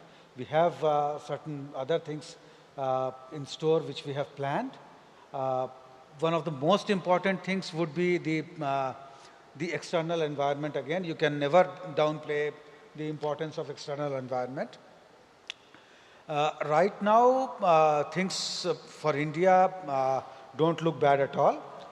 The first quarter growth numbers are extremely good, 13.2% or so.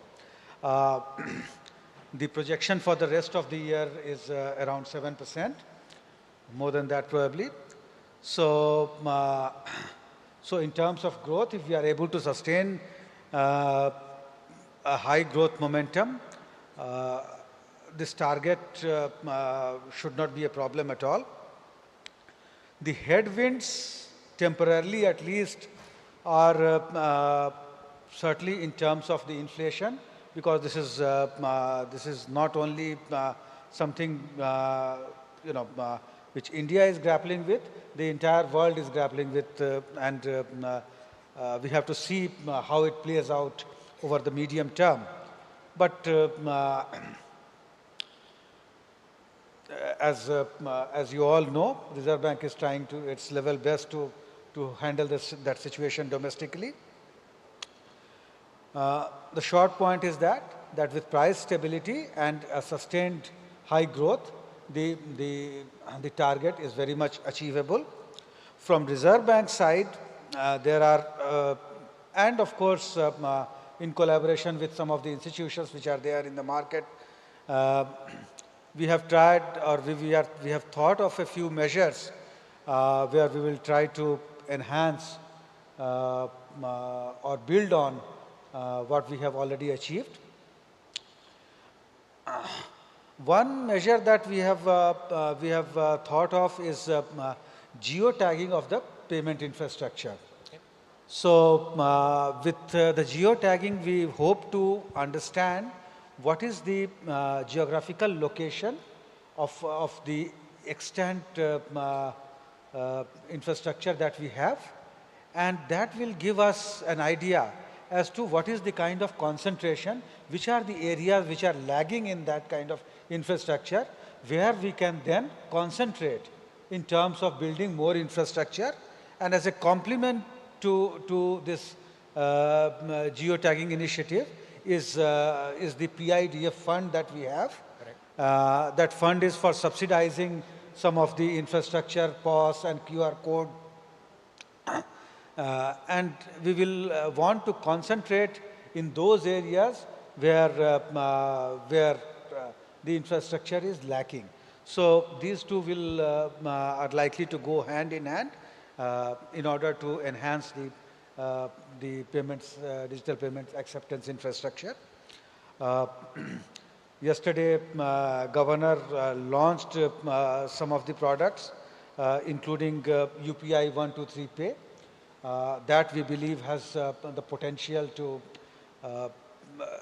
bring into the fold of UPI those people who do not have a smartphone. There is a large number of people in the country who still use a feature phone. If they can also be benefited by the facility that UPI provides, I mean that the digital transaction number are likely to increase manifold. Coupled with that, NPCI has also launched something called UPI Lite, which can facilitate transaction when there is no connectivity. Correct. Offline. So offline, yeah. So in those scenarios also, small ticket transactions can work. Governor has already touched upon what are we doing in terms of innovation hub, what we are trying to achieve. So now some new innovation the regulatory sandbox is there. So in multiple ways, we are trying to see that new ideas, new products come up, which can give a fillip to adoption of digital technology, digital transaction. These are, the measures. Apart from that, he also launched a product where we are linking the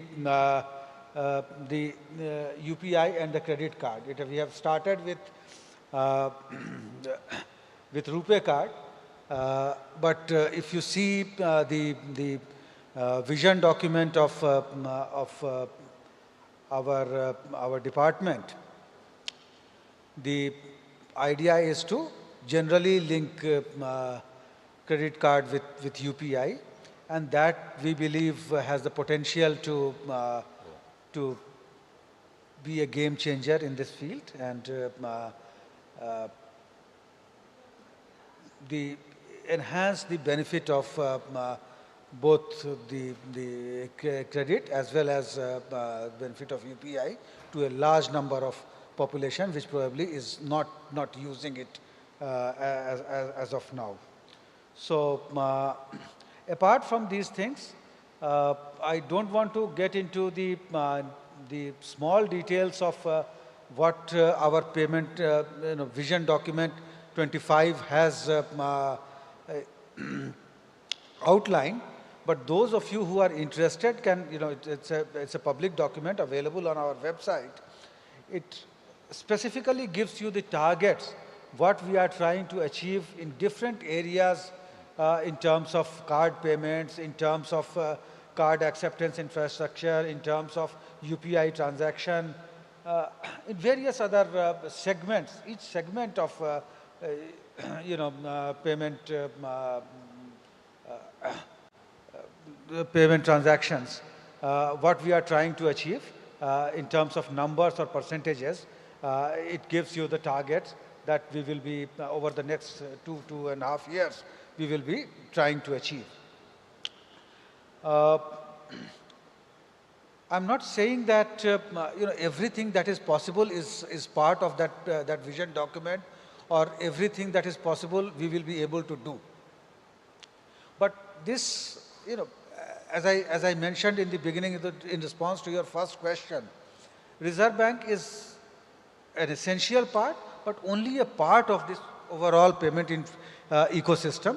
There are, you are an essential part. There are others who are part. So everybody has got to contribute to achieve an ambitious target like that. And external environment I already mentioned. Reserve Bank's effort I already mentioned. And the industry, the banks, the payment system operators, the fintechs, all have to come on board and play their part. One thing I think my colleagues from Reserve Bank, from other departments will throw some more light on that. But I'll just mention here that CBDC, when it comes, that also has a potential to take the digital transaction much further than what it is right now. One last thing I will mention is the potential where we can grow. Potential is still huge. Something we were talking about the other day was about the transit payment. That is one of the huge contributor to the digital payments in the advanced economies. There we are, we are far behind, I must accept. But we have to engage with a number of stakeholders, and we have to build a lot of infrastructure before we can see significant traction in that particular field. But that is an area where there is a lot of untapped potential, and we need to progress in that area for us to go further in. Well, that's a great roadmap, sir. And you called it out. There are pockets like transit which have a lot of dependencies, but talking about payment infrastructure, talking about a whole host of things that you listed out, fantastic. Now, it's quite clear, sir, that the India has made phenomenal progress in terms of adoption of real-time payments. We are also witnessing one of the fastest moves towards online and e-commerce payments anywhere in the world. In fact, India and Brazil probably are the two markets we see within our world of Visa and cards as being where post-pandemic, large part of the transactions have moved to online versus face-to-face.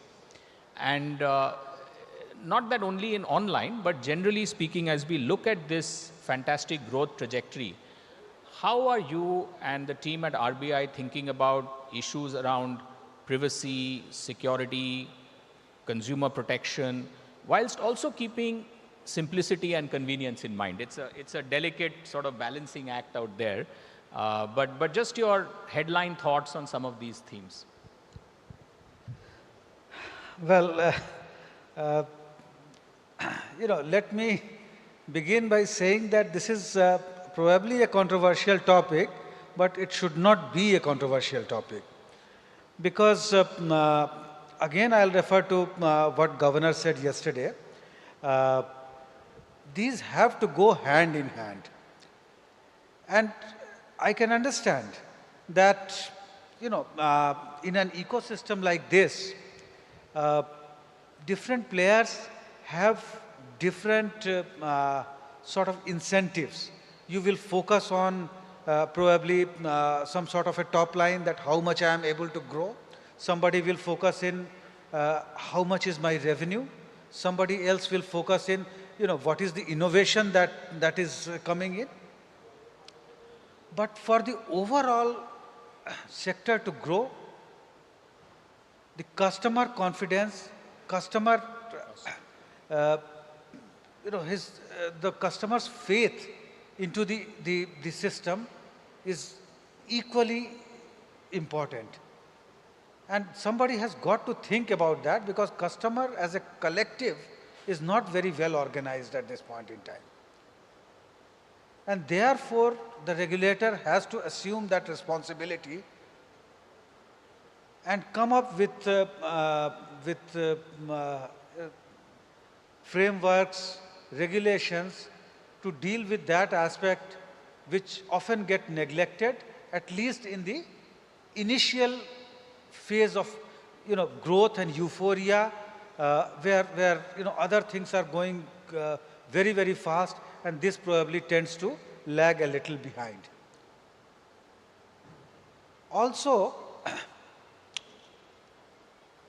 you see, every day you see in terms of physical security, there is a trade-off between your experience, ease, and the security that you can have. You go to the airport, for example. Ideally, I don't know how many of you remember the check-in process of the 70s and the 80s. There were hardly any security. You just walked through, everybody. I mean, even those people, one person was traveling, and there were 10 people coming to see off that person, and everybody will enter the airport and almost go to the runway to say Tata bye-bye. From those days to today, you see the kind of security that even the genuine traveler has to go through, the kind of strict security, what to talk of, those who are wanting to see off and all, the less said about them, the better it is.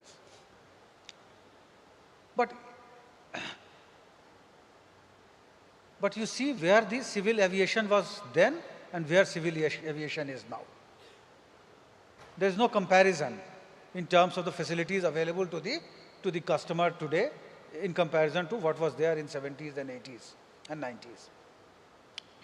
So the short point I'm trying to make is that there is some price, some degree of compromise to be made in terms of security at times. It may take away a little bit from the convenience, but it is necessary in the interest of the ultimate consumer. And since the consumer is confident that, okay,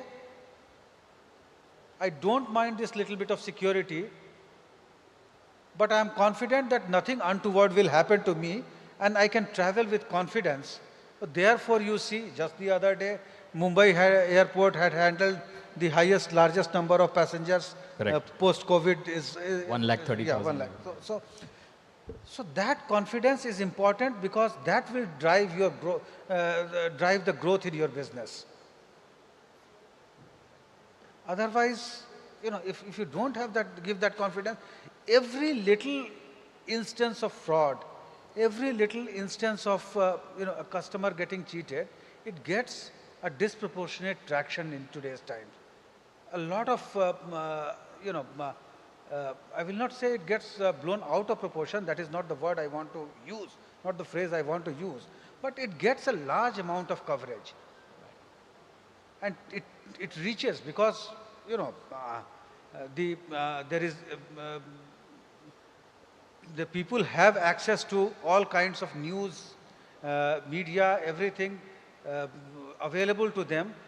Everybody comes to know that there is a chink in the armor, there is a flaw in the system, and then people hesitate before using that kind of those services. So, from that point of view, it is extremely important to ensure that customer confidence is maintained and the highest standards that we can think of, we can achieve is enforced.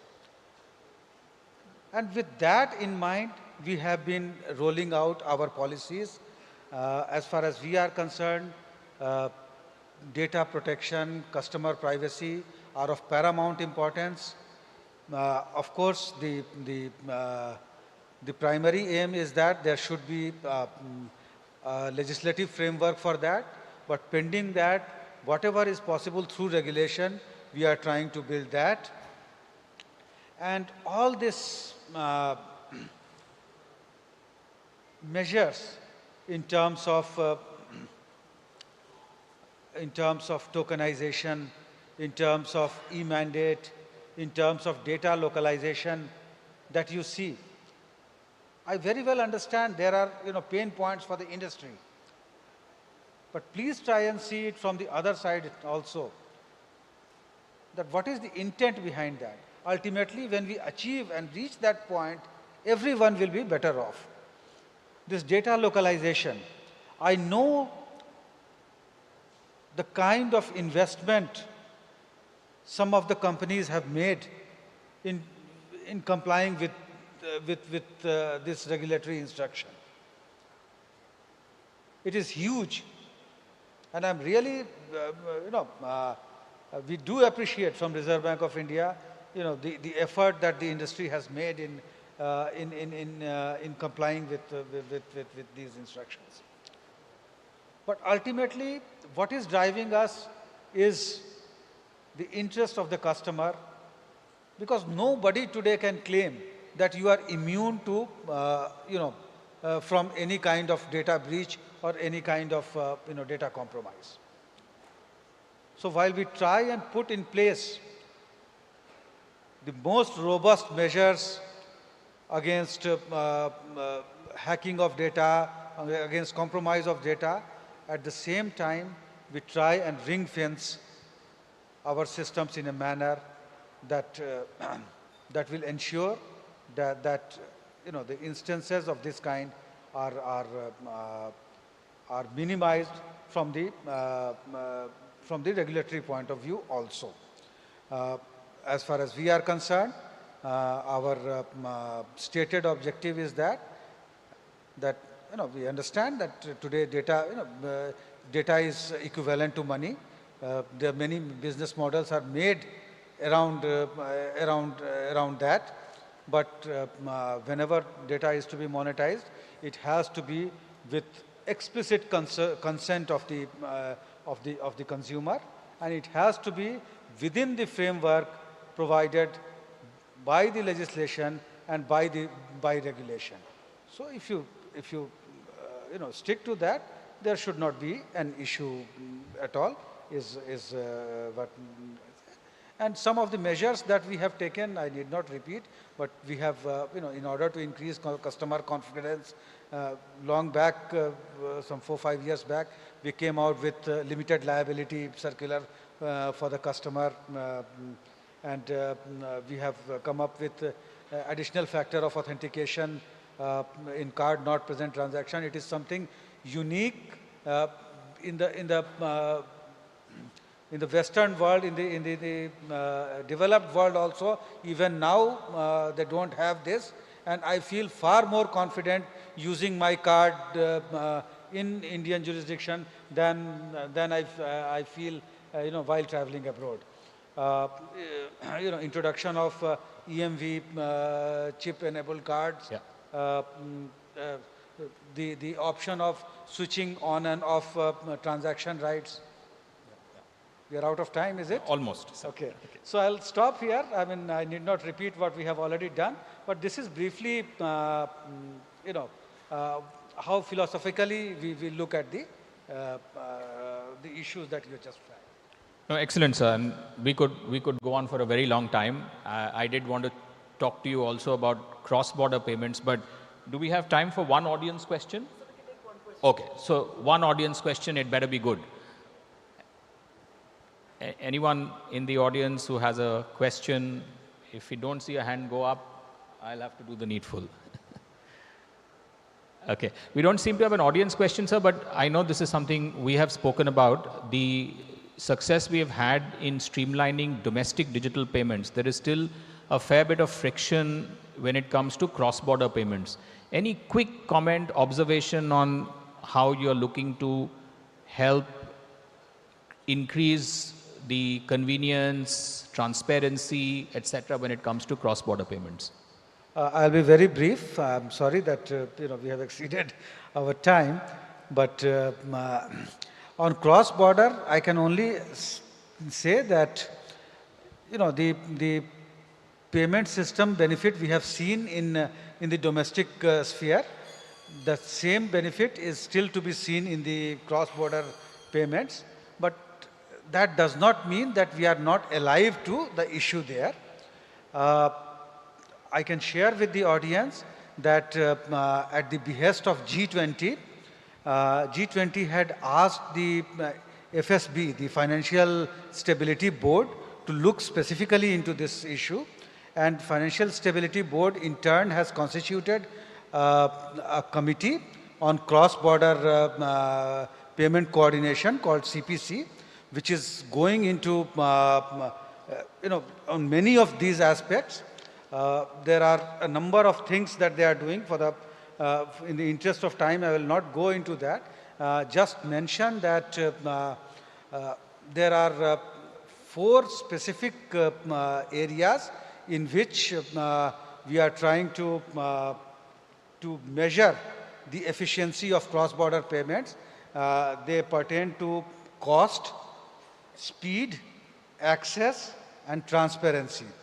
So cost, everyone understands, there should be minimal cost, and what should be the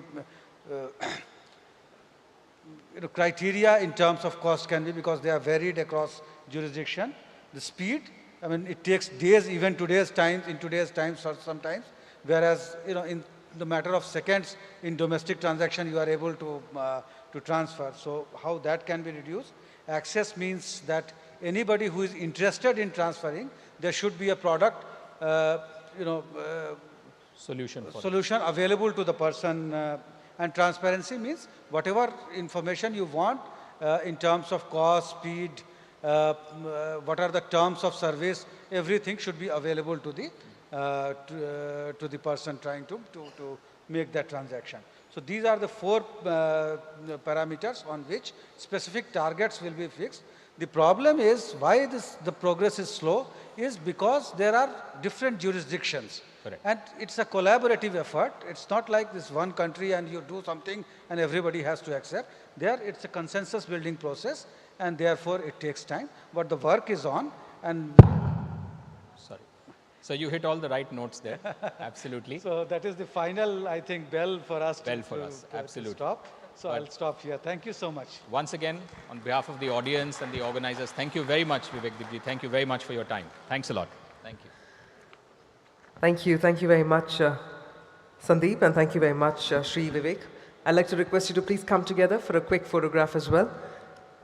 And after that interesting conversation, we'll also march ahead with our next trialogue. So I'm going to request everyone to please be seated.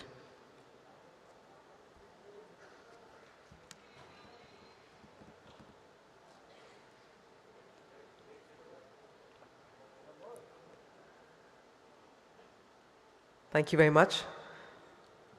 And I must particularly thank Shri Vivek also for beautifully explaining and sort of spending time on all those answers that he was sharing with all of us. So on that note, we're about to get started with our next trialogue, another very, very interesting topic coming your way.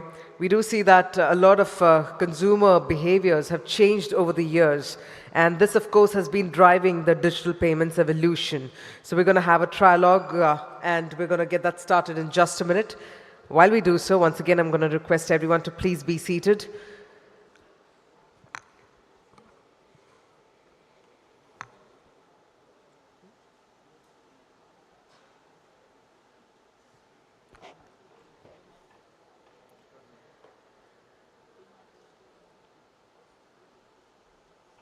And at the same time, we'd like to also bring to your attention that at 6:30 p.m. today, we'll have a session featuring Shri Devendra Fadnavis and Mr. Kunal Shah. That'll take place right here inside this hall at 6:30 p.m. So we're going to request for everyone's presence around 6:30 p.m. as well.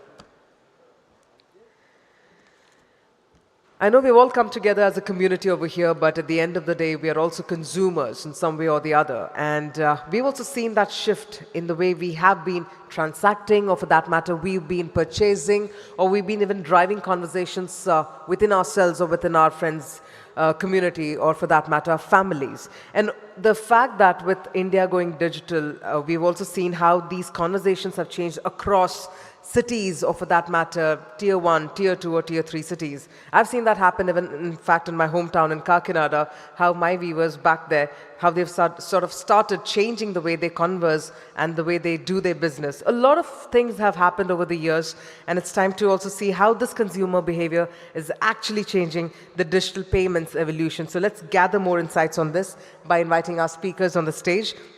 First up, to spearhead this discussion, we have with us none other than Ram Rakapan, Senior Director and Head of Government Engagement, India and South Asia, Visa. And joining him, may I please invite Shri Anuj Ranjan, General Manager, FinTech Department, Reserve Bank of India, and Mr. Rajesh Chopra, Senior Vice President, MasterCard. Well, we've got all our three speakers here. Ladies and gentlemen, if you're all also absolutely inquisitive about this changing consumer behavior, can we have a round of applause to welcome all of our speakers here? Time to gather some more insights. A very, very riveting topic coming your way. With that, I'd like to hand it over to Ram. Over to you then. Hello. Am I audible? Good afternoon, everyone. A warm welcome to you all to this panel. My name is Ram Rakapan, and I'm Head of Government Engagement for Visa for India and South Asia. I'll be moderating this panel today.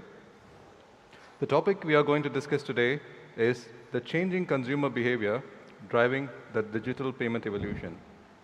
In fact, this is a topic everyone is interested, be it the payment companies, technology companies, regulators, and even the government. Indians are adopting digital payments at a scorching pace. We have risen to the top of the chart in terms of the number of transactions. But do we really understand the changing consumer preferences for how they shop, how they pay, bank, or otherwise engage brands? What does this mean for the merchants, banks, and other payment businesses that serve them? What it means for the regulator? You may probably be aware that the additional factor of authentication through a PIN or a OTP is the chief reason boosting customer confidence, leading to more rapid digital adoption. However, do we know that the fraud in digital payment is on the rise? Do regulators and businesses are protecting consumers from falling victim? Finally, we see a rapid emergence of over half a dozen unicorns in the Indian fintech sector, offering services ranging from payments to cards and multiple payment options. However, do we know what are some of the ways that payment technology and innovation are helping support a more frictionless consumer experience? So these are some of the topics that I'll be discussing with the esteemed panelists today. Let me quickly introduce our panelists. Mr. Anuj Ranjan, who is currently General Manager at the newly created FinTech Department at RBI. He is presently overseeing some of the exciting work at RBI related to FinTech, central bank digital currency, regulatory sandbox, and the innovation hub. A fact that probably not many are aware is that winning gold has been his forte. He has been a gold medalist throughout his academics and even won the Best Employee of the Year award in RBI. Interestingly, he is also a leadership coach. So, sir, thank you so much for accepting and joining us in this discussion today. My pleasure. I'm pleased to introduce and welcome Mr. Rajesh Chopra from MasterCard. Rajesh heads the data and services at MasterCard Advisor. He's also a senior vice president. He has a wealth of knowledge and distilled experience from hundreds of real-world engagements from banks by helping them with data insights and analytics. Thank you, Rajesh, for joining us today. In the course of next 40 minutes or so we have together, I hope we can amplify some of the questions that I had highlighted earlier. So without further ado, let me first turn to Mr. Anuj for the question. Sir, a recent survey on the topic revealed that consumers keep security at the top of their mind when decide what payment methods to use. I know you are a regulator, but as an individual, do you have any preference? What are the parameters under which you would select a particular digital payment method, or do you use digital payments at all? Yeah. Thanks, Mr. Ram. Let us look at evolution, and we always kind of try to understand that whether the customer is driving, the behavior of the customer is driving the evolution in payment system, or the payment system is kind of onboarding customers in large number, and therefore, so it's like a chicken and egg story. Which comes first is still a thing which we can ponder over. But I feel there are certain aspects of digital payments where customers gave an indication, and as a regulator, we try to get on board some of the developments and evolution in the payment system. Sometimes, as a regulator, we felt that these are the need of the hour, and therefore, and when you touched upon the security aspect, let me tell you, as a regulator, for Reserve Bank, customer centricity is of paramount importance. So any initiative, any innovation which is happening, customer is at the center, and how to ensure that the trust, how to ensure that the security which a consumer is looking for in a digital payment is taken care of to the extent possible. There is no foolproof mechanism that everything which comes will be 100% foolproof, but before we kind of get into it goes into the system, it is kind of ensured that yes, security, customer protection, all they are taken care of. So the sum and substance is customer at the center, protection of customer is very important. And if customer feels that as a regulator, the ecosystem, payment ecosystem is safe, secure, the onboarding increases by leaps and bounds, and maybe COVID has exacerbated, and maybe I was reading somewhere, it has led to, it has leapfrogged for another 3 to 4 years, which we would have achieved in next 3-4 years. COVID, the pandemic has onboarded more customers into this. So again, the comfort, you took example of 2FA, second factor authentication, additional factor authentication. I think as the ecosystem got enlarged, more and more people started joining, the number of frauds also increased. So as a regulator, we found that yes, apart from password, is there a need to have another authentication method and the second factor. Now if you have seen the payment vision, even whether for international transactions, whether we can have second factor authentication, additional factor authentication. So again, if the trust is not there in the ecosystem, I think onboarding will be affected, and therefore we always look at creating trust keeping customer a very important aspect, and we move forward. I also asked a question about your individual preference. Some people say, for example, look to in digital payments for convenience, some for rewards, discounts, some for millennials, for example, they look for rewards and stuff. So as an individual preference, and not just as a regulator, what would be on top of your mind? The reason why I'm asking is, we wanted to do a survey with the participants today, just to get their customer preference, but we couldn't run that. But just wanted to get, at least from the panelists, what would be your preference and why? I think convenience, speed, reduction in cost, I think these are the things which will attract more. The incidental, the cashbacks and the other things may attract, but I think the base, the foundation will be on how convenient it is, how easy it is to use, how it reduces the cost, and I think these will drive, and every individual feels that if the transactions is safe and secure, I think most of the people will go for it rather than look for a small cashback or some benefits here and there. Okay. Rajesh, what's your views here? I understand MasterCard has commissioned a study or survey on consumer preferences recently. So is there anything that you would like to share, the results of the report, as well as your personal preference? Yeah. Sure, thanks. Thanks, Ram, and thanks, Anuj sir, to start the discussion. So you're right. I think from a MasterCard survey standpoint or whatever index we came, I think 3 key elements came as an outcome. I think one was digital, payments are definitely on the rise, right? Customers are really embracing digital payments. Obviously, consumers are also going for convenience, as Anuj also said that convenience is a paramount. But then there is also a component of biometrics, right? Not everyone wants to remember passwords, right? Absolutely, 1-step, 2-step authentication process is there.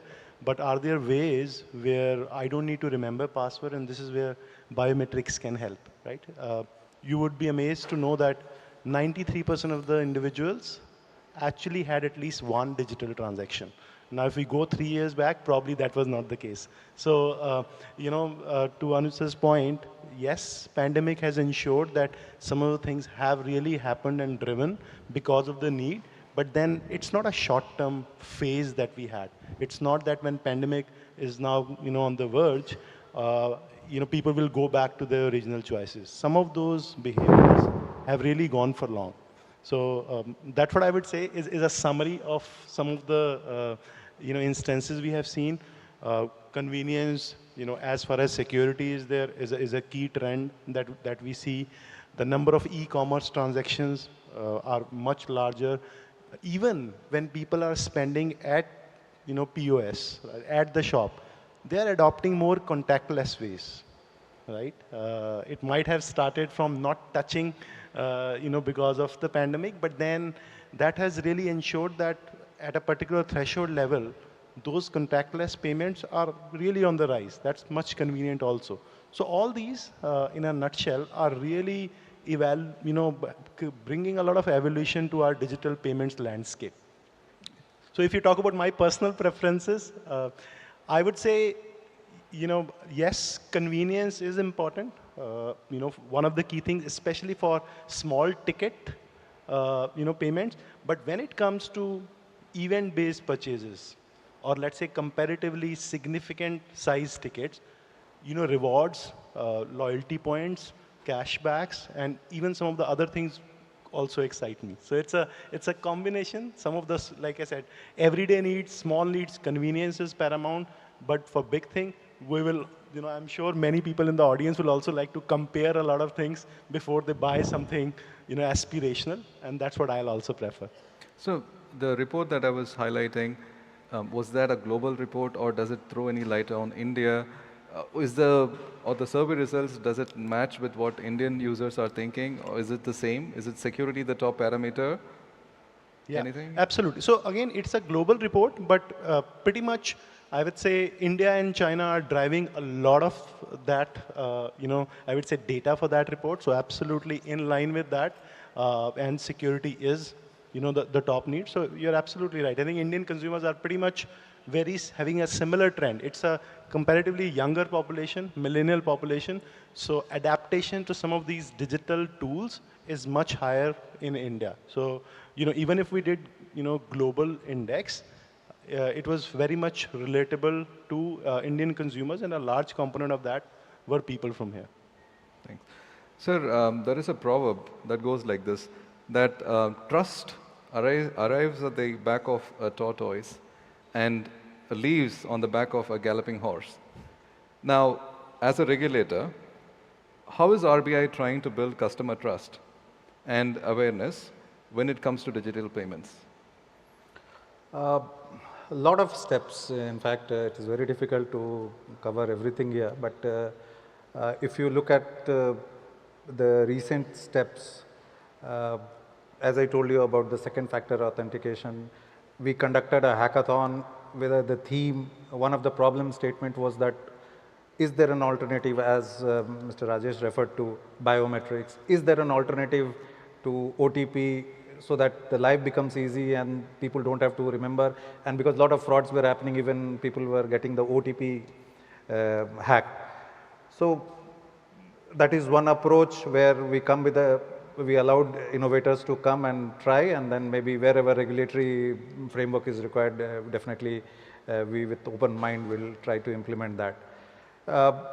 Setting up of Reserve Bank Innovation Hub, not only for the products which are regulated by Reserve Bank or under the regulatory perimeter of Reserve Bank, it is for the entire financial sector. So somebody who is looking at insurance sector innovation or capital market innovation can also come and try there.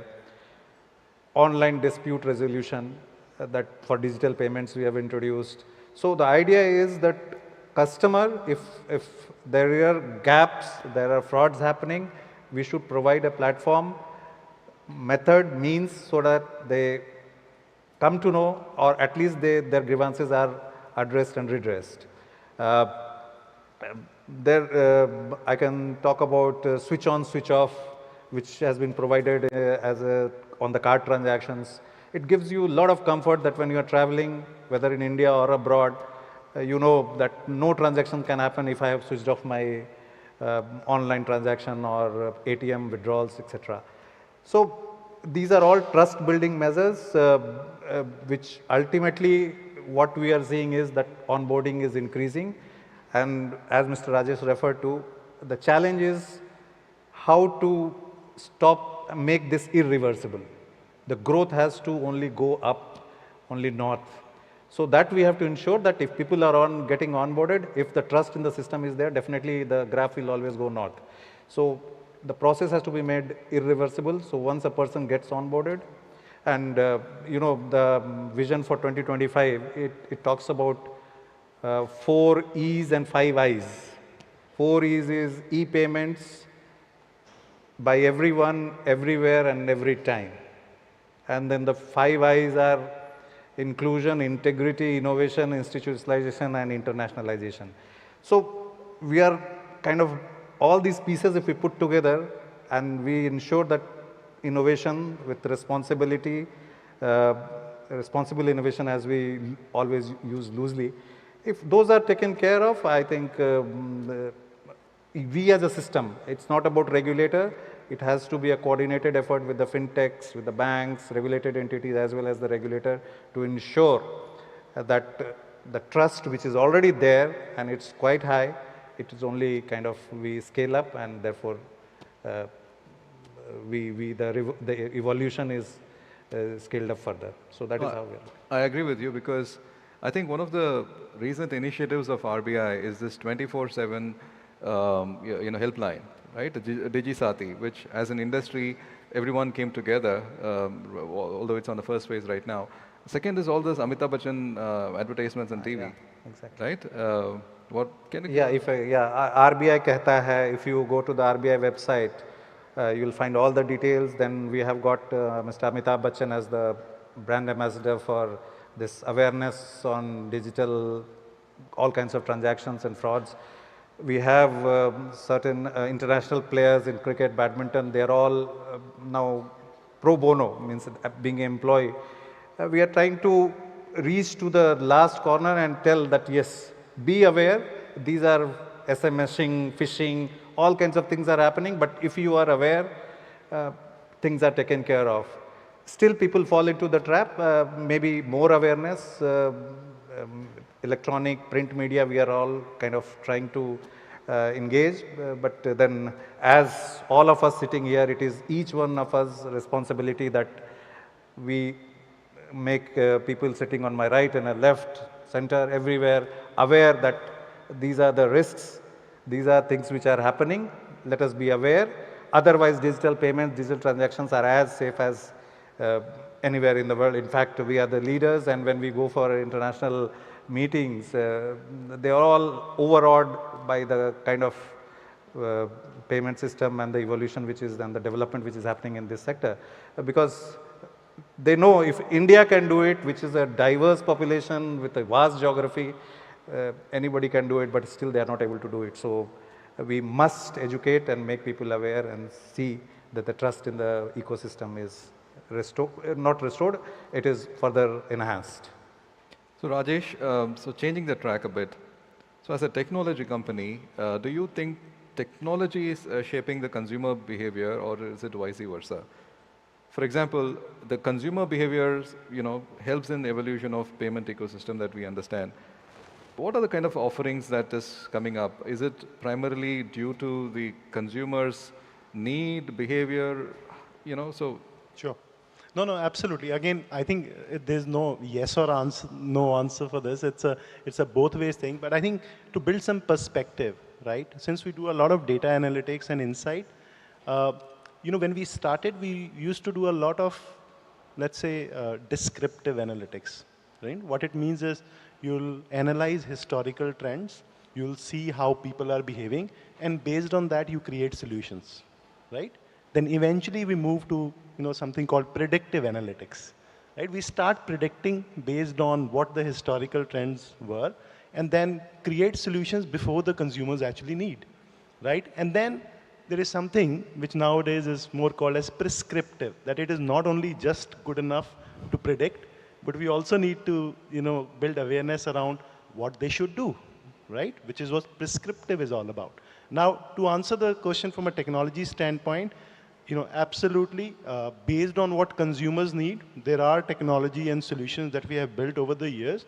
But now the power of computing, as we say artificial intelligence, is such that the time which it used to compute and used to take a very long time is now reduced. And hence, at a real-time basis, we can really ensure that those behaviors are not only, let's say, evaluated, but also be predictive for future with all the supervised and unsupervised models that we have in artificial intelligence. And then we could create solutions much earlier than when their need arise. And that's what all, I would say, technology companies, many of the fintechs are thinking a lot ahead in terms of what future needs will arise based on what we have seen and the pace at which changes are happening. And you would have heard that it's a cliche statement, it's much higher than what it used to be. So we are creating those solutions.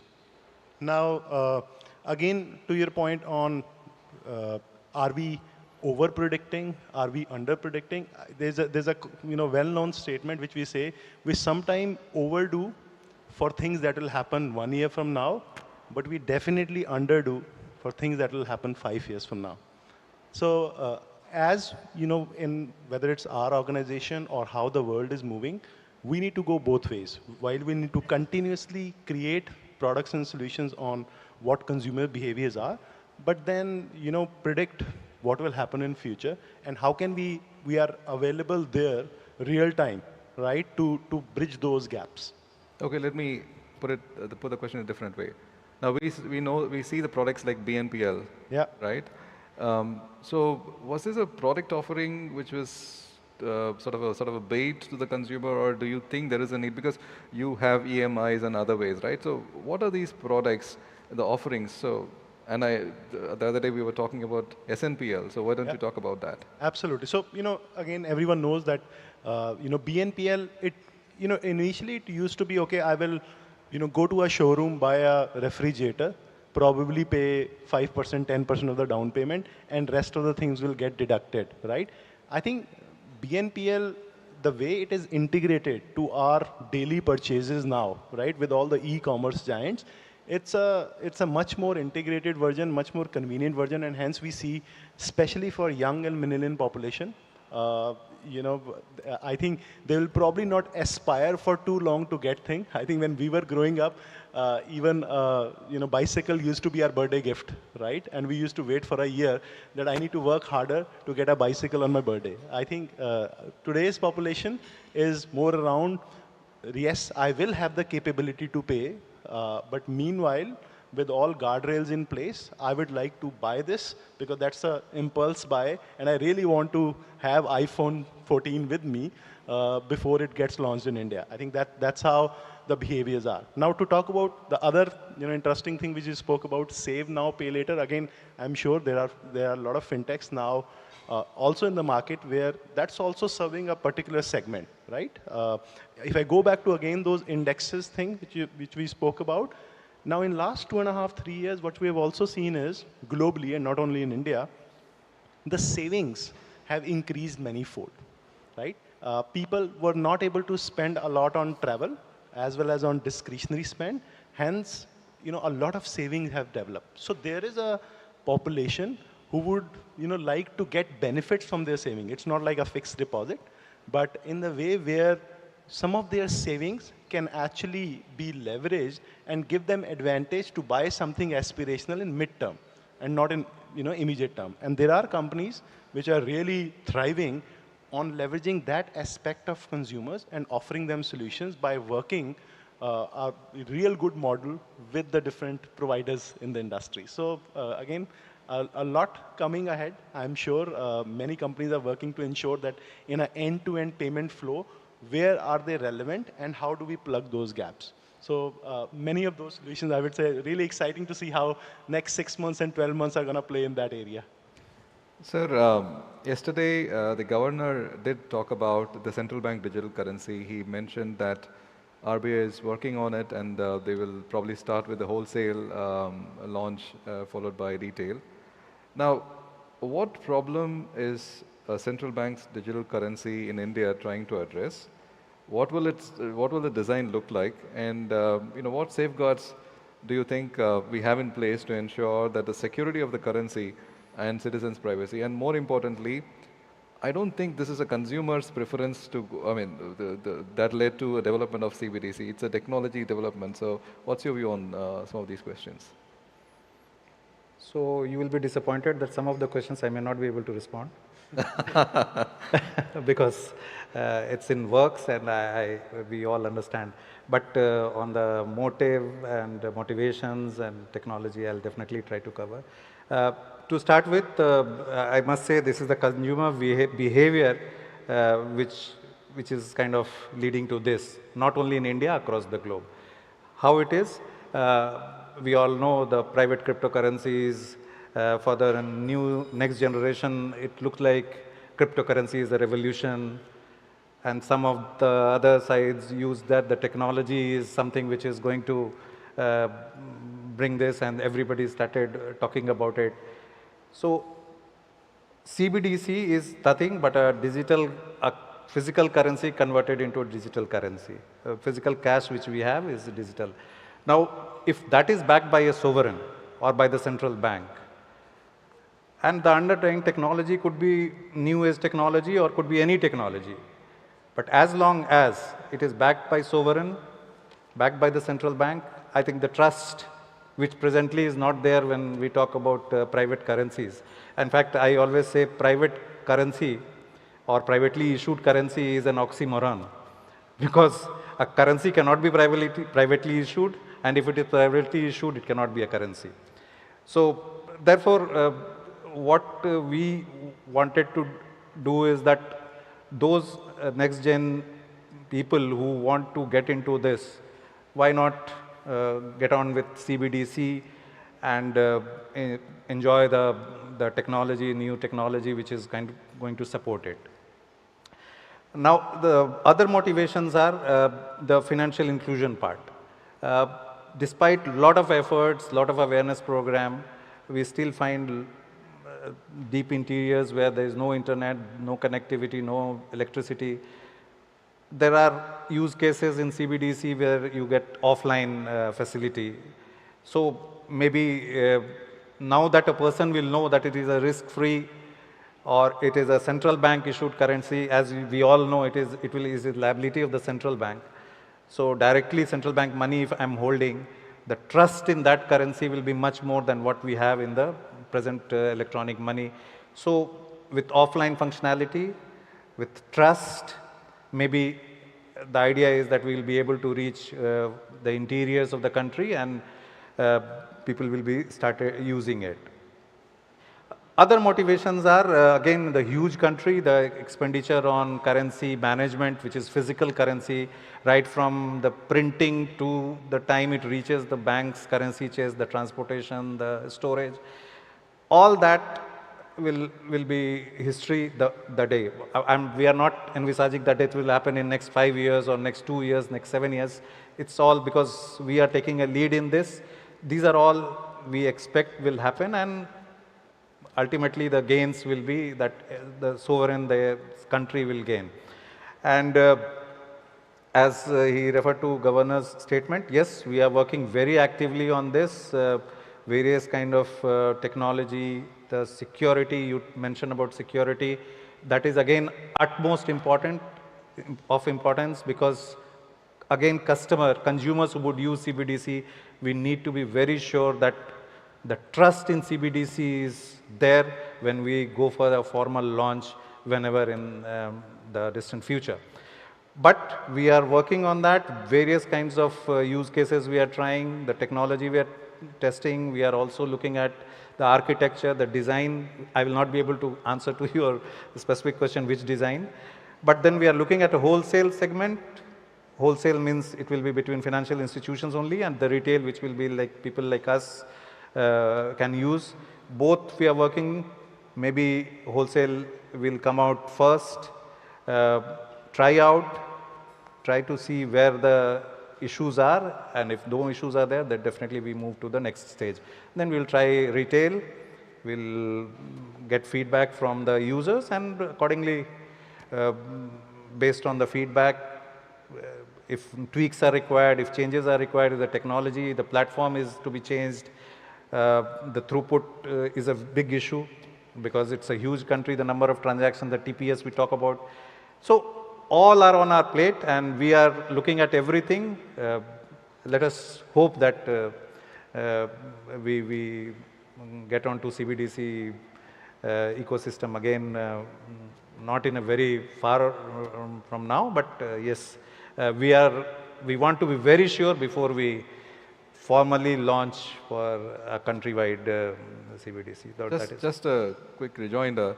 What is it that UPI cannot do that there is a need for a CBDC? Because in other countries, where there is no real-time payments, they leapfrog to CBDC, at least at times. So India has a thriving UPI. I know offline payments is one area, but do you think cross-border is another area that that could help in CBDC? Yeah.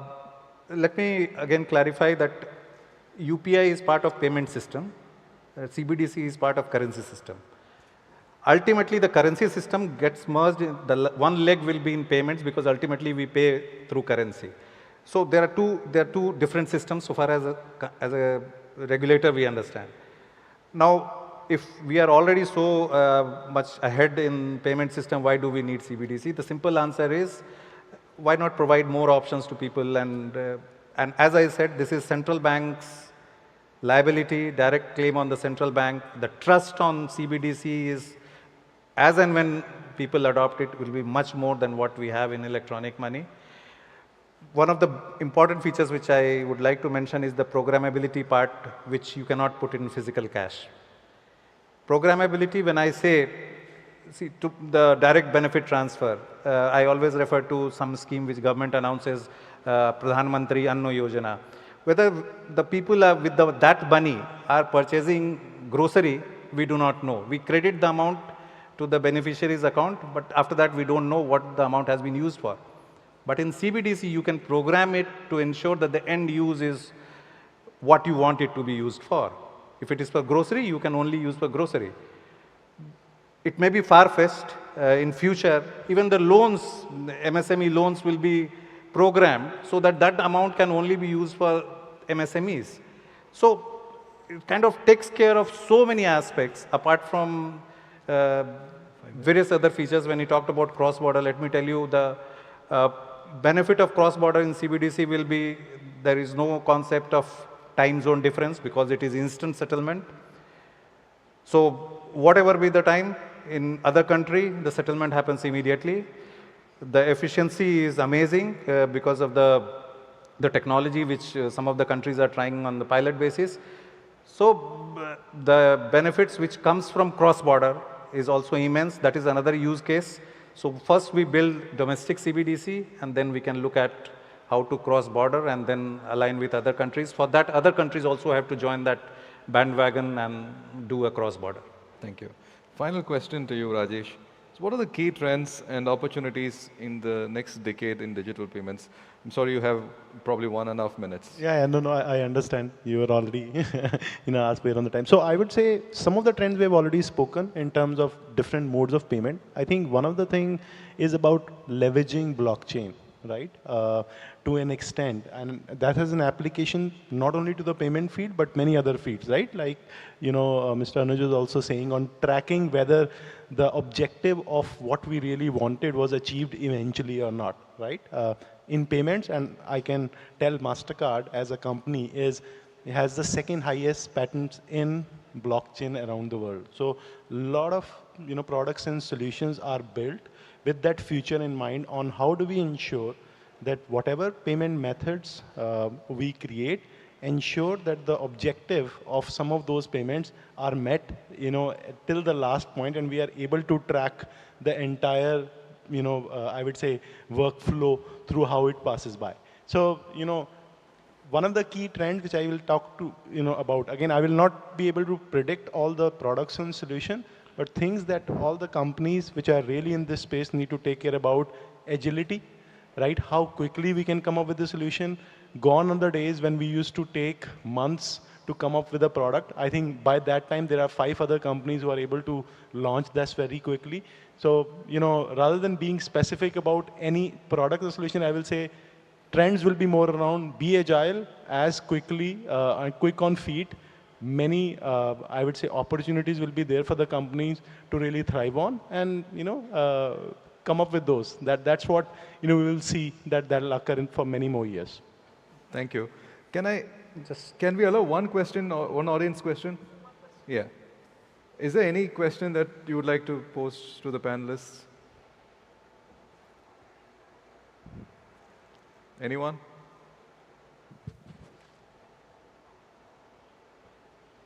All right. We have a question?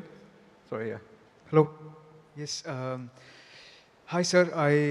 At the possibility of sounding a bit naive, I would like to ask this question about digital currencies. So you mentioned these are backed, CBDC specifically is backed by sovereign bonds, if I'm not wrong, or sovereign... No. So like physical currency is backed by assets, this will also be backed by assets.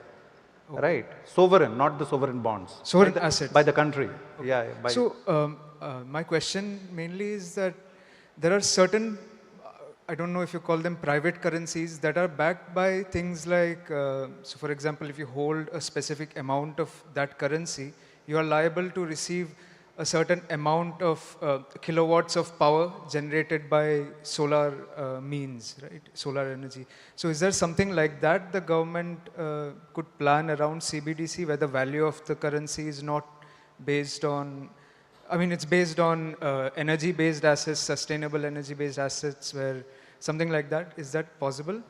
I don't think I think he's referring to mining part of it, but which is different from... No, not mining, sorry. So the value of certain currencies, private currencies or certain currencies that are outside regulated digital currencies, tend to be defined by things like sustainable energy kilowatts, right?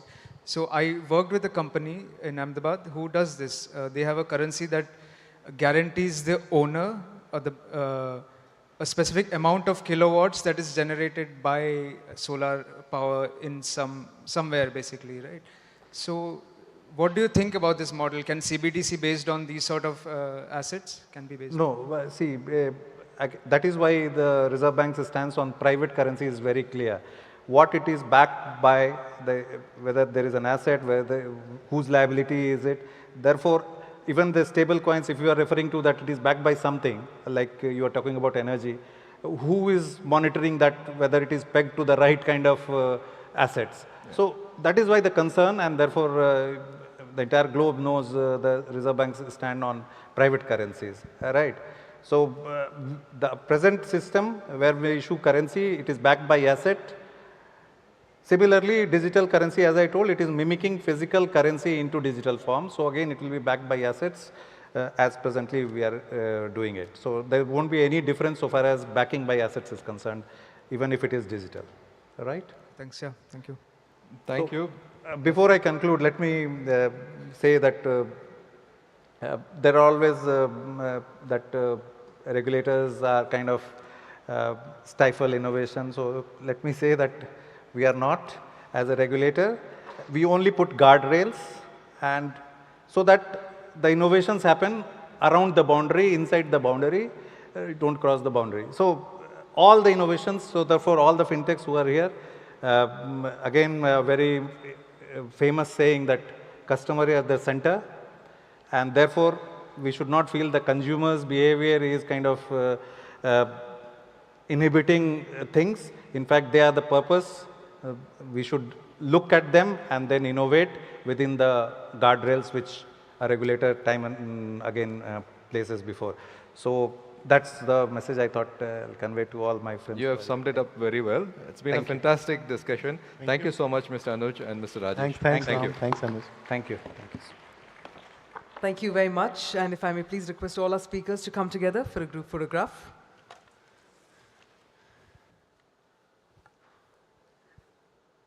And I believe that was a wonderful point also shared by Shri Anuj Ranjan in terms of the guardrails that allow actually in terms of fueling the purpose more than anything. So that's absolutely a wonderful point there. And we've had some wonderful takeaways from this particular trialogue as well. And that being said, we'll also set the tone for the next fireside chat. So kindly be seated. We'll get it started in just a couple of minutes. Thank you very much.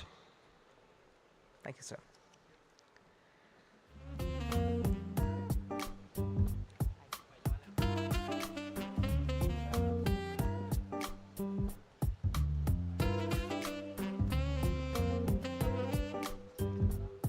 I'd like to inform our members of the audience that the next session will commence in the next few minutes. So that being said, all the ones who are still standing there, you can please come forward and take your seats. We'll also set the stage and get the session started in the next couple of minutes. Thank you.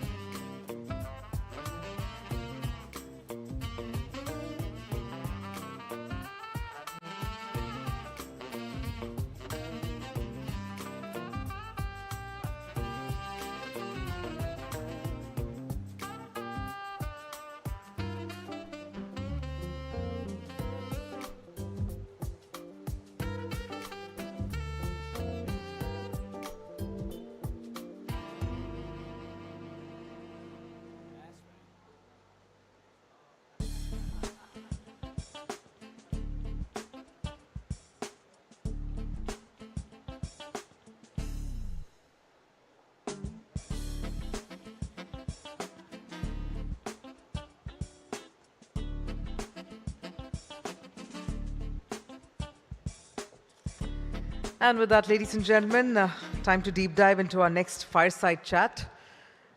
While we do so, once again, I'm going to request everyone to please take your seats.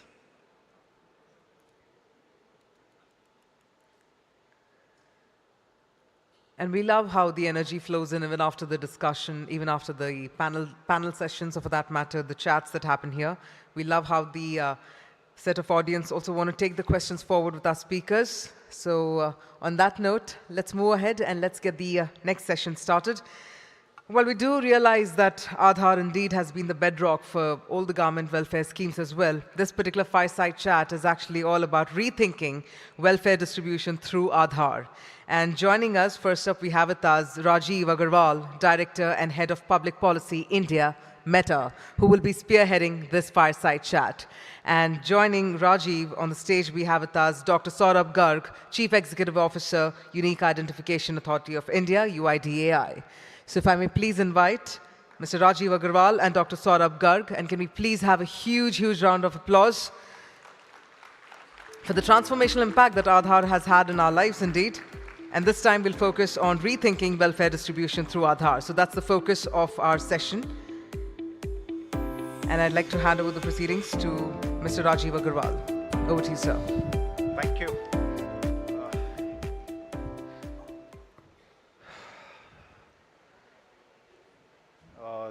The world's truly a stage, and I think so India is absolutely at the center of it. And India today is at the center of the digital ecosystem globally, and I think so you have a very crucial role to play, and it's indeed a privilege for me to be here with Dr. Saurabh Garg, who is who is at the heart, at the center, and who's managing the entire Aadhaar ecosystem, which is at the very center of the Jam Trinity, and literally maybe today the lifeline of India, if I were to say so, for all of us who have been entering airports, verifying our ITRs, or as simple as going to a kiosk to obtain a SIM card. Aadhaar is something which has become almost ubiquitous in our lives today. So a privilege to have you here, sir, and to welcome you on the stage. Thank you. A pleasure for me to be here on this forum. And I must thank the organizers of the Global FinTech Fest for inviting me. It's a pleasure to be here. And all I can say is that Aadhaar is happy to be the digital rails on which the digital economy is hopefully running well. And look forward to continuing the role of being the digital infrastructure, the digital public platform, so to say, and look forward to this journey as we move ahead. Absolutely. Digital rails, I think so that's, I'll take it off from there. So we have, and if my memory serves me correct, over 300 central schemes, 500 state schemes that are using Aadhaar for effective delivery of these services, welfare services to citizens across the length and breadth of India. Would really like to ask for your insights on how does Aadhaar really help in linking welfare distribution to the citizens and help the government in making sure that there's more effective and impactful delivery of these services to the citizens. And just as a side question, are there any other current schemes that you're looking at towards linking with Aadhaar in the near future? Yeah. So let me just step back and say that it's been about 10 years, about a decade since Aadhaar started in 2010. And since then, we have reached a stage that we've issued about 1.34 billion, 134 Aadhaar cards. And we are at a stage where 100% of adult residents in the country have Aadhaar. So anyone above the age of 18, unless there are some isolated pockets, remote pockets, I would expect that everyone has an Aadhaar, and I'm sure, and I do hope that everyone in this room does have an Aadhaar. Otherwise, my statement would fall.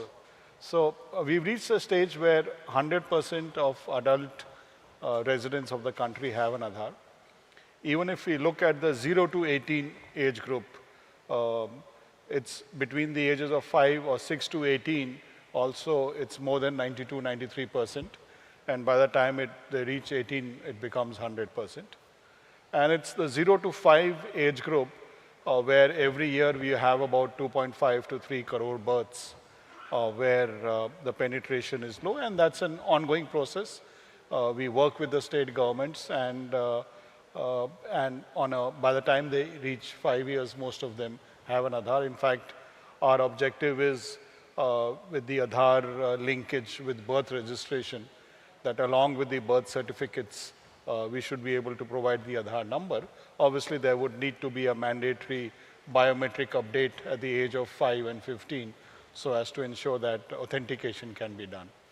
But so given that after 10 years, we've reached this position of 100% adults having an Aadhaar, that in itself transforms the way that we can conceptualize and design programs and schemes. And I think that came to the fore when a couple of years back we launched, there was PM Kisan, there was Pehel, which enabled within a couple of months of the scheme being conceptualized that it got implemented. And that happened because of the existence of Aadhaar. As you mentioned, we have nearly 1,000 odd programs of the government, 650 of the state governments, around 300 odd of the central government, which are run on Aadhaar. And the reasons why they do, I think, are the benefits that Aadhaar offers for to these schemes. And just to enumerate some of them, one is obviously deduplication, that you can't have the same person twice in that same program, so there will be no doubling of benefits given to the same person or same family. The PDS, for example, has seen significant gains in this respect.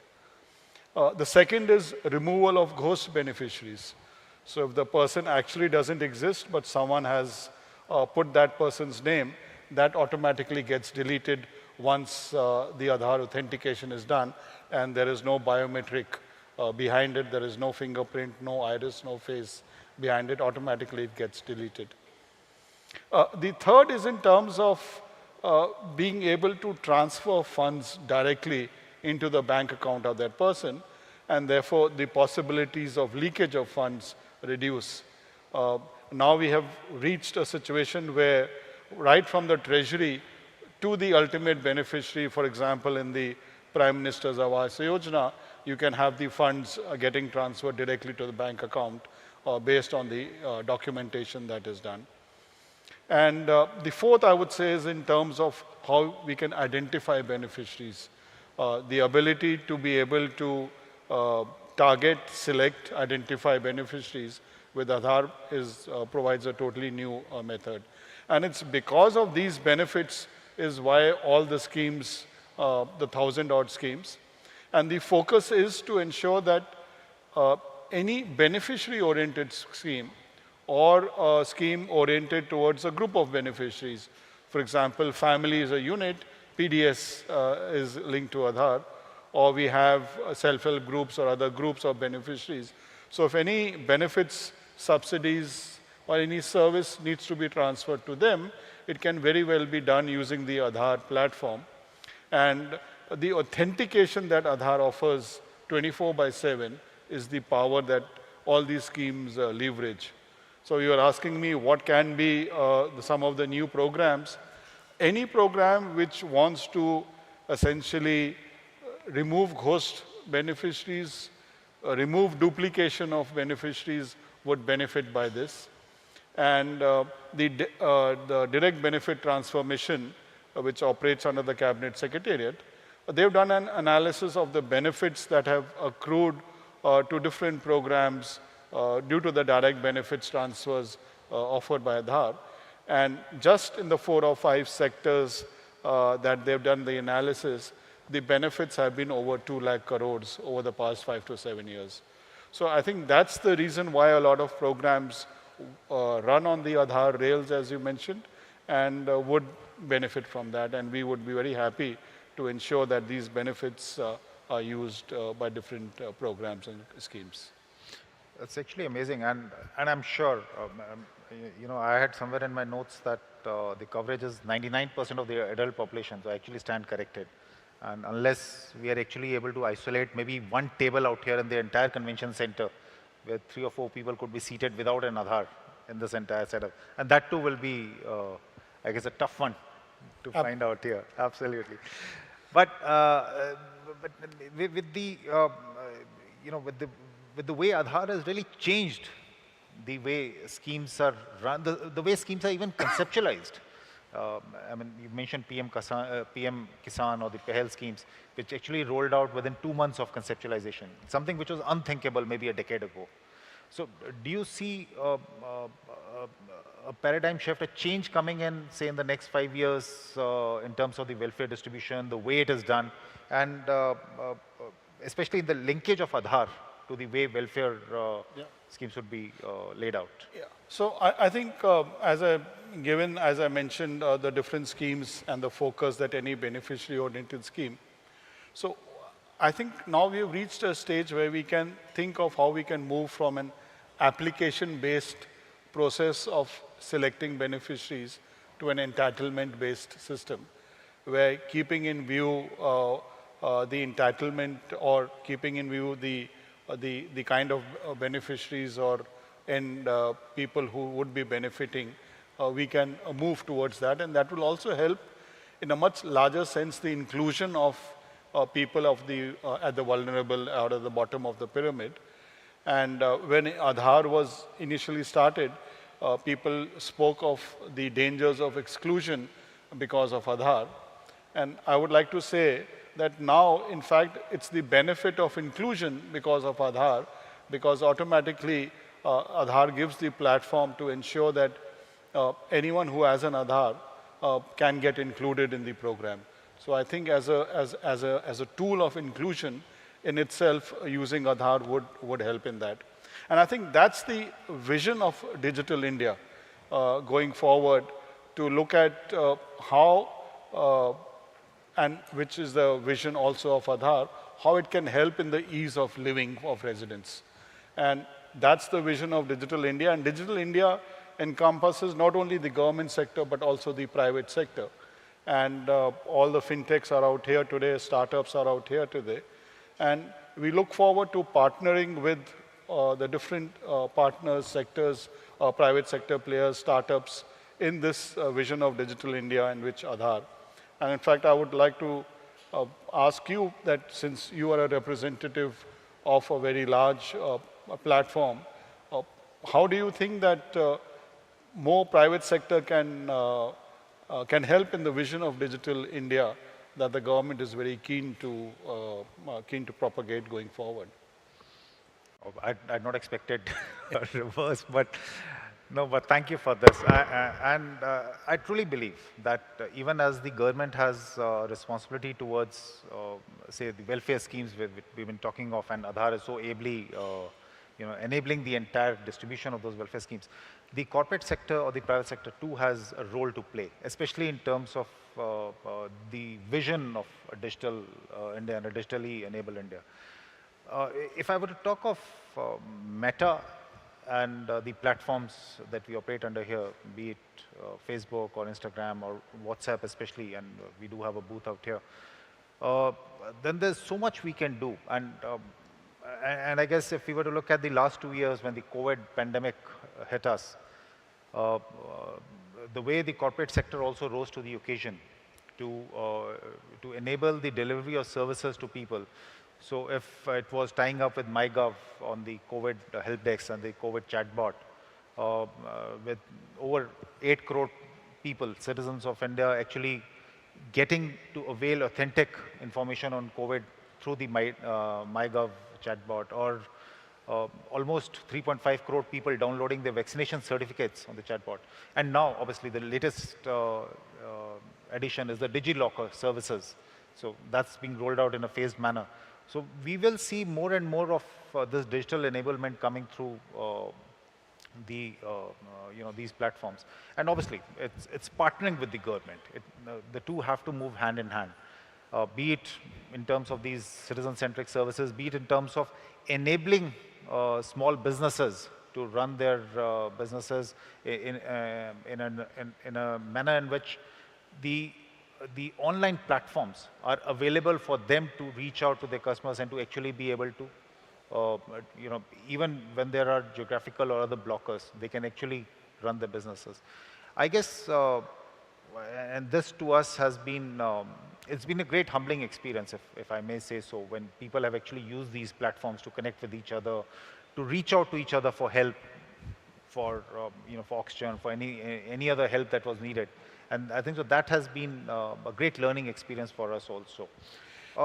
So, I mean, if I can just add to this, from Aadhaar side, from the UIDI side, I would, in fact, want to mention it since a large number of people, startups from the fintech world are here, that we look forward to working closely with a lot of players in the private sector on how they can also use the benefits of Aadhaar.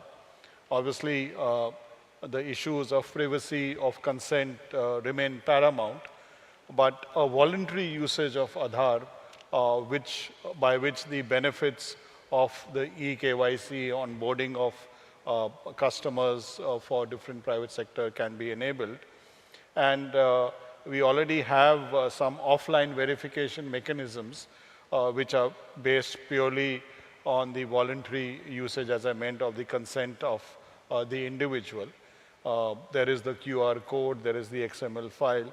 So we would be, on our part also, happy going forward to look forward to working with them and look at opportunities that exist. But obviously, let me again say that privacy and consent remain strong pillars on which Aadhaar is based on, and that will remain paramount as we go ahead. No, absolutely, and privacy has to be the mainstay for everything that we do, because I mean that's something all of us as individuals, as citizens, and as responsible corporates have to make sure that that is protected at all costs. So in fact, you did mention startups, and that's something we passionately believe in. We have been at one point in time a startup ourselves, and so we are looking at bringing in startups even in the, as technology expands and we look at extended realities, we look at the metaverse. How can we bring, and India can actually be the hub of technological advances in that field. So that's something we are trying to advance. Through CBSE, we are trying to get an entirely new generation which is digitally enabled and teaching them the new technologies and exposing them to the possibilities that exist out there. So we feel that we have a role to play, and we would definitely like to walk hand in hand with the government and with obviously the UIDI going forward.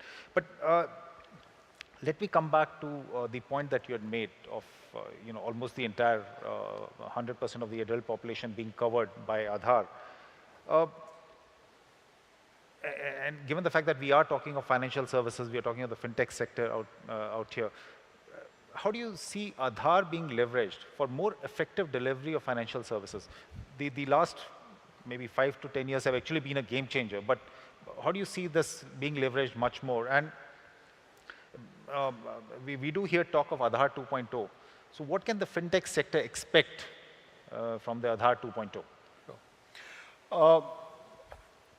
The usage of Aadhaar in the financial sector has perhaps been the most heartening. I don't know whether I mentioned this.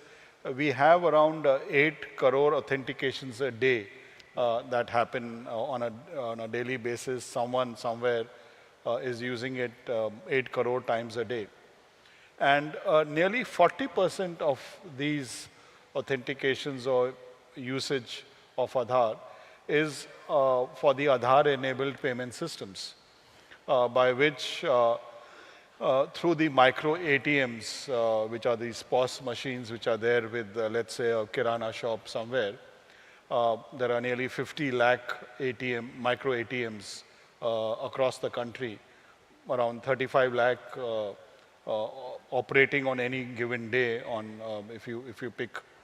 So, I mean, that also enables, if I can say that, makes geography history in the sense that even if you don't have a brick and mortar branch, the fact that you have a Kirana shop having this micro ATM, that villager can operate their bank accounts using them. They can deposit cash, they can withdraw cash by using Aadhaar authentication, fingerprint authentication.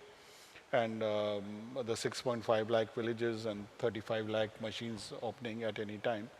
So I think the banking sector has really leveraged the use of the Aadhaar ecosystem. Going forward, we are working with the regulators, whether it's RBI, whether it's SEBI, IRDA, PFRDA, on how regulated entities which are working under their supervision, how they can also use the power of Aadhaar with, of course, consent of the individual to get onboarded as an investor, as in the fintech sector, in the NBFC sector. And I'm happy to say that in the last few months itself, nearly 300 odd entities, NBFCs, investment advisors regulated by SEBI, and such other entities regulated by any one of the regulators have been onboarded. And we expect that the onboarding experience of getting new customer acquisition for them would become so much more seamless going forward. On our part, we are looking at ways by which we can help in the ease of living of residents, as I mentioned, and that ease of living would include the ability for them to look at investment opportunities that they have, or banking opportunities, or payment opportunities that an individual has, and how more and more such entities can leverage Aadhaar for onboarding new residents and give residents more choice going forward. The number of such applications which come through the regulators is increasing, and I'm quite hopeful that this will further increase the ways by which Aadhaar is being used by these entities. I can add one more thing, that we've built a sandbox in our tech center so that anyone wanting to offer a new service, we can do a proof of concept, and so that they can test out some new service which has not been hitherto thought of. Obviously, we restrict ourselves to those entities which are regulated by any one of the regulators. So as long as it's a regulated entity, we would be very happy to have them look at what can be done. And in fact, immediately after this session is one such mechanism that we have developed to streamline onboarding of new customers using our M-Aadhaar app. So that would be discussed, and we would be happy to get comments of the fintechs who are here today to see how that process can get further streamlined.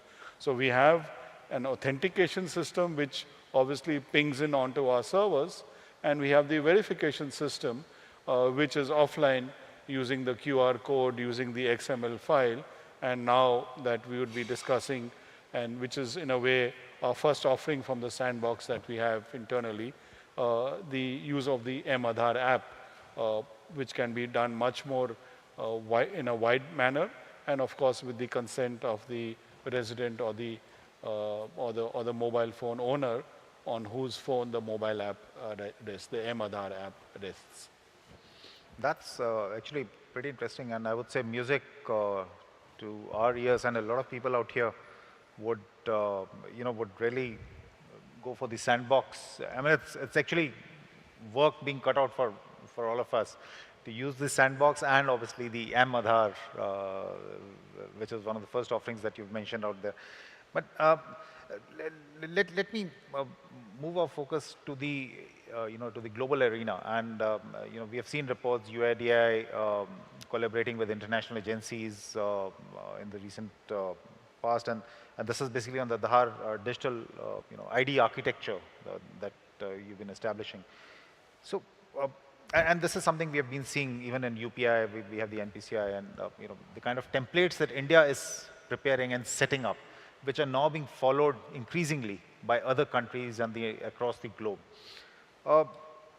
We do have the G20 presidency also now coming to India later this year, and India is going to be, hosting G20 for the next 1 year.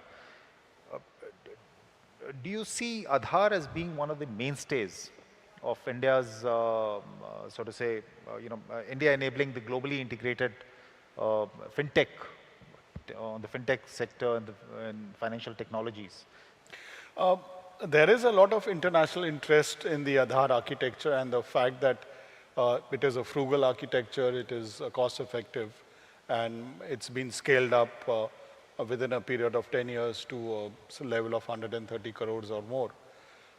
We get a lot of visits, delegations from different countries across the globe. We are in touch with the World Bank and other UN agencies on how the digital architecture offered by Aadhaar can be gainfully used by other countries. So going forward, we no doubt look forward to working with other countries who wish to develop their own legal identities. In fact, the United Nations Sustainable Development Goals has as target 16.9 a legal identity for all by the year 2030. So Aadhaar offers an excellent scalable model for many countries. On our part, we would be very happy to work with them. No doubt the G20 chair offers another opportunity to showcase the India stack and the work that's been done in Digital India.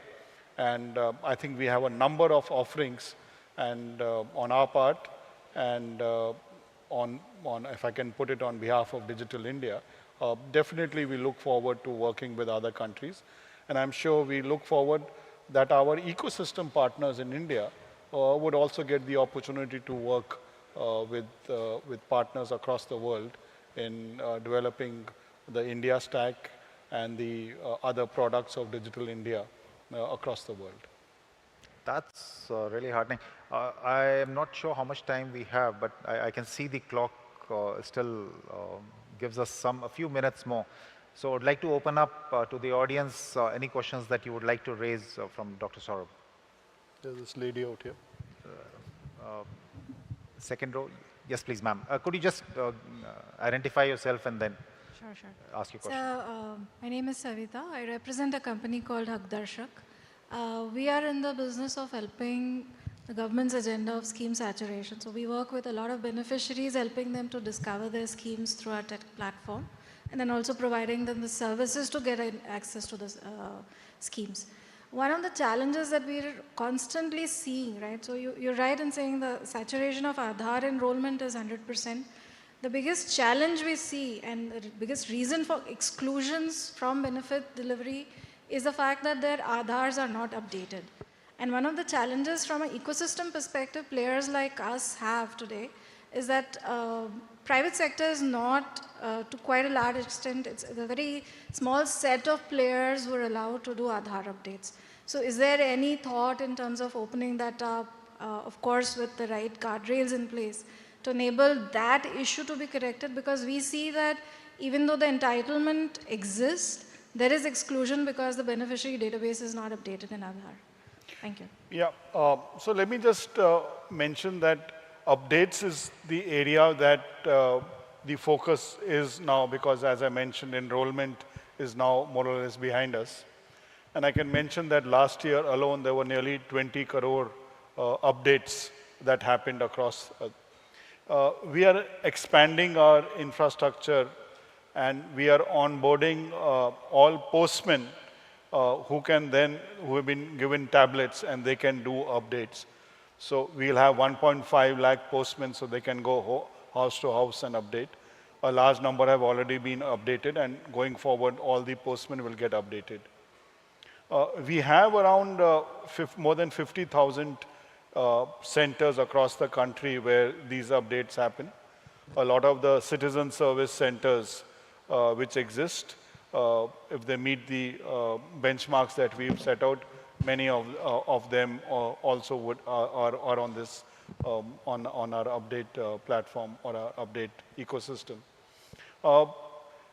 Apart from that, we've also put on the online mechanism. We have an online portal where people can update their address, which is one of the most common fields for updation. So we are looking at ways to strengthen the update ecosystem.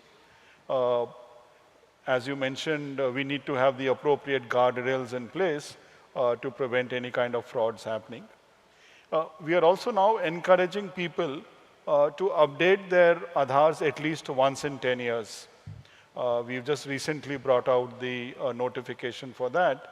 And given the fact that it's been about 10 to 12 years since we started Aadhaar, it's a time that at least once in 10 years the update happens.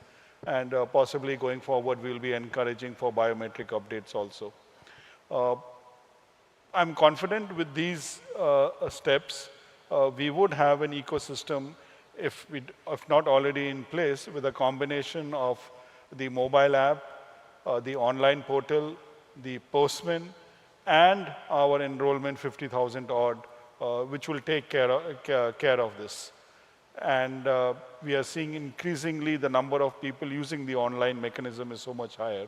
And I think that would take care of even some of the areas which may have got left out. I think we have time for one more question. Hi, here. Ekta from Zee Business. Sir मेरा सवाल आपसे ये होगा कि customer से जुड़ी, consumer से जुड़ी और कौन सी नई सुविधाएं आप आधार के साथ लिंक करना चाहेंगे, और स्पेशली जो बीते दिनों में हमने फिंगरप्रिंट फ्रॉड भी देखा, तो बायोमेट्रिक्स को लेकर आप क्या कहना चाहेंगे? जैसे मैंने बोला कि हमारा विजन है ईज ऑफ लिविंग। जो भी स्कीम the benefit जो चाहती है from Aadhaar platform usage, which is deduplication, removal of duplicates and ghost beneficiaries, वो स्कीम जो भी है beneficiary oriented schemes हैं, हम उनको चाहेंगे कि वो Aadhaar platform use करे और इसका benefit करे. Cyber security is one area that we are constantly on top of, whether it's any attempted fraud, any report of fraud, and we continually update our security systems in terms of that. Recently, there were some attempts we heard of use of what is known as gummy fingers. So we brought in a liveliness check also in the fingerprint authentication system. So we nip, our attempt is to nip any attempts to try and overcome the systems. We have a strong cyber security team. We work with different agencies, both technical agencies, intelligence agencies, to get information on this. In fact, we recently announced a bug bounty program also that we would like to work with ethical hackers and see what kind of vulnerabilities they can detect in our systems in a closed environment. So let me assure you that fraud prevention attempts by this is something that we are constantly abreast of, and that's highest on our priority. As I mentioned, we do about 8 crore authentications a day, and there have been attempts, but various attempts are where there is some amount of collusion or some other kind of issues. It's not something which is related to our Aadhaar ecosystem, but even then, it is something we give the highest importance to. Thank you. I think so. That's really heartening to note.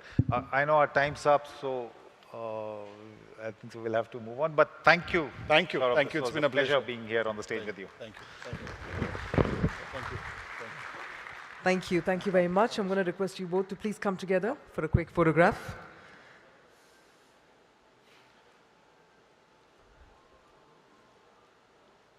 Ladies and gentlemen, we managed to gather some very salient data points through this session, for which I'd like to thank Dr. Saurabh Garg. Thank you very much, sir, for joining in. And thank you very much, Mr. Rajiv, for beautifully spearheading this fireside chat for us.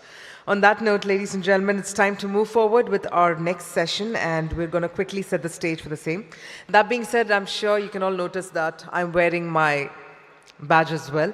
And the reason is that I'm also going to urge all of you to ensure you all please wear your badges. This evening we have a session featuring a government official, and for security reasons, I'd like to request all of you to please ensure that you keep wearing your badges at all the times.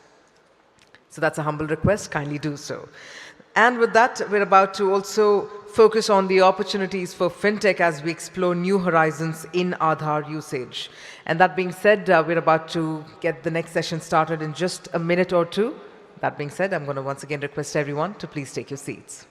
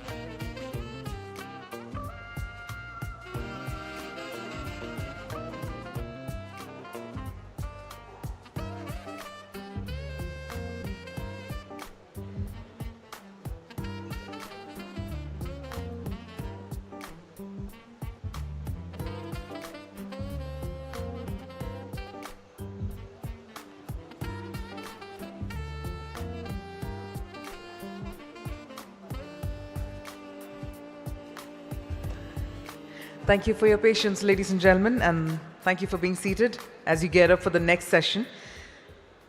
We're focusing on exploring new horizons in Aadhaar usage as we also explore the opportunities in fintech. And before we invite our speaker on stage, first up we have with us Colonel Nikhil Sinha, Director UIDAI, who will be setting the context for this session and also introducing our speaker for this session for all of us. So on that note, ladies and gentlemen, first up, can we have a huge round of applause, and please help me welcome on stage Colonel Nikhil Sinha, Director UIDAI. A huge round of applause, please. Thank you so much.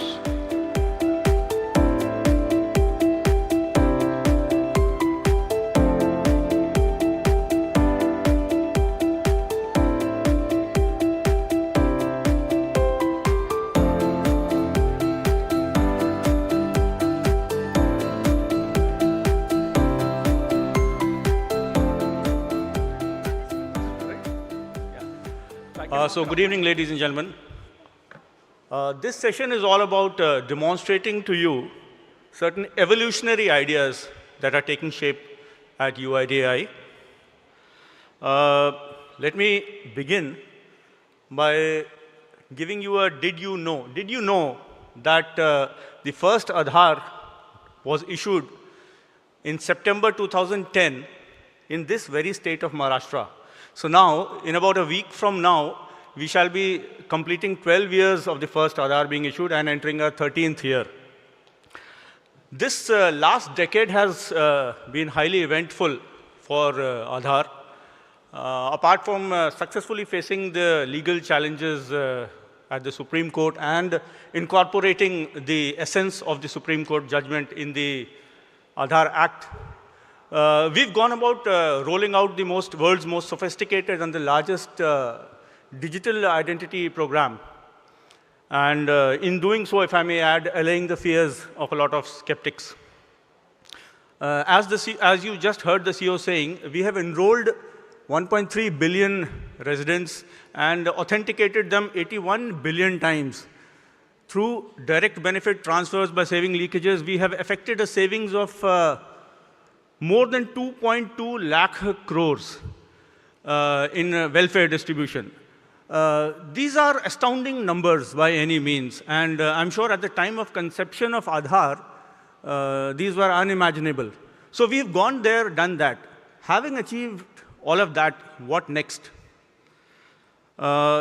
It's perhaps time for Aadhaar to reimagine itself, to continue to stay ahead of the times. It is time for Aadhaar to adopt new technologies, to envision and to enable new use cases. It is time for Aadhaar to perhaps play a larger role in the India story, which is just about starting. It is time for Aadhaar 2.0. Now, as part of our vision for Aadhaar 2.0, there is a renewed focus, as the CEO just mentioned, on increasing the ease of living of residents. This is being envisioned by intensifying Aadhaar usage, both in offline and online mode, both for the government as well as the non-government sectors. Now, offline verification of Aadhaar has got great potential, which is really waiting to be harnessed. It has the inherent strengths of being secure, private, and voluntary. As also, since the Aadhaar number per se doesn't get shared in offline usage of Aadhaar, there is very little requirement of infrastructure being developed. Add to that the possibilities which open up when you start using the local face match, offline face matching of Aadhaar. So the two modes of offline authentication, of offline verification, that is the secure QR code and the XML, are already part of the Aadhaar's innovative product portfolio. Perhaps what is holding back the explosion, the exponential adoption of offline usage of Aadhaar is the process friction that is there in the sharing of offline Aadhaar. And that is something which is easily addressed by technology. The ideas being presented to you today aim to address these very areas. They will get to the residents more services and benefits, and therein lies the opportunity for you, our industry partners, the fintech. Now, Dr. Vivek Raghavan, advisor UIDAI, will be presenting these new ideas to you. These ideas are just taking shape at UIDAI. At the moment, they are ideas or proofs of concept, if you may. They would undergo the complete process of consultation with all stakeholders. That includes the public and the industries, before they are finally rolled out in the shape of applications. Today's demonstration is one such exercise in making you, the fintech, aware of the latest developments in UIDAI and also obtaining feedback from you. So now I hand you over to Dr. Vivek Raghavan, who will move forward with the presentation and with the demonstrations.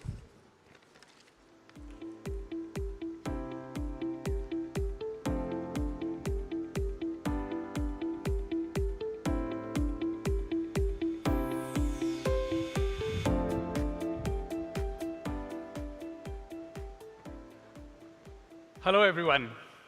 I'm here to tell you some of the new ways in which Aadhaar can be used. And I think that's part of the entire Aadhaar 2.0 and reimagining new ways in which Aadhaar can be used. We already know, as CEO Sir said, we have 8 crore Aadhaar authentications every day.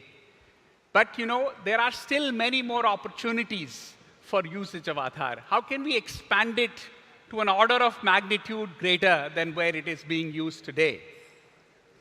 And I think that our thought, and as CEO said, as part of Aadhaar 2.0, we are creating this sandbox of new ideas, of new ways of using this digital platform to provide different kinds of services to the citizens of the country. And I want to actually show some examples of how this can be done. And this is really, and and this is really to actually rekindle the imagination of how Aadhaar can be used. And when we do this, we have to look at three things. That how can we allow residents to use their own Aadhaar to avail services? And the focus, the principles need to be simplicity. It needs to be simple, extremely easy to use. The focus needs to be privacy, right? Especially that privacy is one of the critical things. And of course, security. And we've figured out some ways in which Aadhaar can be used by a much larger set of people in the country by leveraging three technologies that Aadhaar already has. The first one is offline KYC verification. I don't know, I mean, this is something that Aadhaar had launched about 2 to 3 years ago, and it actually provides a way by which people can verify Aadhaar offline. And now it is something which is being used by some people, but I think the usage we want to simplify the usage of this. The second part is that Aadhaar has announced that we have this new kind of this new modality of matching called local face matching, which actually happens locally on your device. And of course, we're trying to combine these two with the existing mAadhaar application to actually unlock completely new experiences through which Aadhaar can be used. And that's what I hope to show you in the next half an hour. Coming back to the core principles, right? The first core principle is simplicity. Simplicity is, of course, that we need to have a very different kind of resident user experience for the Aadhaar. That's number one. And the second thing, of course, is that I should be able to use Aadhaar offline. So I don't need to have any connectivity to UIDI or to CIDR to do that. The second part, of course, is privacy. Especially when you're using Aadhaar on a day-to-day basis, you don't really want to actually use the Aadhaar number to actually avail the service. The next point is that we'll establish, you have now the ability to establish proof of presence in Aadhaar through local face matching. And finally, this KYC itself can actually be done in a granular manner so that you can provide granular control of Aadhaar usage by the resident. So therefore, if I want to reveal only my name and photograph, then I can actually reveal only a granular portion of my KYC information. And of course, the consent is the other core part of the entire Aadhaar experience. So it provides a systematic way of locally storing user consent that people. And finally, it's very interesting that when all these pieces come together, you actually come up with something which is equivalent to a two-factor authentication. The credential itself, the offline KYC, is secure because it is digitally signed for authenticity.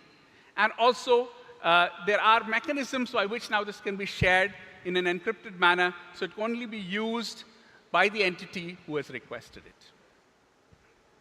So we'll talk about 4 different use cases that are related, that actually come out of these group of these sets of technologies that we're talking about. So the first method is actually offline KYC through deep linking. And here, what is it that we are trying to do? It allows a resident to share their own offline KYC with any entity app on their own smartphone. And that is the core principle, that you can share your offline KYC on your own smartphone. And who can use this? This is any resident who actually has mAadhaar installed on their phone, as well as the entity application running on the same phone. So therefore, the prerequisite is, of course, that mAadhaar would have been installed and the user profile would have been created. And the user profile can not just be created for the resident themselves, but it may also be for any other family member who may use the same smartphone. So let's look a little deeper as to how this would work. The first step is the resident would initiate the collection of this offline KYC from an entity app. An entity app can be anything. It could be an e-commerce app. It could be a mobility app. It could be an event or travel booking app. And the only thing, the primary thing that the resident needs to provide is they need to provide their name And they need to see whether this KYC requires a proof of presence or not. There are some other factors there, which are all kind of, which certainly can be derived from the entity app, things like encryption and app name and transaction ID and other things. But the core thing is actually your name and your proof of presence. Now, when this happens, automatically through deep linking, what happens is that your control is transferred from the entity app to mAadhaar. And as long as the name matches the profile which is available in mAadhaar, a request for consent to share your KYC shows up. And if once you provide your consent, then what happens is if proof of presence is required, you end up doing a local face matching, which actually says that it is indeed you who is providing this consent. And if proof of presence is not required, as in many applications, you don't need to do that. And then finally, the control gets returned back to the entity app, and the offline KYC is now within the entity. So this is literally as simple as how as how simple this entire process is. So I'll go through a couple of videos which actually show how this thing works. We've actually done a POC of this, and we'll show how this thing works. Can we play the first video, please? Sharing offline KYC with an entity through deep linking with proof of presence. The resident needs to install the mAadhaar app and the entity application on their own smartphone. Aadhaar offline KYC is initiated by the resident himself using the entity app. The resident enters his or her name and clicks on Proof of Presence. Through deep linking, the control shifts to the mAadhaar app.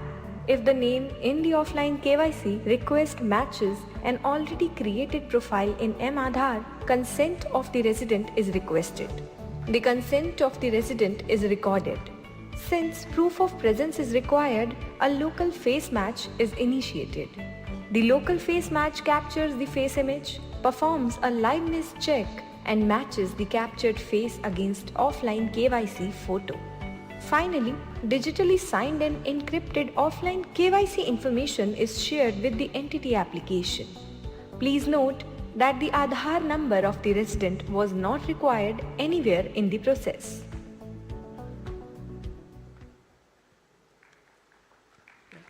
So I think this shows you how simple this could be, right? So now let's take the same thing where you don't even need proof of presence. So certainly in certain cases, KYC using proof of presence may be important. So let's play the second video. It's actually quite similar, but it's simpler.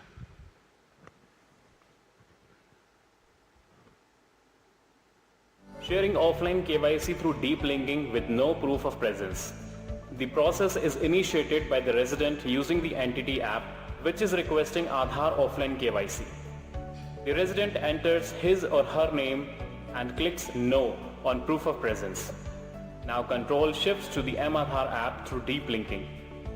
The consent of the resident is recorded in mAadhaar app. Then digitally signed and encrypted offline KYC information is shared with the entity application. Please note that the Aadhaar number of the resident was not required anywhere in the process. So this shows you how simple it could be. And I think this can actually unlock so many different applications where Aadhaar can be used, and you can take the benefit of both offline KYC verification as well as the local face matching capability within Aadhaar. So let's move to a second use case. And the second use case is slightly different. In this case, the entity app is running on another device, which is controlled by an operator.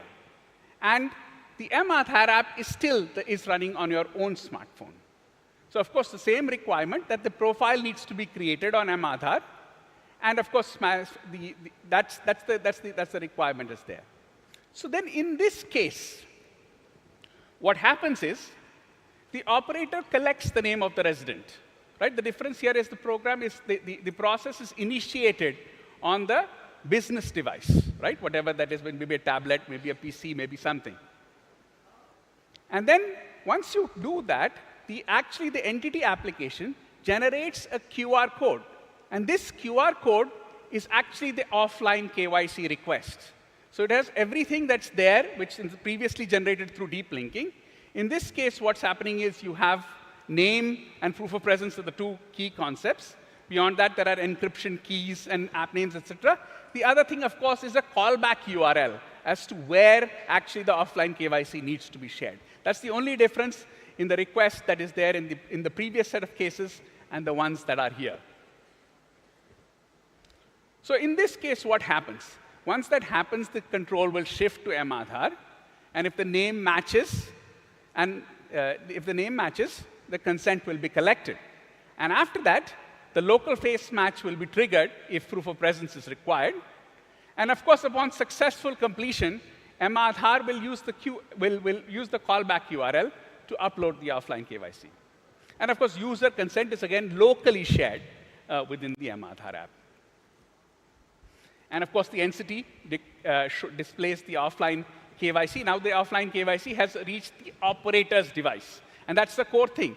Authentication, the local face match and the KYC sharing still is happening on your own device, but it gets shared to the other device which is run by. So let's play these videos. The first video is actually with the, where you're sharing it through QR code with face match. Let's play the video, please. Sharing offline KYC using a QR code with proof of presence. Let's see how Aadhaar offline KYC can be shared on a device controlled by an operator.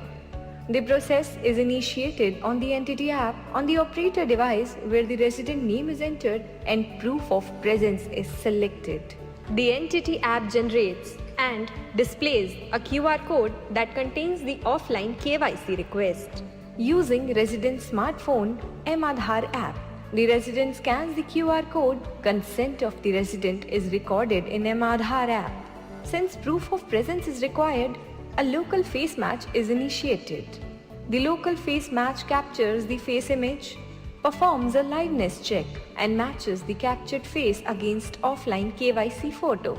Finally, digitally signed and encrypted offline KYC information is shared with the entity application through a callback URL specified in the request.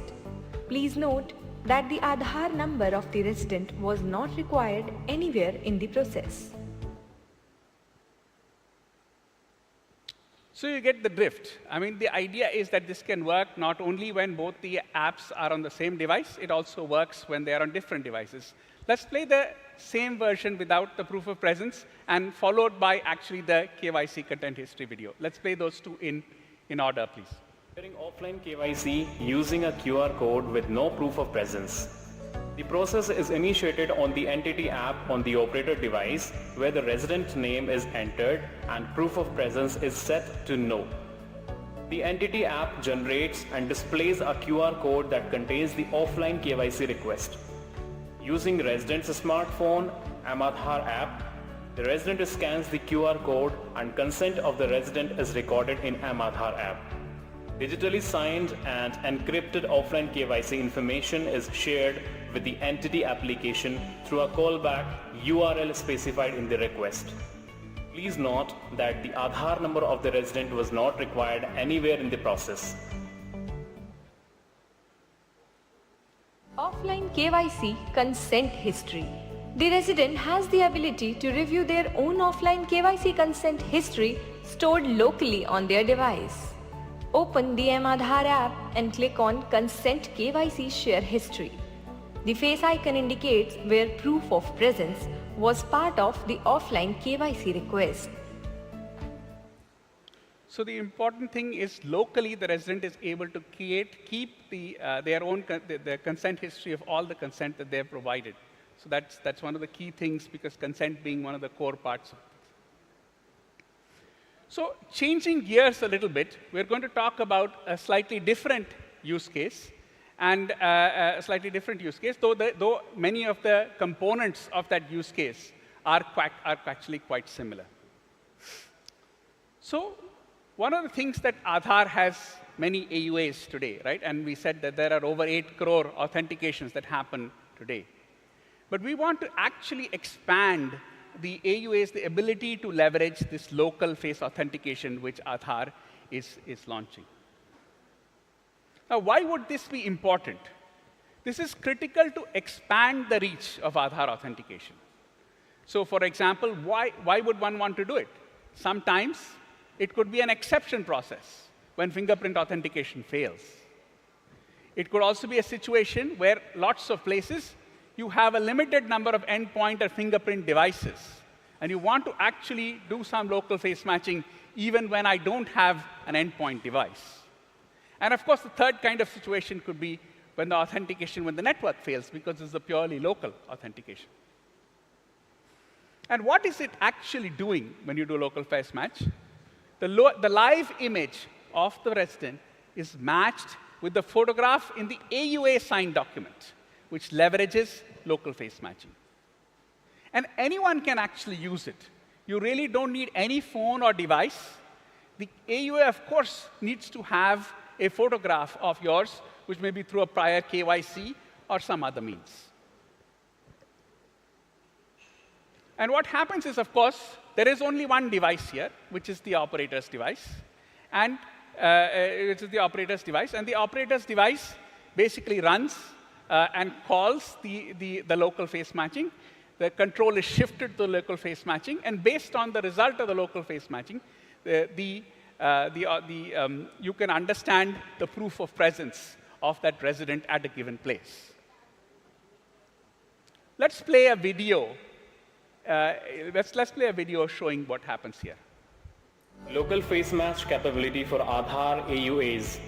This use case is performed completely on the operator's device. The resident does not need any device for this verification. It is assumed the AUA has obtained the resident photo through eKYC in the past or some other means. The entity app has a list of residents who can be verified on this device mapped to an entity ID. The local face match captures the face image, performs a liveness check, and matches the captured face against the AUA signed photograph using UIGAI Face RD app.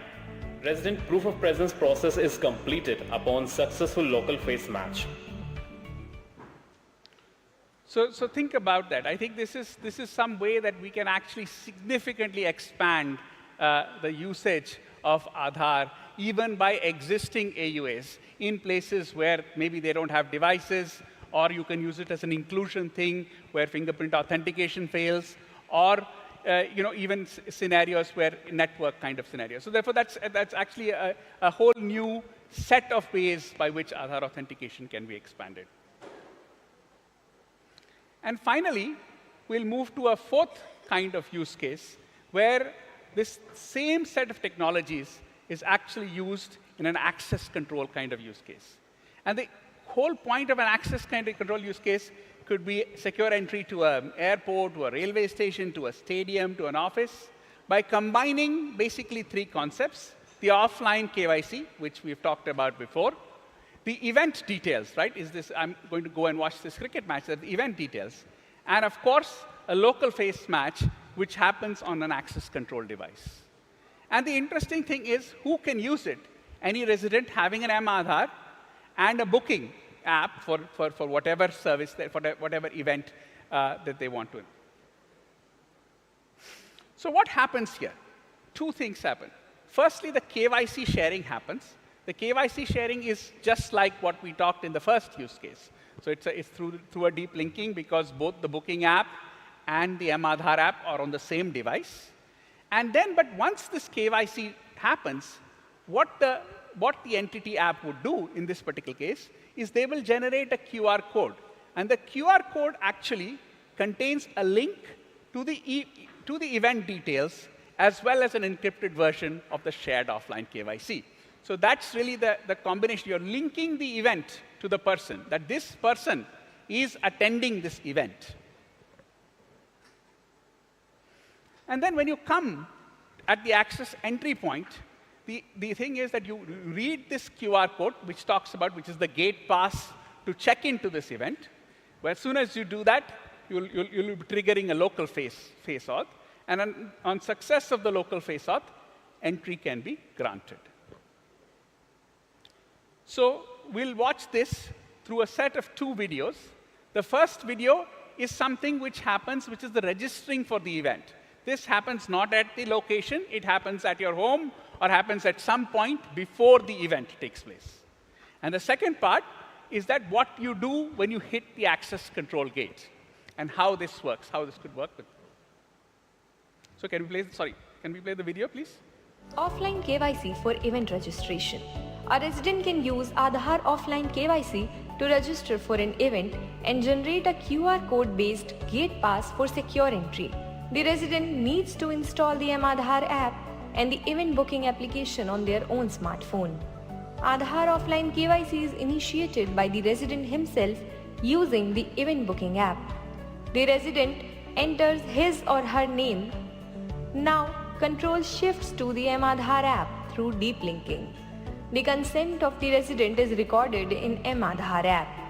Digitally signed and encrypted offline KYC information is shared with the book application.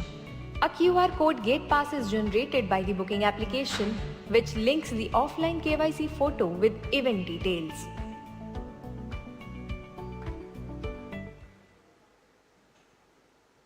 Access control through local face match. A resident can get secure entry into the cricket stadium using the QR code gate pass generated at the time of event registration. The QR code gate pass on the resident's booking app is scanned and a local face match on the access control device is initiated. Local face match on an access control device is used in this process. The local face match captures the face image, performs a liveness check and matches the captured face against offline KYC photograph. Check-in and entry is allowed if the local face match is successful and event details are validated. Aadhaar-based event registration and secure check-in is achieved without sharing the Aadhaar number of the resident.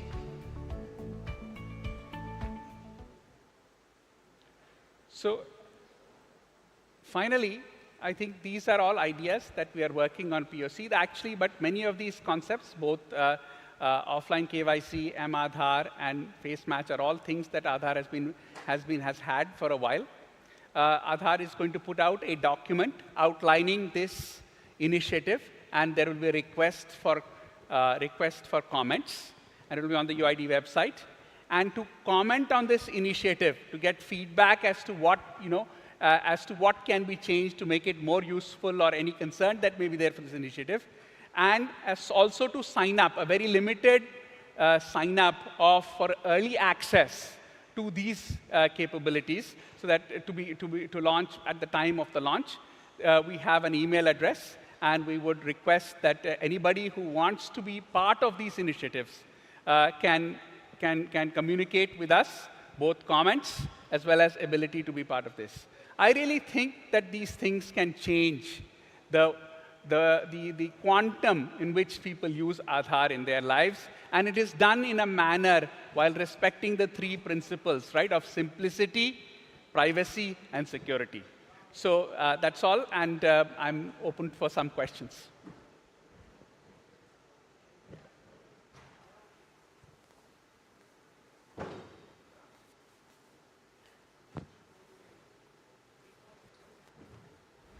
Yeah, can someone help to see? I'm not able to see who has questions. Yeah. Yes. Telling a production date of 31st December. When is the pre-prod expected? Is it already there in pre-prod or? So it is not already there in pre-prod, but I think that we will rapidly bring it to pre-prod, because all the individual components of these are actually kind of there, putting it together and getting out. We will announce a pre-prod date in our document. Yes.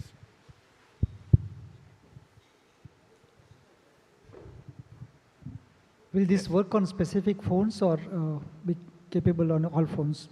No, the intent is to make this work on all phones. Yes, but this has nothing to do with specific phones. The intent is to work on all phones. Yes.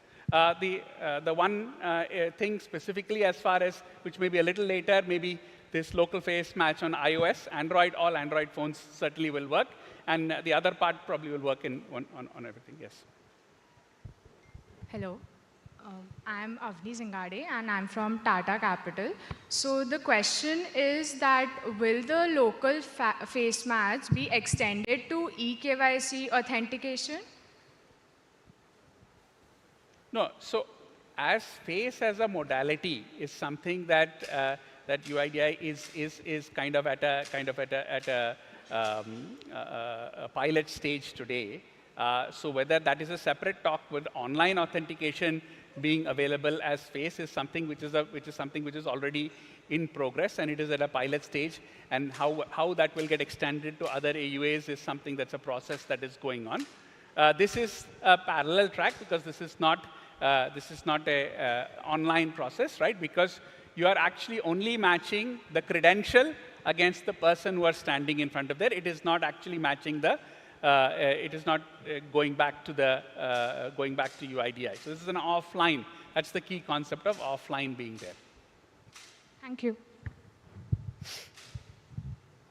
Hi, I just wanted to know, is AUO KUO license required to use the M-Aadhaar or offline-based KYC for the entities? No, yeah. So the point is that it is not required to be an AUA or KUA license for this. Having said that, in the initial process, it will be a controlled rollout. So there will be specific people, so you'll have to sign up with us to actually do this. And after that, we'll see how that goes. But there is not a requirement of a AUA, KUA license for this offline requirements. Now, the use case 3 was specifically for AUAs, if you noted that. So, sir, Apoor Prasad from HDFC Bank. This yes. Side. Yeah. So you mentioned that the consent will be locally recorded in the M-Aadhaar app. Yes. What happens if I move to a new phone, uninstall the app? Will the consent be there or it will be erased? No, it will be. So in the end, the consent is local, right? So therefore, if you're talking about your own thing, you are controlling the consent. Now, of course, because the person has done it from their M-Aadhaar and the person has done using proof of presence, if you are the entity, of course, the response that comes from there could be treated as the consent as far as you are concerned if you are a business, right? But as far as the resident is concerned, it is local. It is important that we don't want to record that, right? So that is controlled, that is owned by the owner itself. But if you have a good suggestion on that, we are willing to hear. Hi, sir. Prabhu here. Your left side. Yes. Yeah. So do we have any plan on future phone users? So how they can use for offline verification?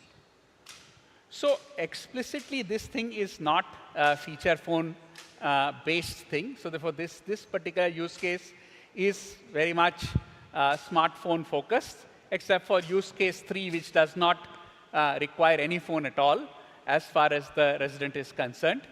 One of the things that feature phone users, if there are family members where certain people have the smartphone, other people have the feature phones, you could use it. And as you know, in M-Aadhaar, up to 5 profiles can actually be stored on those. And so this kind of thing could be used using that scheme by people who don't have a smartphone. But to use, especially the use cases 1, the first, the second, and the 4th use case, you do need a smartphone. Having said that, Aadhaar knows very well that we do want to expand and come up with use cases that can be done in feature phones. So we look forward to comments about how such a thing could be useful, or how such a variation on such a thing could be made to work on a feature phone. Sure, sir. Thank you. Hi, sir. Sir, yeah, straight. Devesh here. So since this is authentication is happening by UIDAI, is there a possibility where the face match which is happening, the liveness thing, will be considered as a verification part and can be considered as a full KYC? Is there any talks going on with the regulator, RBI, on this? So I don't think that I can answer that question right now as far as what is happening here is just an offline KYC verification. It is certainly a proof of presence that Aadhaar is saying that this person is actually present here. Whether that's certainly part of the, that's what is happening as far as this is concerned. What other agencies are using or other things, these are discussions which need to happen. It's still an early stage. I think we want to put the concept out. We want to see whether people think that this is something useful. I mean, let me ask a question. The things that we talked about today, can I get a show of hands to see, is this something that will move Aadhaar usage forward? I mean, yeah. So I see a very large number of hands. So that's really good to hear. And so therefore, we will work with people. We will do the consultations, and we will kind of figure out how to make it work. It's a good question we raise, and we will clarify that point. Sure. Thank you, sir. Hello, sir. Yes. As mentioned that the local face match would work in. So I would know that in case the biometric fails, what would be the chances of success for local face match in such situations? So, I mean, let me answer at the risk of boring some people. Let me answer the question a little technically. One of the interesting kind of demographics where fingerprint failures are a little bit higher are actually people who are older, right? As more senior citizens, as you move to above 60, 70, and things like that. It's very interesting that face authentication is a contraindicator, actually works exceptionally well in that demographic. So therefore, I think it is, in the end, we think that there is not a strong correlation between having poor fingerprints and your face dramatically changing. So therefore, we believe that this is actually going to be extremely, the chances are extremely high, but I will let the, let's see. We are rolling it out, and we'll find out what we learn. Thank you, sir. Yes, please.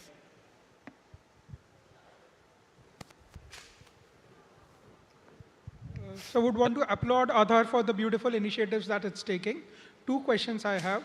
First is, would we be able to operate in the areas where network is very weak? Because we operate in some of the very rural parts of the country. So what would be the network requirement for these features to operate? Yeah, so in reality, because when you are talking about deep linking between two apps, now the question is, the app itself may be forcing some connectivity that I can't control. But the deep linking process itself does not require any connectivity, right? And the face auth is also completely local, so it is not something that needs anything else other than any connectivity in that sense. But having said that, most things when the connectivity is really bad, things that you think work really well, may not work. So you may have to design carefully, and we may also have certain blind spots where we thought that maybe connectivity was not needed, but it's really needed. But having said that, nothing in the principle of this requires connectivity. Second, sir, my question was on the fourth use case that you used, where the Aadhaar can be used as a instrument to get entry into a movie ticket or a stadium. So there, I, as an Aadhaar holder, would I be able to control the information that should be shared with that app? Because I would not be comfortable sharing my address with the Book My Shows or any other apps. Yeah. In fact, the minimum information for most of those kinds of things, the only information that we recommend showing is actually the name and the photograph. That's all. Nothing else other than that is needed, because obviously the photograph is needed because that is what is required for the local face match. The name is the entity by which you are defining as the person who is seeking entry into the event. So, thank you, sir. So, for those who are staying at a rental place, Aadhaar is, to put address entries in the rental, it is a very cumbersome process because you have to visit the collector, you have to take the owner's permission, and then, there is a possibility they are taking money, and then you register it at Aadhaar. So can you simplify the process where people do not have permanent address? So yeah, I think as part of, let me just answer it, that today's solutions are not solving that problem. But having said that, this is certainly improving. This capability is certainly part of the Aadhaar 2.0 sandbox.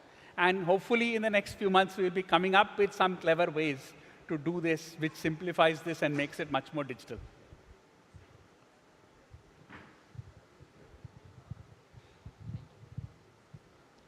Hello.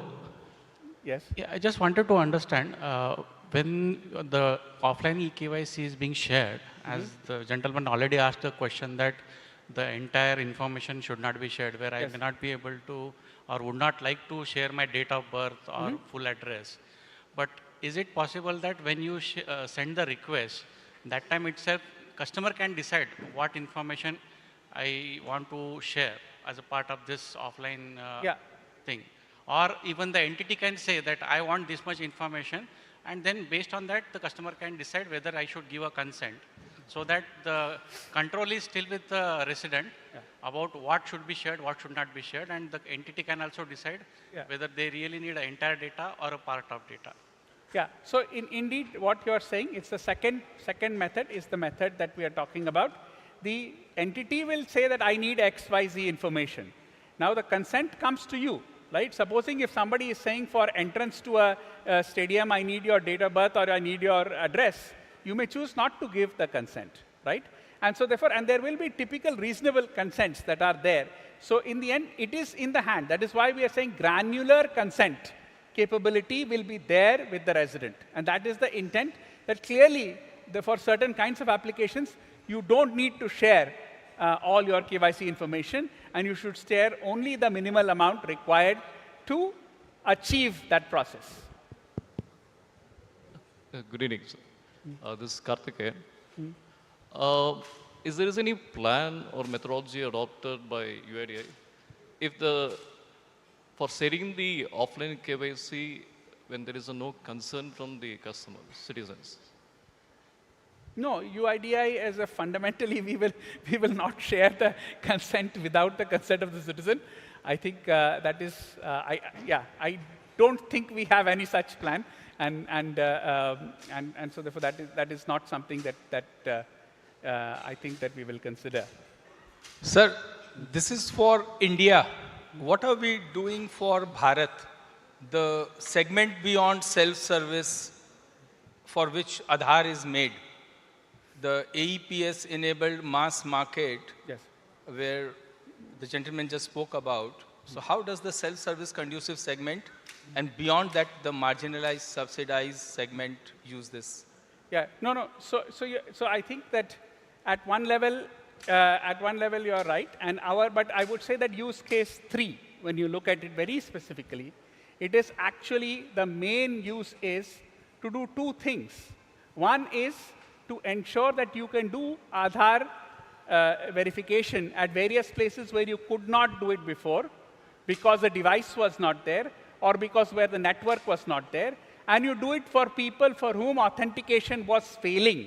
That is also something which is there. So therefore, in the end, when we are talking about Aadhaar being used at a larger scale, it is our AUAs and it is through the various schemes that we are using Aadhaar that we will reach out to those kinds of people.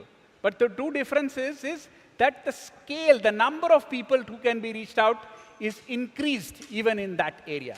Having said that, if someone has really good ideas of how to expand Aadhaar usage to Bharat, right? I think this is one of the core goals why we are here in UIDAI. So we will be most welcome to hear any suggestions. Ladies and gentlemen, in the interest of time, we'll take the last question. Yes, ma'am. Yeah, good evening, sir. Just wanted to check if you see a use case for marrying the e-rupee initiative that has been launched with the particular use case that you just presented, in order to make sure that the benefits are getting transferred to the right people. And I feel that if we are able to solve for the feature phone journey of Aadhaar authentication, the way you have just described it, I feel it would be fairly powerful. So thank you, ma'am, for your comments. I don't think we have thought seriously about some of these things, but we will. I think both good points that you have raised.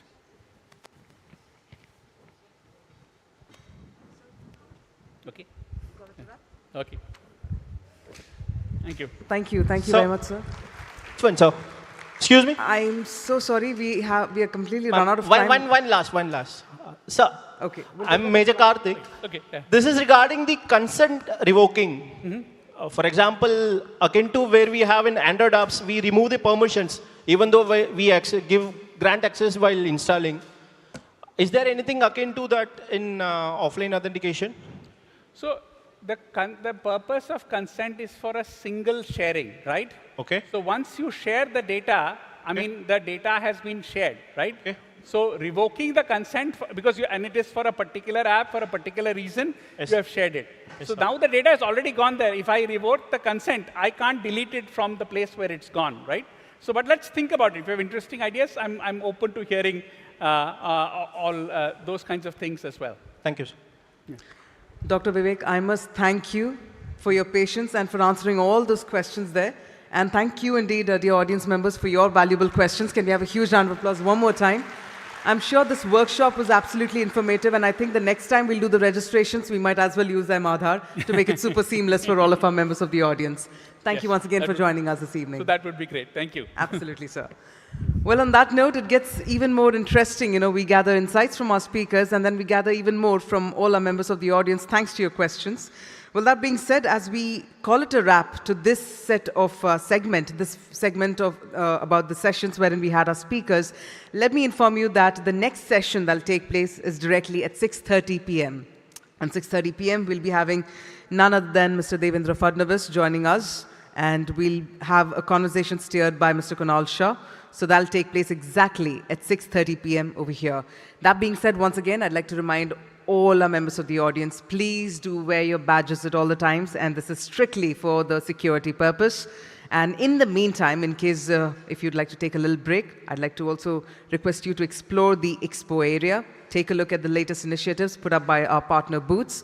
But please do come back and please grab your seats at least by 6:25, because 6:30 p.m. we have another very, very important conversation coming your way. So please do take care of your belongings and please do wear your badges. See you all at 6:30 p.m. Thank you.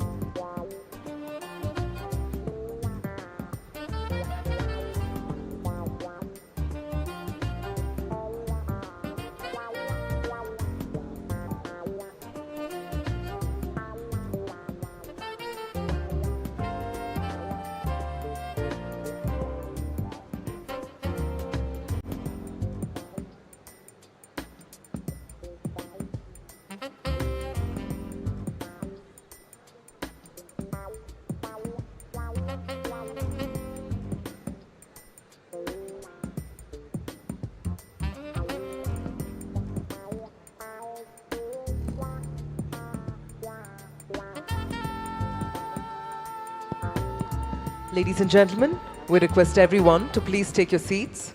We're about to get started with our next session shortly. So we once again request each and every one of you to please take your seats, and a quick request to please wear your badges as well. Thank you.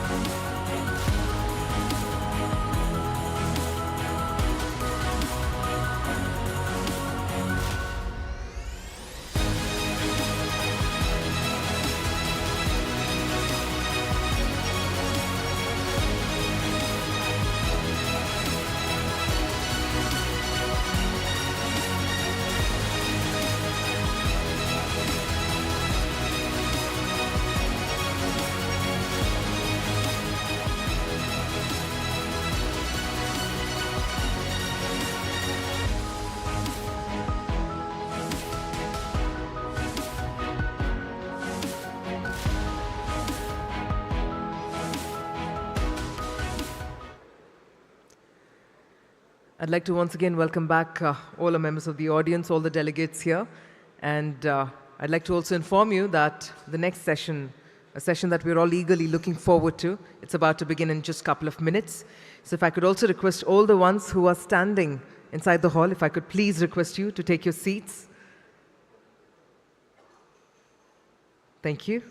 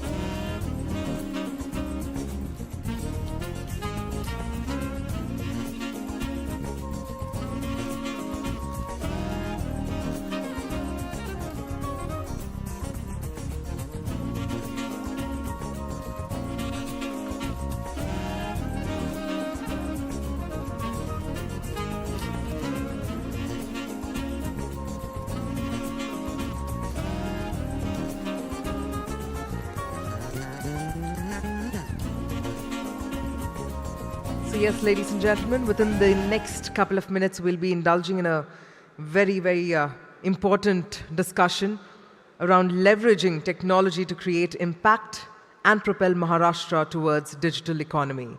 So we'll be having the presence of the Honorable Deputy Chief Minister of Maharashtra, Shri Devendra Fadnavis, who will be joining us in the next couple of minutes to be a part of the session and to share across some very important key points and for all of us to absorb. So I'm going to once again request everyone to please very quickly be seated.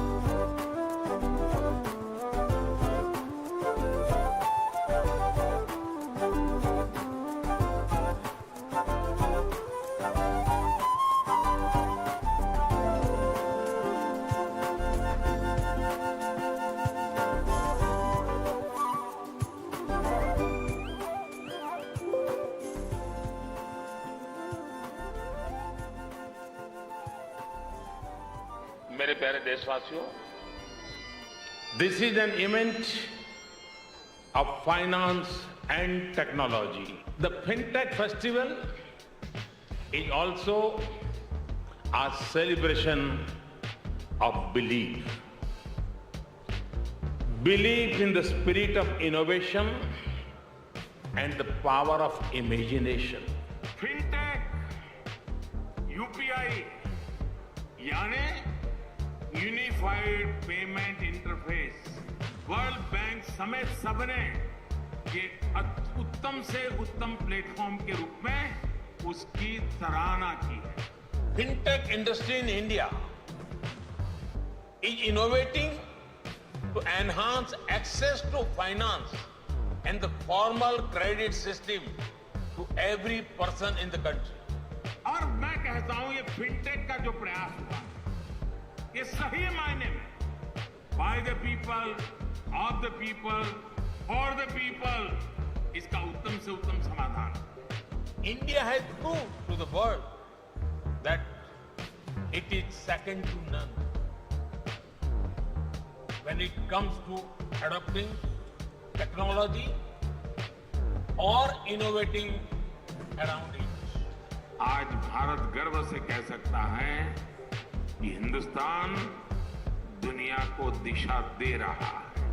Now it is time to convert this fintech initiative into fintech revolution. A revolution that helps to achieve financial empowerment of every single citizen of the country.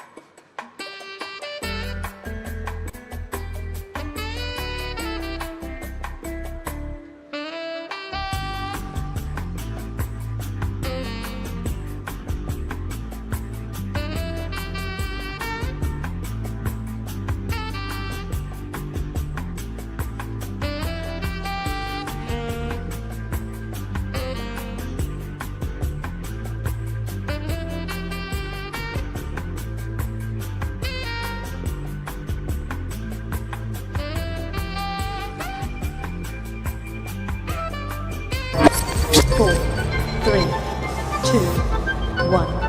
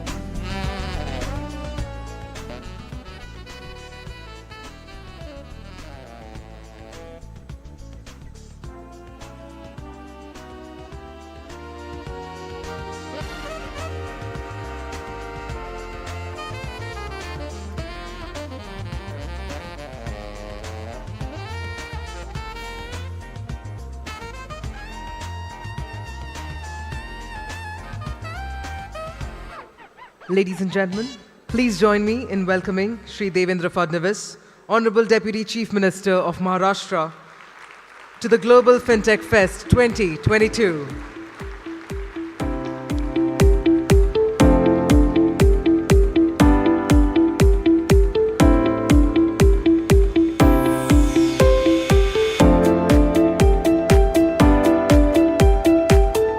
We're truly honored to have the presence of Shri Devendra Fadnavis. Thank you very much, sir, for joining us, and may we kindly request you to please come on stage. And ladies and gentlemen, please also put your hands together to welcome Mr. Kunal Shah, founder, CRED.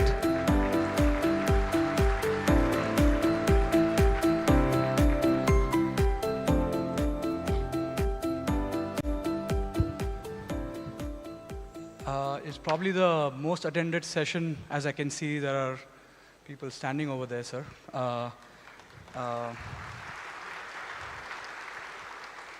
I'll start with a question, sir. You've talked about Maharashtra as a state aiming for $1 trillion economy. What role do you see tech and fintech playing in it? And do you have a vision for a lot of young founders that they can be building for? Maybe you could give them some unicorn ideas. I'm not Kunal to give unicorn ideas, but I think technology has to play a very major role in $1 trillion economy. Because, you see, the fate of $1 trillion economy would depend on speed of mobility and speed of data. And for speed of mobility, we are creating a grid of 5,000 kilometers of access ways. But at the same time, the speed of data will determine how we perform in our business. And basically, you see, technology has an advantage. Technology doesn't recognize a person. It treats Mr. Mukesh Ambani or Mr. Kunal or Devendra at a same footage. So with technology, you can actually achieve more efficiency, more transparency, and I think the entire future of this $1 trillion economy is dependent on technology. So we have identified certain areas where we would like to invest and attract investment, but all those areas are linked with technology. So I think technology has biggest role to play. And see, we all talk about startups, and startup is like, giving simple solution to a complex problem. And that's what we want to do to achieve this $1 trillion economy. So I think technology, and especially when we are sitting in Mumbai, which is a fintech capital. I mean, people may not recognize, but this is a fintech capital, this is a startup capital. So we are in Mumbai. So I think fintech is something which will drive our economy in days to come, and it will contribute a lot in our growth. So I think technology has a huge role to play. Thank you, sir. If I have to talk about startups, you talked about that Maharashtra has been doing really well to attract startups and growing. Would love to get your views on how do you think that is growing, your vision for it, in generally attracting talent, and also what's your vision for the state, for what kind of startup would you like to see? No, basically, first of all, I must tell you that Maharashtra is a fintech capital. Why I want to tell you this? Because, there are different brands which are recognized as startup capitals, but if you look at the absolute numbers, then if we have some 80,000 odd startups which are recognized by the government, and around 100 unicorns, then out of that 15,000 startups exist in Maharashtra, and 25 unicorns are there in Maharashtra. So we contribute the largest number into startups and unicorn. So we are the startup capital. Having said that, I think the government actually looks at startup as part of our governing business as well. So in the past, we organized a few hackathons, and actually we gave some complex problems which we face in our governance. And the young minds, the tech minds, have come up with such a beautiful solutions for those problems. And I think that has made our administration a bit easy, and that has made us reach people very easily. So I think out of that experience, we are actually trying to create an ecosystem for the startups. We actually have an ecosystem, but we are trying to democratize that ecosystem so that more and more startups are there. They register themselves and they actually start doing the work. This is perfect. Sir, I'm a Mumbaikar. I've spent 38, 39 years of my life before I moved to Bangalore. And people like us would love to come back. I'm curious to know your view on infrastructure. Not that I live in a city which infrastructure is great, so I'm not going to take that.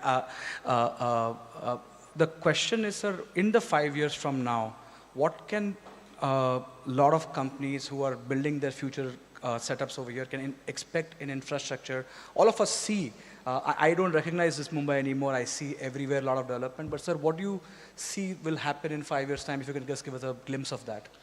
Yeah, absolutely. I mean, from the point of view of infrastructure, Mumbai is absolutely changing. While I was chief minister, actually we started investing in the infrastructure of MMR region.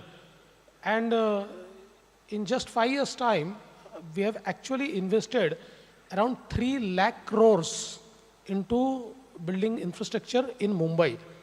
So, as I have already said, that the speed of mobility that we are increasing, we are actually creating around 300 kilometers of metro network in Mumbai, which has already started and will start delivering from the next year.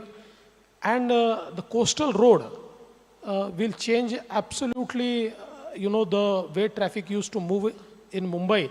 So right now from Nariman Point to Worli, from Worli to Bandra, there is also already existing way.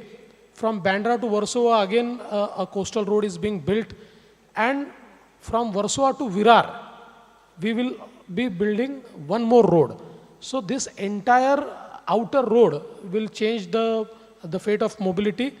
And as I've already said, that today in our suburban railway, our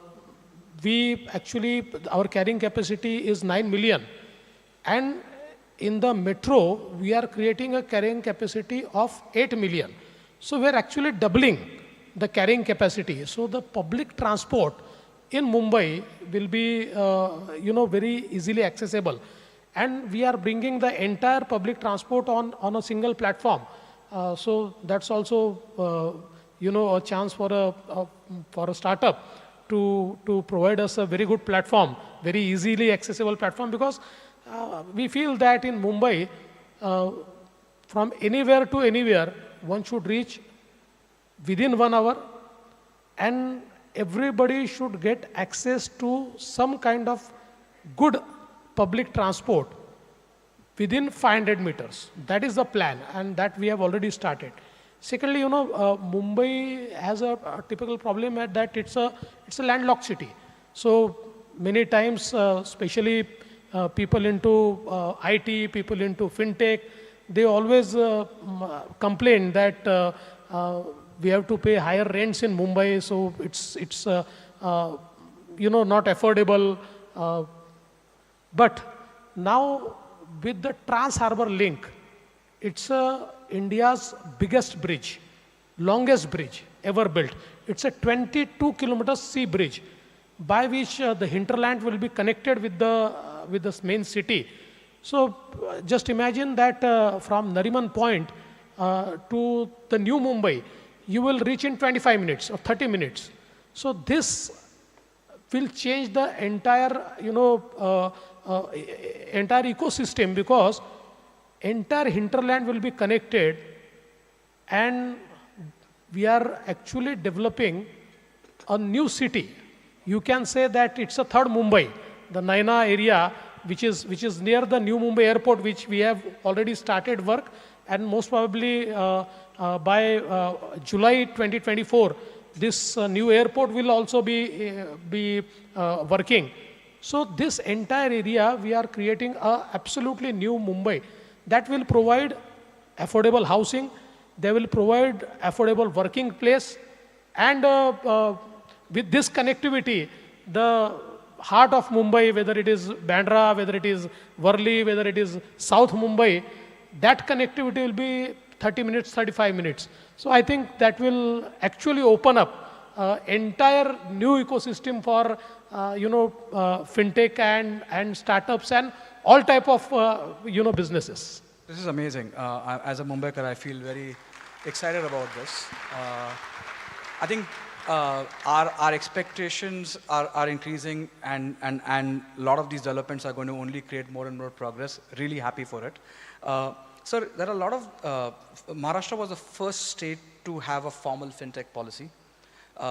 And there are many programs like Mitra and others that you have launched. I would love for you to give some details about vision on fintech and also talk about any new policies that you've launched or programs that you've launched. No, actually, you are absolutely right. In 2018, we launched our fintech policy, and we were the first state to launch our fintech policy. And it has been very successful. In that fintech policy, we started smart centers. We actually, started a fintech registry. We started industry API sandbox. So all the things which a fintech would need. We also initiated a fund of 200 crores for fintechs to access, and that has resulted into around more than 500 fintech company accessing and going through our arrangement, and there have been investment of nearly 1,000 crores and indirectly around 9,000 crores into those fintechs. So I think this fintech policy which we did, we created co-working spaces. The entire ecosystem was created so that all the fintechs are benefited. Right now the policy is widely accepted by the fintech industry, and I would like to have your suggestions. If you would like to suggest us, we are absolutely eager to amend it, to change it, to make it more suitable to attract more and more fintechs. Oh, this is amazing. Thank you so much. Sir, I'm going to switch gears and move on to Mr. Fadnavis for a second. And it may be some unusual questions, so bear with me on that. You were the youngest corporator at age of 22. You probably were one of the youngest chief ministers at the age 44. And you've had probably more success at a very young age, and most founders over here aspire to have very successful life. Would love to get your mantras, mental frameworks for a lot of young, ambitious people on what they can learn from Mr. Fadnavis. You may have taken a political journey, but you are no different than a founder. But I would love to get that perspective. In fact, I would like to, know your success mantra and the success mantra of many people who are sitting here. And I really get inspired when I see such young minds doing such wonderful jobs. I mean,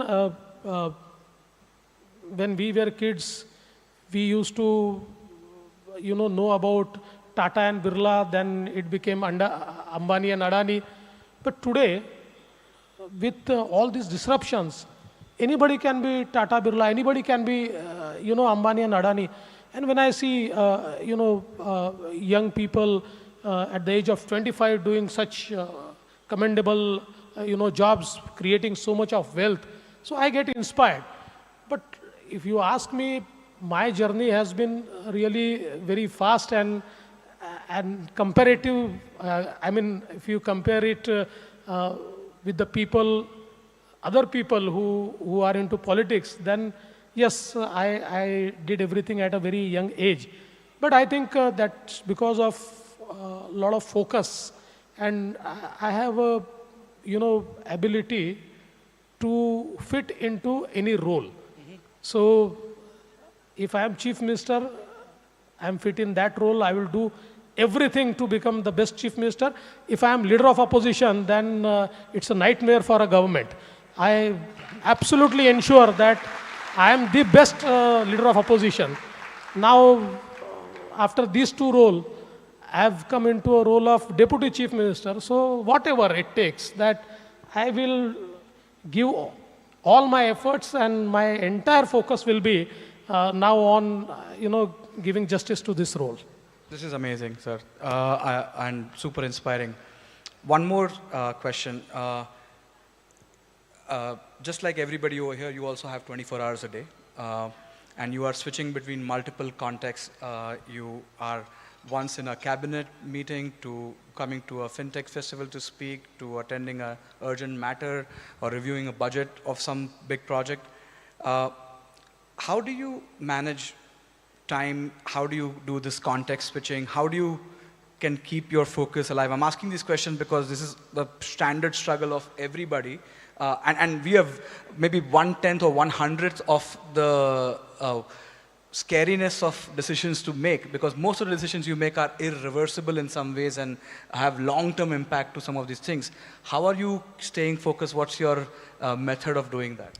So actually, when you are in public life, the biggest problem is that the number of people you have to meet every day is absolutely, I mean... How many people you meet every day? So today there was a cabinet meeting, and after cabinet I was sitting in my office, and there were at least 200-300 people in my office, 200-300 people outside. There was not a inch of space to even stand. And then for 3 hours I was actually meeting people, and then I started the other business. So it's a routine normally. But I remember that when I became chief minister, one of the civil servants, he met me and he said, "Sir, I want to give you one suggestion." I said, "What?" He said, "See, you are a chief minister, and in our country, the time of politicians or time of chief minister is not theirs. It's of people. People steal every second from you. So in the morning, you have to decide that what is your agenda, and you have to, take out time to finish that agenda. Otherwise, your entire agenda will change, your entire focus will change, and people will go on meeting you, you will go on doing their work, but the real work for which you are holding the office, you will never be able to do." And actually that became a very magical word for me. And I started doing that. I still do that. So every day I decide what I want to do today. And come what may, I do it on that day. I meet, even if I meet 1,000 people, and if it takes me to work for 18 hours, I'm ready to do that. But I finish my agenda. That's amazing. That's a big lesson. I'm going to copy this format for sure, because you're right. Your time just disappears, and at the end of the day, you not move much. Being in your role and in a fast-changing environment, right? Like 10, 15 years ago, internet did not exist, and fintech, UPI did not exist, and a lot of these things. What is your process to keep up with technology changes? Do you have special people who are telling you all this stuff, or you pay attention to things, you meet people? How do you do that? It happens to everything. I mean, I have my aides who actually,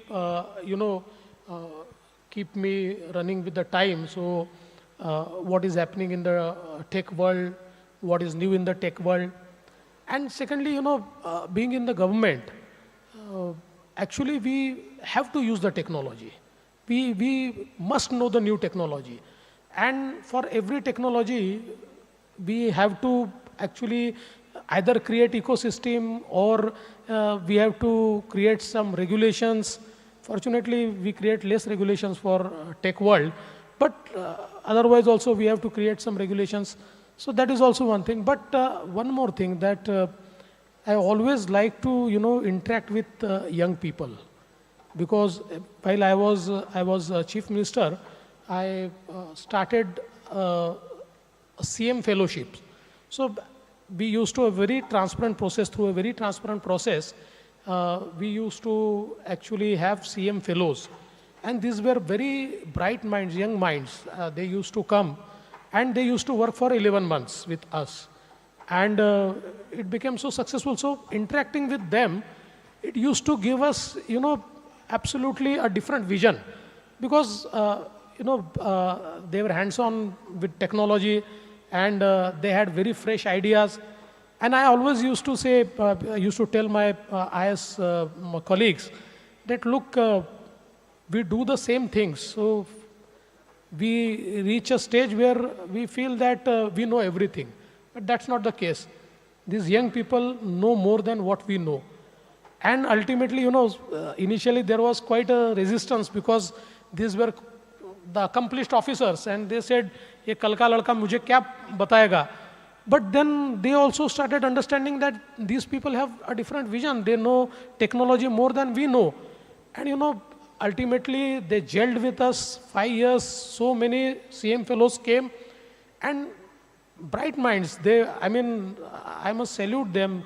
Many of them were so settled. They were absolutely graduates from good business schools with earning a lot of money, and they gave up their jobs and they came and joined us. Few of the initiatives which they started, just to quote one of the initiatives about farm ponds.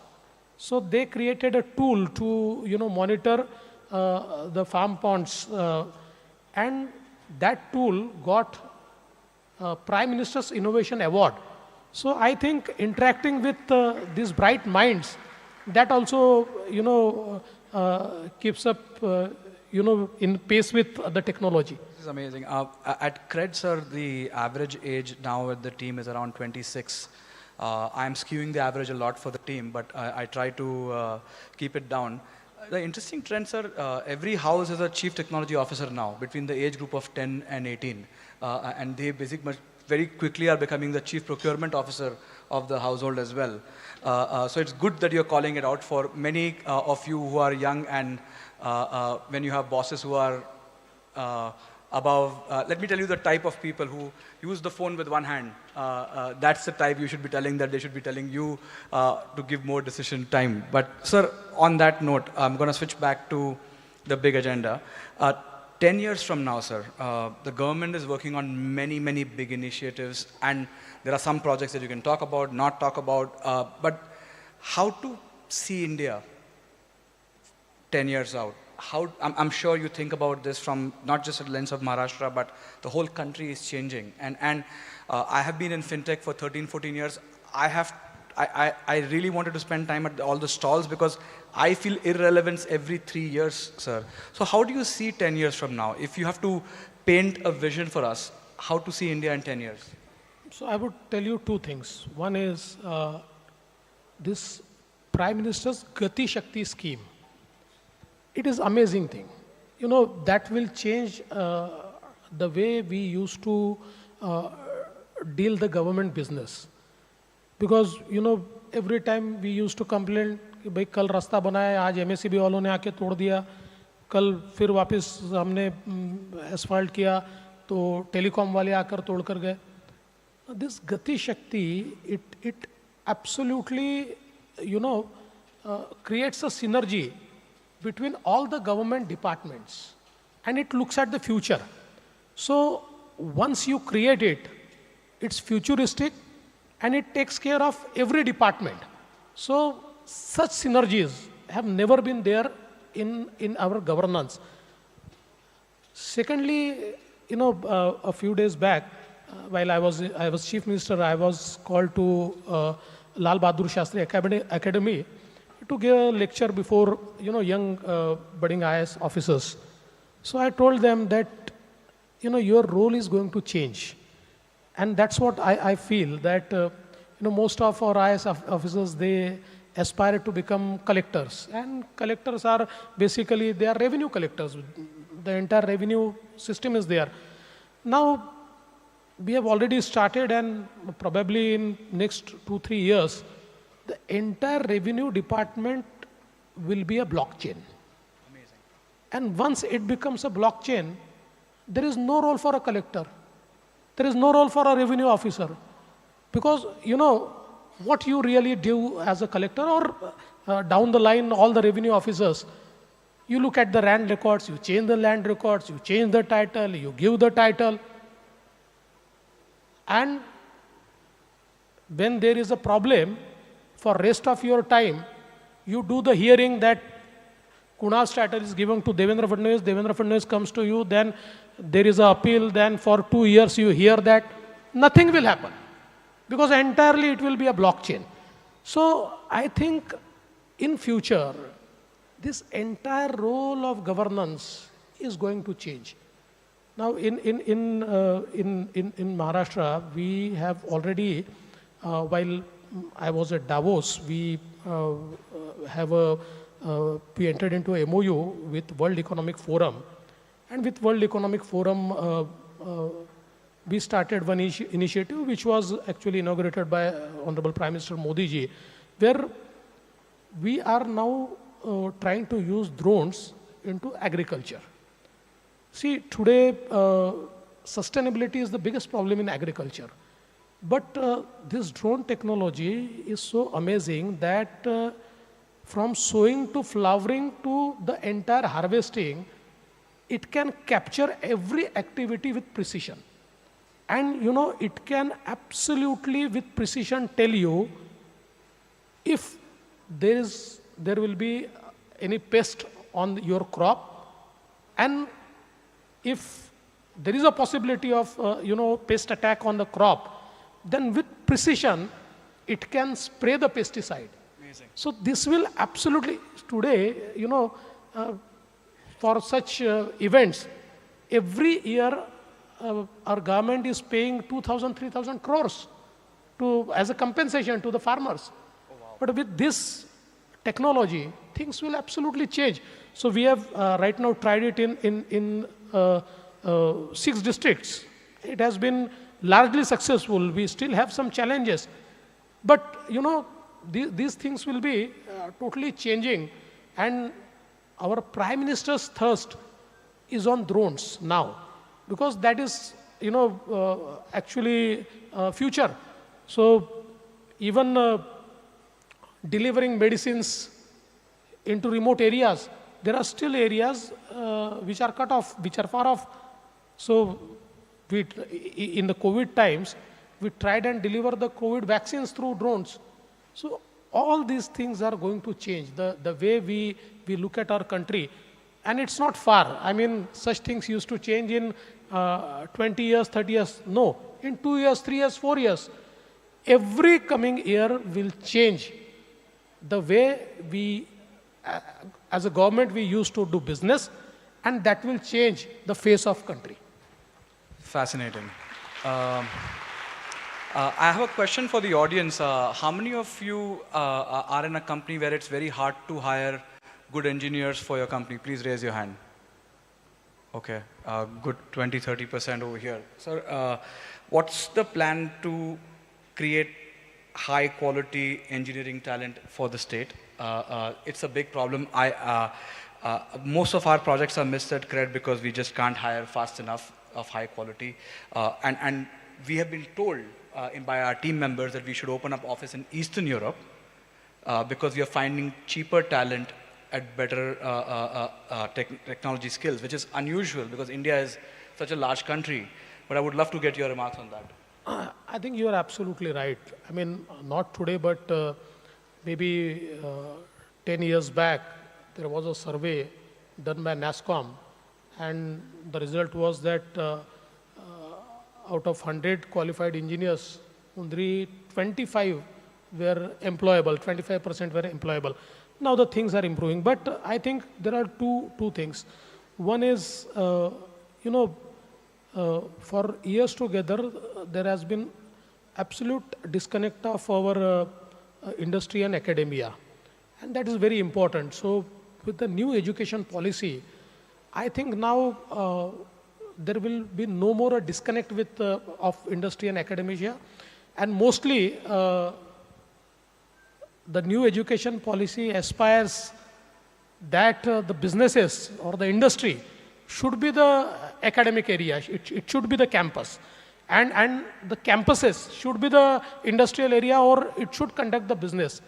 I remember that while I was chief minister, we, for the first time, had a artificial intelligence center, Wadhwani Artificial Intelligence Center, opened up in this Kalina campus of Mumbai University.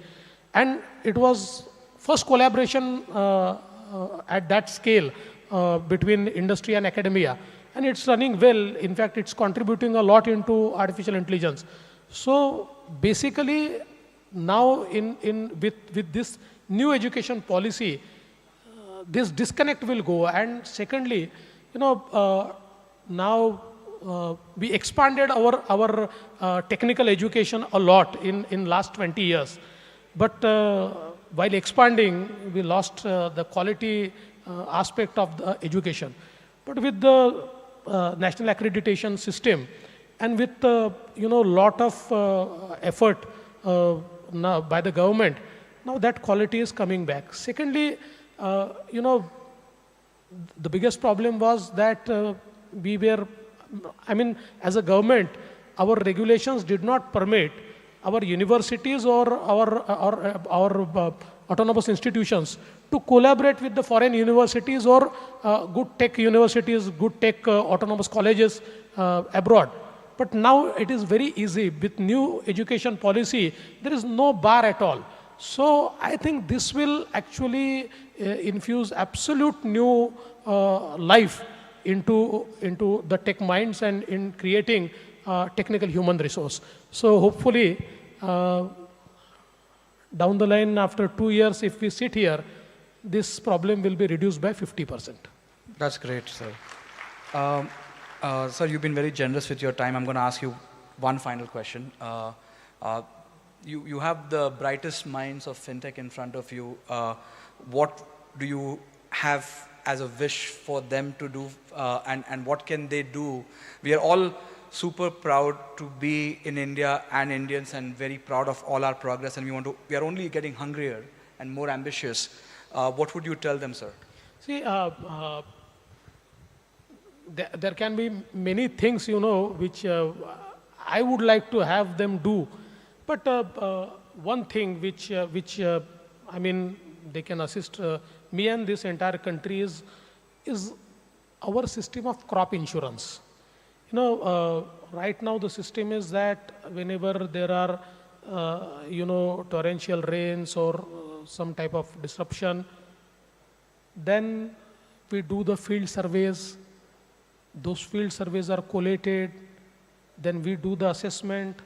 Then that assessment goes to the insurance company. Then insurance company again collates it with its data, and then the money is sent to the banks, and then banks give the money to the farmers. So maybe we can create a tool where, using drones, this entire data could be captured, it could be processed, and through banks, this entire money can directly go into the accounts of the farmers. And I think that will, because every year, if you look at just Maharashtra, in Maharashtra, this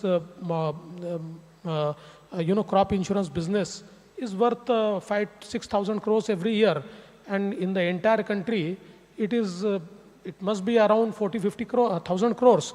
So, if we can bring objectivity, if we can bring transparency, if we can bring efficiency, then a lot of trauma can be brought down.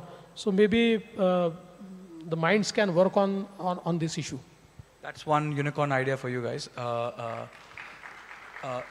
Mr. Fadnavis, thank you so much for your time. You've been very generous. As you can see, people who are waiting for your session.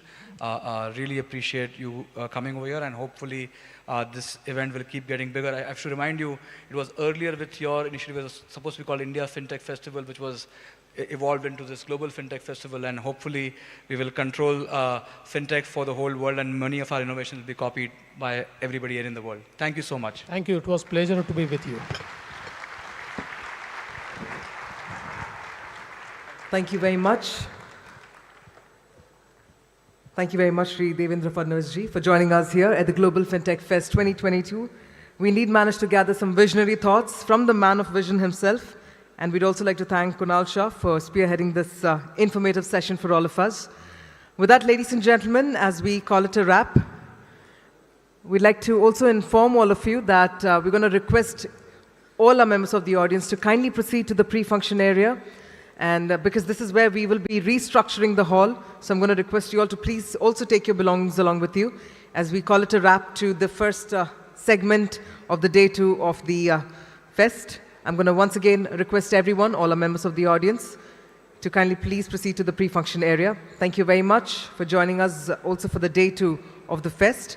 But I also request you to please take your belongings along with you, as we will now be restructuring the hall for our further sessions.